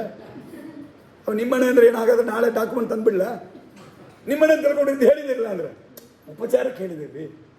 ಏನು ಉಪಚಾರ ಅಂದ್ರೆ ಏನರ್ಥ? ನಿಮ್ಮನೆ ಅಂತ ತಿಳ್ಕೊಳ್ರಿ ಅಂದ್ರೆ ಅರ್ಥ ಏನು ಐಡಿಯಾಲಿ ಹೇಳಿದ್ದಿ ನೀವು? ನಿಮ್ಮನೆಯಲ್ಲಿ ಸಂಕೋಚ ಮಾಡ್ಕೊಂಡು ಕಡಿಮೆ ಊಟ ಮಾಡ್ತೀರಾ? ಹಾಗೆಲ್ಲ ಇಲ್ಲ. ನಿಮ್ಮನೆ ಅಂತ ತಿಳ್ಕೊಂಡು ಸಂಕೋಚ ಇಲ್ಲ ಹಂಗೆ ಊಟ ಮಾಡ್ರಿ. ಊಟ ಮಾಡೋ ವಿಷಯದಲ್ಲಿ ಸಂಕೋಚ ಮಾಡಿಕೊಳ್ಳಬೇಡ್ರಿ ಅಂತ ಅಲ್ಲಿಕ್ಕೆ ನಿಮ್ಮನೆ ಅಂತ ಹೇಳಿದಷ್ಟೇ. ಹಾಗಾದ್ರೆ ನಿಮ್ಮ ಮನೆ ಅಂತ ಹೇಳಿದ ವರ್ಡಿನ ಅರ್ಥ ಇದು ಸಂಕುಚಿತ, ಅದರ ಇದು ಕಮ್ಮಿ, ಅದರ ಉದ್ದೇಶ, ಅದರ ಇಂಟೆನ್ಷನ್ ಬೇರೆ.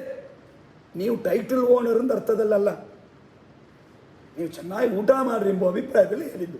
ಹಾಗೆ ಶಾಸ್ತ್ರಗಳಲ್ಲಿ ಕೆಲವೊಮ್ಮೆ ಜೀವನನ ಸ್ವತಂತ್ರ, ನೀವು ಸ್ವತಂತ್ರ ಏನು ಬೇಕಾದ್ರೂ ಮಾಡು, ಹಾಗಂದ್ರೆ ಏನರ್ಥ? ಸ್ವತಂತ್ರ ಅಂದರೆ ನೀನು ಯೋಚನೆ ಮಾಡಿ ಮಾಡಬಹುದು. ಆ ಯೋಚನೆ ಬುದ್ಧಿ ಕೊಟ್ಟದ್ದು ದೇವರು, ಪ್ರೇರಣೆ ಮಾಡೋದು ದೇವರು, ಅದೆಲ್ಲ ಸರಿ, ಅದನ್ನಿಲ್ಲ ಅಂತಿಲ್ಲ. ಆದರೆ ಇದಕ್ಕಿಲ್ಲಾದ ಒಂದು ಬುದ್ಧಿ ಯೋಚನೆ ನಂಗೆ ಇದೆ ತಾನೆ, ಇದಕ್ಕಿಲ್ಲಾದದ್ದು ನಂಗಿದೆ ಅನ್ನೋದಕ್ಕಾಗಿ ನನ್ನನ್ನು ಸ್ವತಂತ್ರ ಅಂತ ಕರೆದಿದ್ದಾರಷ್ಟೇ. ಹಾಗಾದರೆ ಇಲ್ಲಿ ಜೀವನ ವಿಷಯದಲ್ಲಿ ಸ್ವಾತಂತ್ರ್ಯ ಇಸ್ ಈಕ್ವಲ್ ಟು ಕರ್ತೃತ್ವ ಅಂತ ಅರ್ಥ ಅಷ್ಟೆ. ಏನೋ ಒಂದು ಚಿಕ್ಕ ಕೆಲಸ ಅದು ಅದಾಗಿ ಮಾಡಲಾದದನ್ನು ನಾನಾಗಿ ಒಂದು ಮಾಡ್ತೇನೆ ಅಂತ ಒಂದು ಫೀಲ್ ಮಾಡ್ತೇನಲ್ಲ, ಇದು ತನ ಕರ್ತೃತ್ವ, ಇಷ್ಟೇ ತನ ಸ್ವಾತಂತ್ರ್ಯ. ಸ್ವಾತಂತ್ರ್ಯಂಶ ಜಡಾಪೇಕ್ಷೆಯ ಶ್ರೀಮದಾಚಾರ್ಯ ಇಲ್ಲೇ ಭಾಷೆಯಲ್ಲಿ ಬರೀತಾರೆ. ಈ ಜಡಕ್ಕೆ ಕಂಪ್ಯಾರಿಟಿವ್ಲಿ ಜಡಕ್ಕಿಂತ ನನಗೇನೊಂದು ಆಕ್ಟಿವಿಟಿಯಲ್ಲಿ ಒಂದು ಇಂಡಿವಿಜುವಾಲಿಟಿ ಇದೆ, ಇಂಡಿಪೆಂಡೆನ್ಸಿ ಇಲ್ಲ, ಇಂಡಿವಿಜುವಾಲಿಟಿ ಇದೆ. ನನಗಾಗಿ ಏನೊಂದು ರಿಯಲೈಸೇಷನ್, ಒಂದು ಫೀಲಿಂಗ್ ಇದೆ, ನನಗಾಗಿ ಏನೊಂದು ನಾಲೆಡ್ಜ್ ಇದೆ, ಇದೆಲ್ಲ ತನ ಕರ್ತೃತ್ವ ಅಂತ ಅರ್ಥ. ಇದಕ್ಕೆ ತನ ಸ್ವಾತಂತ್ರ್ಯ ಅಂತ ಕೆಲವು ಸಂದರ್ಭದಲ್ಲಿ ಇದನ್ನು ಉಪಚಾರಕ್ಕೆ ಕರೀತಾರೆ. ಆಕ್ಚುಲಿ ಸ್ವಾತಂತ್ರ್ಯ ಇಲ್ಲ. India is independent country.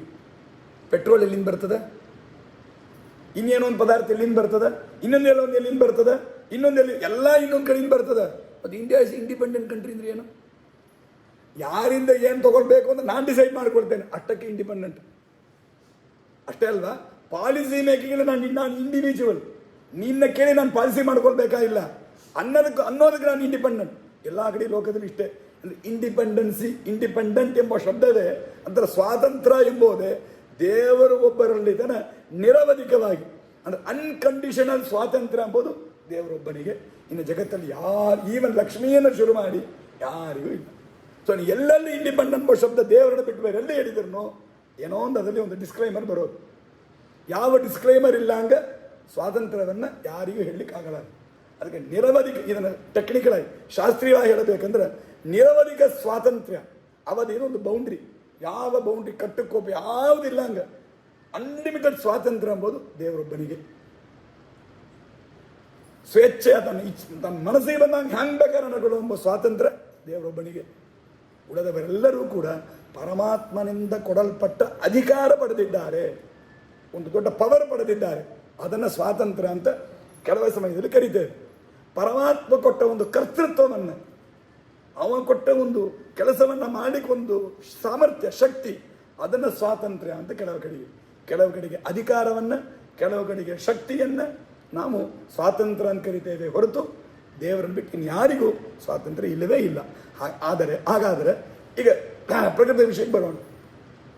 ಹಾಗಾದರೆ ಶಾಸ್ತ್ರ ಇವಾಗ ಕರ್ತ ಅಂತ ಕರಿಬೇಕು, ಕರ್ತ ಅಂದ್ರೆ ಸ್ವತಂತ್ರ ಆಗಬೇಕು ಅಂತ ನಾವೊಂದು ಸಿಸ್ಟಮ್ ನಿಯಮ ಮಾಡಿದ್ದೇವಲ್ಲ, ಅದಕ್ಕೇನು ಈ ಗತಿ ಅಂತ ಕೇಳಿದರೆ, ಸ್ವತಂತ್ರ ಕರ್ತ ಅಂತ ಹೇಳಿದ್ದು ಆ ಸ್ವಾತಂತ್ರ್ಯ ಎಂಬುದು ನಿರುಪಚರಿತವಾದ ನಿರವಧಿಕವಾದ ಒಂದು ಸ್ವಾತಂತ್ರ್ಯ. ಇದಲ್ಲ ವಾನಲಾವಿ ಅಧಿಕಾರ ಅಂತಾರಲ್ಲ, ಆ ಸ್ವಾತಂತ್ರ್ಯ ಬಗ್ಗೆ ಮಾತಾಡಿಲ್ಲ. ಯಾಕಂದ್ರೆ ಕರ್ತೃತ್ವಕ್ಕೆ ಅಷ್ಟು ತನಕ ಬೇಕಾಗಿಲ್ಲ. ಈಗ ಒಂದು ಟೂಲ್ ಬೇಕು, ಹೂ ಕೊಯ್ಕೊಂಡು ಬರಬೇಕು. ರೋಜಾ ಹೂ ಇದೆ, ಬರೀ ಮುಳ್ಳು, ರೋಜಾ ಗಿಡ ಒಳ್ಳೆ ವಸಂತ ಋತು ಚೆನ್ನಾಗಿ ಹೂ ಬೆಳೆದಿದೆ. ಆ ಹೂವನ್ನು ತಗೊಂಡು ದೇವರ ಪೂಜೆ ರಾಮನವಮಿ ರಾಮದೇವರಿಗೆ ಅರ್ಚನೆ ಮಾಡೋದು ಹೂ ತರಬೇಕು, ಬರೀ ಮುಳ್ಳಿದೆ. ಮನೆಯಲ್ಲಿ ಹುಡುಗರು ಹೇಳ್ತಾರೆ ಮುಳ್ಳಿದೆ, ಮುಳ್ಳು ಚುಚ್ಚತ್ತೆ ಅಂತ. ಏನಿಲ್ಲ, ಏನಾದರೂ ಪದಾರ್ಥ ತೊಗೊಂಡು ಅದನ್ನು ಮುಳ್ಳನ್ನು ಕತ್ತರಿಸ್ಕೊಂಡು ಹೂವನ್ನು ಕತ್ತರಿಸ್ಕೊಂಡು ಬಾ ಅಂತ. ಸರಿಯಿಂದ ಅಮೆಝಾನ್ ಆರ್ಡರ್ ಹಾಕಿ ಇಷ್ಟು ದೊಡ್ಡ ಕತ್ರಿಗೋಳು ಆ ಹೂವನ್ನು ಕೊಯ್ಲಿಕ್ಕೆ ತಗೊಂಡು ಹೋಗೋದಿಲ್ಲ. ಯಾಕೆಂದರೆ ಇಷ್ಟು ಸಣ್ಣ ಗಿಡ ತೊಟ್ಟಿ ಒಳಗೆ ಇಟ್ಟಿದ್ದೇವೆ, ಇಷ್ಟು ಊಟ ಗಿಡ ಇದೆ, ಇಷ್ಟೇ ಸಣ್ಣ ಮುಳ್ಳು, ಅದನ್ನು ಕತ್ತರಿಸಲಿಕ್ಕೆ ಚಿಕ್ಕ ಕತ್ರಿಗಳು 5 ರೂಪಾಯಿ ಕೊಟ್ಟರೆ ಸಿಗ್ತದೆ ಅಂತ ಕತ್ತರಿಸ್ಕೊಂಡು ತಗೊಂಡು ಹೋಗ್ತೇವೆ, ಮುಗೀತಷ್ಟೇ. ಇದಕ್ಕೆ ದೊಡ್ಡ ಆಯುಧವನ್ನು ತಗೊಂಡು ಬರಲಿಕ್ಕೆ ಹೋಗೋದಿಲ್ಲ. ಆ ಥರ ಈ ಕೆಲಸವನ್ನು ಮಾಡಲಿಕ್ಕೆ ಕರ್ತೃತ್ವ ಇದ್ದರೆ ಸಾಕು, ನಿರವಧಿಕ ಸ್ವಾತಂತ್ರ್ಯ ಬೇಕಾಗಿಲ್ಲ. ಒಂದು ಕೆಲಸವನ್ನು ಮಾಡಲಿಕ್ಕೆ ಅದಕ್ಕೆ ನಿರವಧಿಕ ಸ್ವಾತಂತ್ರ್ಯ ದೇವರೊಬ್ಬರ ಹತ್ರ ಇದೆ. ಆದರೆ ಈ ಫೋನನ್ನು ಈ ಕಡೆ ತೆಗೆದಿಡ್ರಿ, 6 ಗಂಟೆ ಆಯಿತು ಮುಗಿಸಿರಿ ಹಾಗಂತ ಅನ್ಲಿಕ್ಕೆ ನಿರವಧಿಕ ಸ್ವಾತಂತ್ರ್ಯ ನಾವು ಹ್ಯಾಂಗ್ರಿ ಹೇಳೋದು? ಸ್ವತಂತ್ರ ದೇವರು ಅವನೇ ಬಂದು ಹೇಳಿ ಕಾಯೋದು ಬೇಕಾಗಿಲ್ಲ. ಅಚ್ಚರ ಟೈಮ್ ಆಯ್ತು ಬೇಗ ಹೊರಡ್ರಿ ಅಂತ ಯಾರೋ ಬಾಟ್ ತೋರಿಸಿ ಹೇಳಿದ್ರೆ ಕೆಲಸ ಮುಗೀತು. ಇದಕ್ಕೆ ದೇವರು ಬಂದು ಅವತಾರ ಮಾಡಿ ಶಂಖಚಕ್ರ ಗದಾಮನೆ ಪ್ರಾದುರ್ಭೂತನಾಗೆಲ್ಲ ಬರಬೇಕಾಗಿಲ್ಲ, ಕಂಬದಿಂದ ಹೊರಗೆಲ್ಲ ಬರಬೇಕಾಗಿಲ್ಲ. ಸುಮ್ಮನೆ ಯಾರೋ ಅಕ್ಕಪಕ್ಕದ ಇದ್ದರೆ ಹೇಳಿದ್ರೆ ಸಾಕಾಗಲಾರ್ದು ಅದಕ್ಕೆ. ಇಲ್ಲ ಪಾಪ ಅವರು ತುಂಬ ದೊಡ್ಡ ಆಚಾರ ಸ್ವಾಮಿ ಬೇಕಾದರು, ಅದಕ್ಕೆ ಇಲ್ಲಿಂದ ಸ್ವಾಮಿಗೆ ಫೋನ್ ಮಾಡಿ ಸ್ವಾಮಿ ಗೊತ್ತಾಗಿದೆ, ಅವ್ರನ್ನ ಮುಗಿಸೊಂದೆ ನಾ ಹಂಗ್ರಿ ಹೇಳೋದು, ನೀವು ಬೇಕಂದ್ರೆ ಹೇಳ್ರಿ, ಅವ್ರಿಗೆ ಹೇಳಿ, ಅವ್ರು ಆಮೇಲೆ ಫೋನ್ ಟೈಮ್ ಮುಗಿದ್ರಿ ಮುಗಿಸಿರಿ ಅಂತ ಹೇಳಲಿಕ್ಕೆ ಇಟ್ಯಾಕೆ ಕಷ್ಟ ಹೇಳ್ರಿ. ಹಾಗೆ ಈ ಒಂದು ಸಣ್ಣ ಕಾರ್ಯವನ್ನು ಮಾಡಲಿಕ್ಕೆ ನಿರವಧಿಗೆ ಅನಂತ ಅನಂತ ಸ್ವಾತಂತ್ರ್ಯ ಗುಣಪೂರ್ಣ ಅಷ್ಟೆಲ್ಲ ಬೇಕಾಗಿಲ್ಲ. ಕ್ರಿಯಾ ಮಾಡಲಿಕ್ಕೆ ಕರ್ತೃತ್ವ ಇದ್ದರೆ ಸಾಕು. ಹಾಗಾದರೆ ಸ್ವತಂತ್ರ ಕರ್ತ ಅಂತನ್ನುವ ಡೆಫಿನೇಷನ್ ಎಕ್ಸ್ಪ್ಲನೇಷನ್ ಏನಂತಂದರೆ, ಯಾರಿಗೆ ಬುದ್ಧಿ ಇದ್ದು ದೇವರ ಪ್ರೇರಣಾನುಸಾರ ತಾವಾಗಿ ಇಂಡಿವಿಜುವಲ್ ಆಗಿ ಮಾಡಲಿಕ್ಕೆ, even though is not independent but individual ಆಗಿ ಮಾಡಲಿಕ್ಕೆ ಶಕ್ತಿ ಇದೆ ಅಂತಂದರೆ ಅವನ ಕರ್ತ. ಹಾಗಾದರೆ ಅಂಥವಳನ್ನು ನೋಡಿ ವೇದಗಳು ವಿಧಾನ ಮಾಡ್ತಾ ಇದೆ. ನಾವೆಲ್ಲ ಅಂಥ ಕರ್ತೃಗಳೇ, ದೇವರು ಕೊಟ್ಟ ಇಂಥ ಕರ್ತೃತ್ವ ಉಳ್ಳವರೇ ನಾವೆಲ್ಲ. ನಮ್ಮನ್ನು ನೋಡಿ ವೇದ ಹೇಳ್ತದೆ, ಸಂಧ್ಯಾವಂದನೆ ಮಾಡಪ್ಪ, ಪಲಾಂಡು ತಿನ್ಬೇಡ ಅಂದ್ರೆ ನಿಮ್ಮನ್ನು ನೋಡಿ ವೇದ ಹೇಳ್ತದೆ. ಅವ ವೇದ ಹೇಳಿದ ರೂಲು ಕರೆಕ್ಟು. ಯಾರೋ ಸಂಬಂಧ ಇಲ್ಲದಾದವ್ರನ್ನ ರೂಲ್ ಮಾಡಿಲ್ಲ. ನಮಗೆ ಕರ್ತೃತ್ವ ಇದೆ, ಸ್ವಾತಂತ್ರ್ಯ ಎಂದು ದೇವರಲ್ಲಿ ಮಾತ್ರ ಇದೆ. ನಮ್ಮನ್ನು ರೂಲ್ ಮಾಡ್ತದೆ. ಈಗ ಬೆನಿಫಿಷರಿ ಯಾರು? ಇದು ಒಳ್ಳೆಯದೋ ಕೆಟ್ಟದೋ ಬೆನಿಫಿಷರಿ ಯಾರು? ಕರ್ಮ ಮಾಡಿದವರು ಯಾರೋ ನಾವೇ. ಇದೆಲ್ಲ ಸರಿ ಹೋಗ್ಬಿಡ್ತದೆ. ಆದರೆ ಇದರ ಮೇಲೆ ಬೇರೆ ಒಂದು ಗೊಂದಲ. ಇಷ್ಟುವರೆಗೆ ಮಾಡಿದ ಆಕ್ಷೇಪ ಎಲ್ಲ ಮುಗಿದೋಯ್ತು. ಈಗ ನೆಕ್ಸ್ಟ್ ಬೇರೆ ಒಂದು ವಿಚಾರ ಏನಂತಂದ್ರೆ, ಇದರಿಂದ ಬರುವ ಕರ್ಮ ನನಗೆ ಬರ್ತದೆ, ನನಗೆ ಅಟ್ಯಾಚ್ ಆಗತ್ತೆ ಅಂತ, ನನ್ನ ಜೊತೆಗೆ ಅದು ಸೇರ್ತದೆ ಅಂತಂದರೆ, ನನ್ನನ್ನು ಬೈಂಡ್ ಮಾಡ್ತದೆ ಅಂತಂದರೆ ನನಗೆ ಮೋಕ್ಷವೇ ಇಲ್ಲ. ಯಾಕಂದ್ರೆ ನಾನು ಯಾವಾಗಲೇನಾಗಿರಬೇಕು, ಈ ಸಂಸಾರ ಚಕ್ರದಲ್ಲಿ ಮುಳುಗ್ತಾ ಇರಬೇಕು. ಈ ಸಂಸಾರ ಚಕ್ರದಲ್ಲಿ ತಿರುಗಿ ಬರ್ತಾ ಇದ್ದರೆ ನನಗೆ ಮೋಕ್ಷ ಯಾವಾಗ ಆಗೋದು? ಆಗಲಿಕ್ಕೆ ಇಲ್ಲ. ಹಾಗಾದ್ರೆ ನನಗೆ ಇದರಿಂದ ಸಾಲ್ವೇಷನ್ ಎಂಬುದೇ ಇಲ್ಲ, ಇಲ್ಲೇ ಮುಳುಗಿರ್ಬೇಕು. ಅವಾಗ ಏನು ಗತಿ? ಆದರೆ ಕೃಷ್ಣ ಹೇಳ್ತಾ ಇದ್ದಾನೆ, ಕೃತ್ವಾ ಕರ್ಮ ನಲಿಪ್ಯತೆ, ಇದನ್ನು ಮಾಡಿದರೂ ಲೇಪ ಆಗೋದಿಲ್ಲ ಅಂತ ಹೇಳ್ತಾನೆ. ಆವಾಗ ಏನು ಮಾಡಬೇಕು? ಇದೆಲ್ಲ ಮಾಡೋದು ಎಲ್ಲರೂ, ನೀವು ಮಾಡ್ತೇವೆ, ನಾವು ಮಾಡ್ತೇವೆ, ಸ್ವಾಮಿಗಳು ಮಾಡ್ತಾರೆ, ಯಮಧರ್ಮನು ಎಲ್ಲರೂ ಮಾಡ್ತಾ ಇದ್ದೇವೆ. ಅವರವ್ರ ಕೆಲಸವನ್ನು ಮಾಡ್ತಾ ಇರೋದು ಎಂಬುದು ಆ್ಯಕ್ಚುಲಿ ನಡೀತಾ ಇದೆ. ಆದರೆ ಇಲ್ಲಿ ಏನು ಮಾಡ್ತಾನೆ ದೇವರು? ಇವಾಗ ಇದನ್ನು ಹೀಂಗ ಮಾಡು ಅಂತ ಅದರಲ್ಲೊಂದು ರೆಗ್ಯುಲೇಟ್ ಮಾಡಿ ಬಿಡ್ತಾನೆ. ಈ 5 ಕಾರಣ ದೇವರ ಸ್ವತಂತ್ರ, ಅವನ ಅಧೀನವಾಗಿ ನಾನು ಮಾಡ್ತಾ ಇದ್ದೇನೆ ಅಂತ ತಿಳ್ಕೋ. ಇದರಿಂದ ಬರುವ ಫಲ ನನಗೆ ಬೇಕು ಅಂತ ಅಪೇಕ್ಷೆ ಪಡಬೇಡ. ಹೀಂಗ ಮಾಡಿದಿ ಅಂತಂದರೆ ಈ ಕರ್ಮ ನೀನು ಮಾಡಿದರೂ ನಿನ್ನನ್ನು ಬಂಧನ ಮಾಡಲಾರದು. ಒಂದೇ ಪೊಲೀಸು, ಅವ ಯೂನಿಫಾರ್ಮಲ್ಲಿದ್ದಾನೆ, ಬಸ್ಸಲ್ಲಿ ಹೋಗ್ತಾನೆ, ಟಿಕೆಟ್ ತಗೊಳ್ಳೋದಿಲ್ಲ, ತೊಂದರೆ ಇಲ್ಲ. ಯೂನಿಫಾರ್ಮಿಂದ ಆಫೀಸ್ ವರ್ಕಾಗಿ ಹೋಗ್ತಾ ಇದ್ದೇನೆ, ಬಸ್ಸಲ್ಲಿ ಗೌರ್ಮೆಂಟ್ ಬಸ್ಸಲ್ಲಿ ಹೋದರೆ ಟಿಕೆಟ್ ತಗೋಬೇಕಾಗಿಲ್ಲ. ಅದೇ ಪೊಲೀಸು ಯಾರೋ ಒಬ್ಬ ಕಳ್ಳತನ ಮಾಡಿದವನನ್ನು ಸರಿಯಾಗಿ ಇದು ಇತ್ತು, ಆಧಾರ ಇತ್ತು, ಯಾರೋ ಕಂಪ್ಲೇಂಟ್ ಮಾಡಿದ್ರು, ಕರ್ಕೊಂಡು ಹೋಗ್ತಾನೆ. ಅದೇ ಪೊಲೀಸ್ ಅವನು ಕೋರ್ಟಲ್ಲಿ ಪ್ರೊಡ್ಯೂಸ್ ಮಾಡ್ತಾನೆ. ಇದೆಲ್ಲ ಮಾಡಿದರೆ ಅವನಿಗೆ ಯಾವ ವಿಧ ಲೇಪವೂ ಇಲ್ಲ. ಯಾಕೆ? ಎಲ್ಲವೇ ಆ ರೂಲ್ ಪ್ರಕಾರ ನಡೀತಾ ಇದೆ. ಯಾವುದಾದೊಂದು ಬಿಯಾಂಡ್ ದಿ ರೂಲ್ ಮಾಡಿದ ಅಂದರೆ ಅವನು ಅವನನ್ನು ಪನಿಷ್ ಮಾಡ್ತಾರೆ, ಇವಾಗ ಅವನನ್ನು ಕ್ವಶನ್ ಮಾಡ್ತಾರೆ. ಹಾಗೆ ಅಂದ್ರೆ ನೋಡ್ರಿ, ಒಂದೇ ಕೆಲಸ, ಅದೇ ಕೆಲಸವನ್ನು ಅವ ಅಧಿಕಾರ ಇಲ್ಲ ಅಂತ ಮಾಡಿದ ಅಂದರೆ ಅವನು ಪನಿಷಬಲ್ ಆಗ್ತಾನೆ. ಇವಾಗ ಅವನ ಅಧಿಕಾರದ ಒಳಗೆ ಮಾಡಿದರೆ ಅವನಿಗೆ ಅವಾರ್ಡ್ ಕೊಡ್ತಾರೆ. ಹಾಗೇನೆ ನಾವು ಇದೆಲ್ಲ ಕರ್ಮಗಳನ್ನು ಇಲ್ಲಿ ಹೇಳಿದ ಈ ಚೌಕಟ್ಟು, ಈ ಅಧಿಕರಣ ಕರ್ತಾಕರಣ ಅಂತ ಹೇಳಿ ಈ ಫಲಾನುಸಂಧಾನ ರಹಿತವಾಗಿ ಮಾಡೋದು ಅಂತ ಏನಿದೆ, ಈ ಚೌಕಟ್ಟು ಒಳಗೆ ಇದ್ದೇವೆ ಅಂತಂದರೆ ಈ ಕರ್ಮ ಮಾಡಿದರೂ ನಮಗೆ ಇದರಿಂದ ಲೇಪ ಇಲ್ಲ, ಸಂಸಾರದಲ್ಲಿ ಬಂಧನ ಇಲ್ಲ, ದುಃಖ ಇಲ್ಲ. ತಾತ್ಕಾಲಿಕವಾಗಿ ಸಣ್ಣ ಪುಂಟಗಳು ಆಗತ್ತೆ ಪ್ರಾರಬ್ಧಾನುಸಾರ. ಆದರೆ ಇದೆಲ್ಲ ಮಾಡಿದರೂ ಕೂಡ ನಮ್ಮ ಅಂತಃಕರಣ ಶುದ್ಧರಾಗಿ ನಾವು ಜ್ಞಾನ ಪಡೆದು ಮುಂದೆ ಮೋಕ್ಷಕ್ಕೆ ಹೋಗ್ಲಿಕ್ಕೆ ಆಗತ್ತೆ. ಆದರೆ ಈ ಅನುಸಂಧಾನ ಇಲ್ಲ ಹಂಗೆ ಮಾಡ್ತಾ ಇದ್ದರೆ, ಆಸ್ ಆನ್ ಡೇಟ್ ಇವತ್ತು ಇರಂಗೆ ನಾಳೆಯೂ ಇದ್ದೇವೆ ಅಂತಂದರೆ ಈ ಎಲ್ಲ ಕರ್ಮನ ನಮ್ಮನ್ನು ಬಂಧನ ಮಾಡುತ್ತೆ. ತಿರುಗಿದರೆ ಸುಖ ದುಃಖಗಳನ್ನು ಅನುಭವಿಸ್ಕೊಂಡು ಸಂಸಾರದಲ್ಲೇ ಇರ್ತೇವೆ. ಅದಕ್ಕೆ ಜ್ಞಾನಂ, ಜ್ಞೇಯಂ, ಪರಿಜ್ಞಾತ, ಇದು 3 ಕೂಡ ತ್ರಿವಿಧ ಕರ್ಮಚೋದನ. ಒಂದು ಕರ್ಮವನ್ನು ನೇಮನ ಮಾಡಲಿಕ್ಕೆ ಇದೆಲ್ಲ ಕಾರಣ ಆಗತ್ತೆ. ಕರ್ಣಂ ಕರ್ಮಕರ್ತೇರಿ ತ್ರಿವಿಧ ಕರ್ಮ ಸಂಗ್ರಹ ಅಂದಿಟ್ಟು ಹೇಳಿ ಕೃಷ್ಣ ಹೇಳ್ತಾನೆ. ಇದೆಲ್ಲ ಪ್ರಕಾರವಾಗಿ ನೀನು ಕರ್ಮಗಳ ನಿಯಮನ ಎಂಬುದಾಗ್ತಾ ಇದೆ ಅಂತ ತಿಳಿಸ್ತಾನೆ ಕೃಷ್ಣ.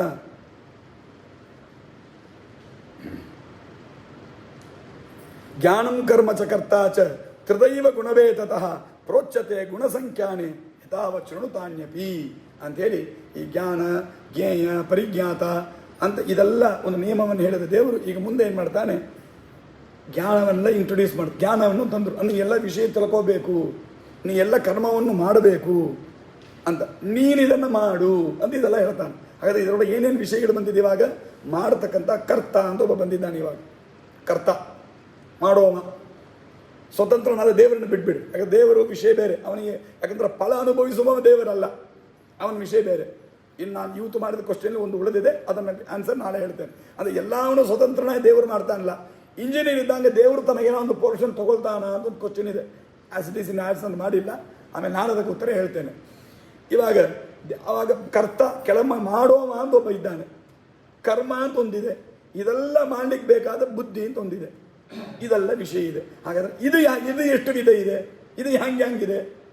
ಯಾಕಂದರೆ ಯಾವ್ಯಾವ ಥರ ನಮ್ಮ ಬುದ್ಧಿ ಇದೆಯೋ, ಯಾವ್ಯಾವ ಥರ ನಮ್ಮ ಕರ್ಮ ಇದೆಯೋ, ನಾವು ಯಾವ್ಯಾವ ಥರ ಇದ್ದೇವೋ ಅದಕ್ಕೆ ತಕ್ಕಂಗ ಫಲಗಳು ನಮಗೆ ಬರುತ್ತೆ.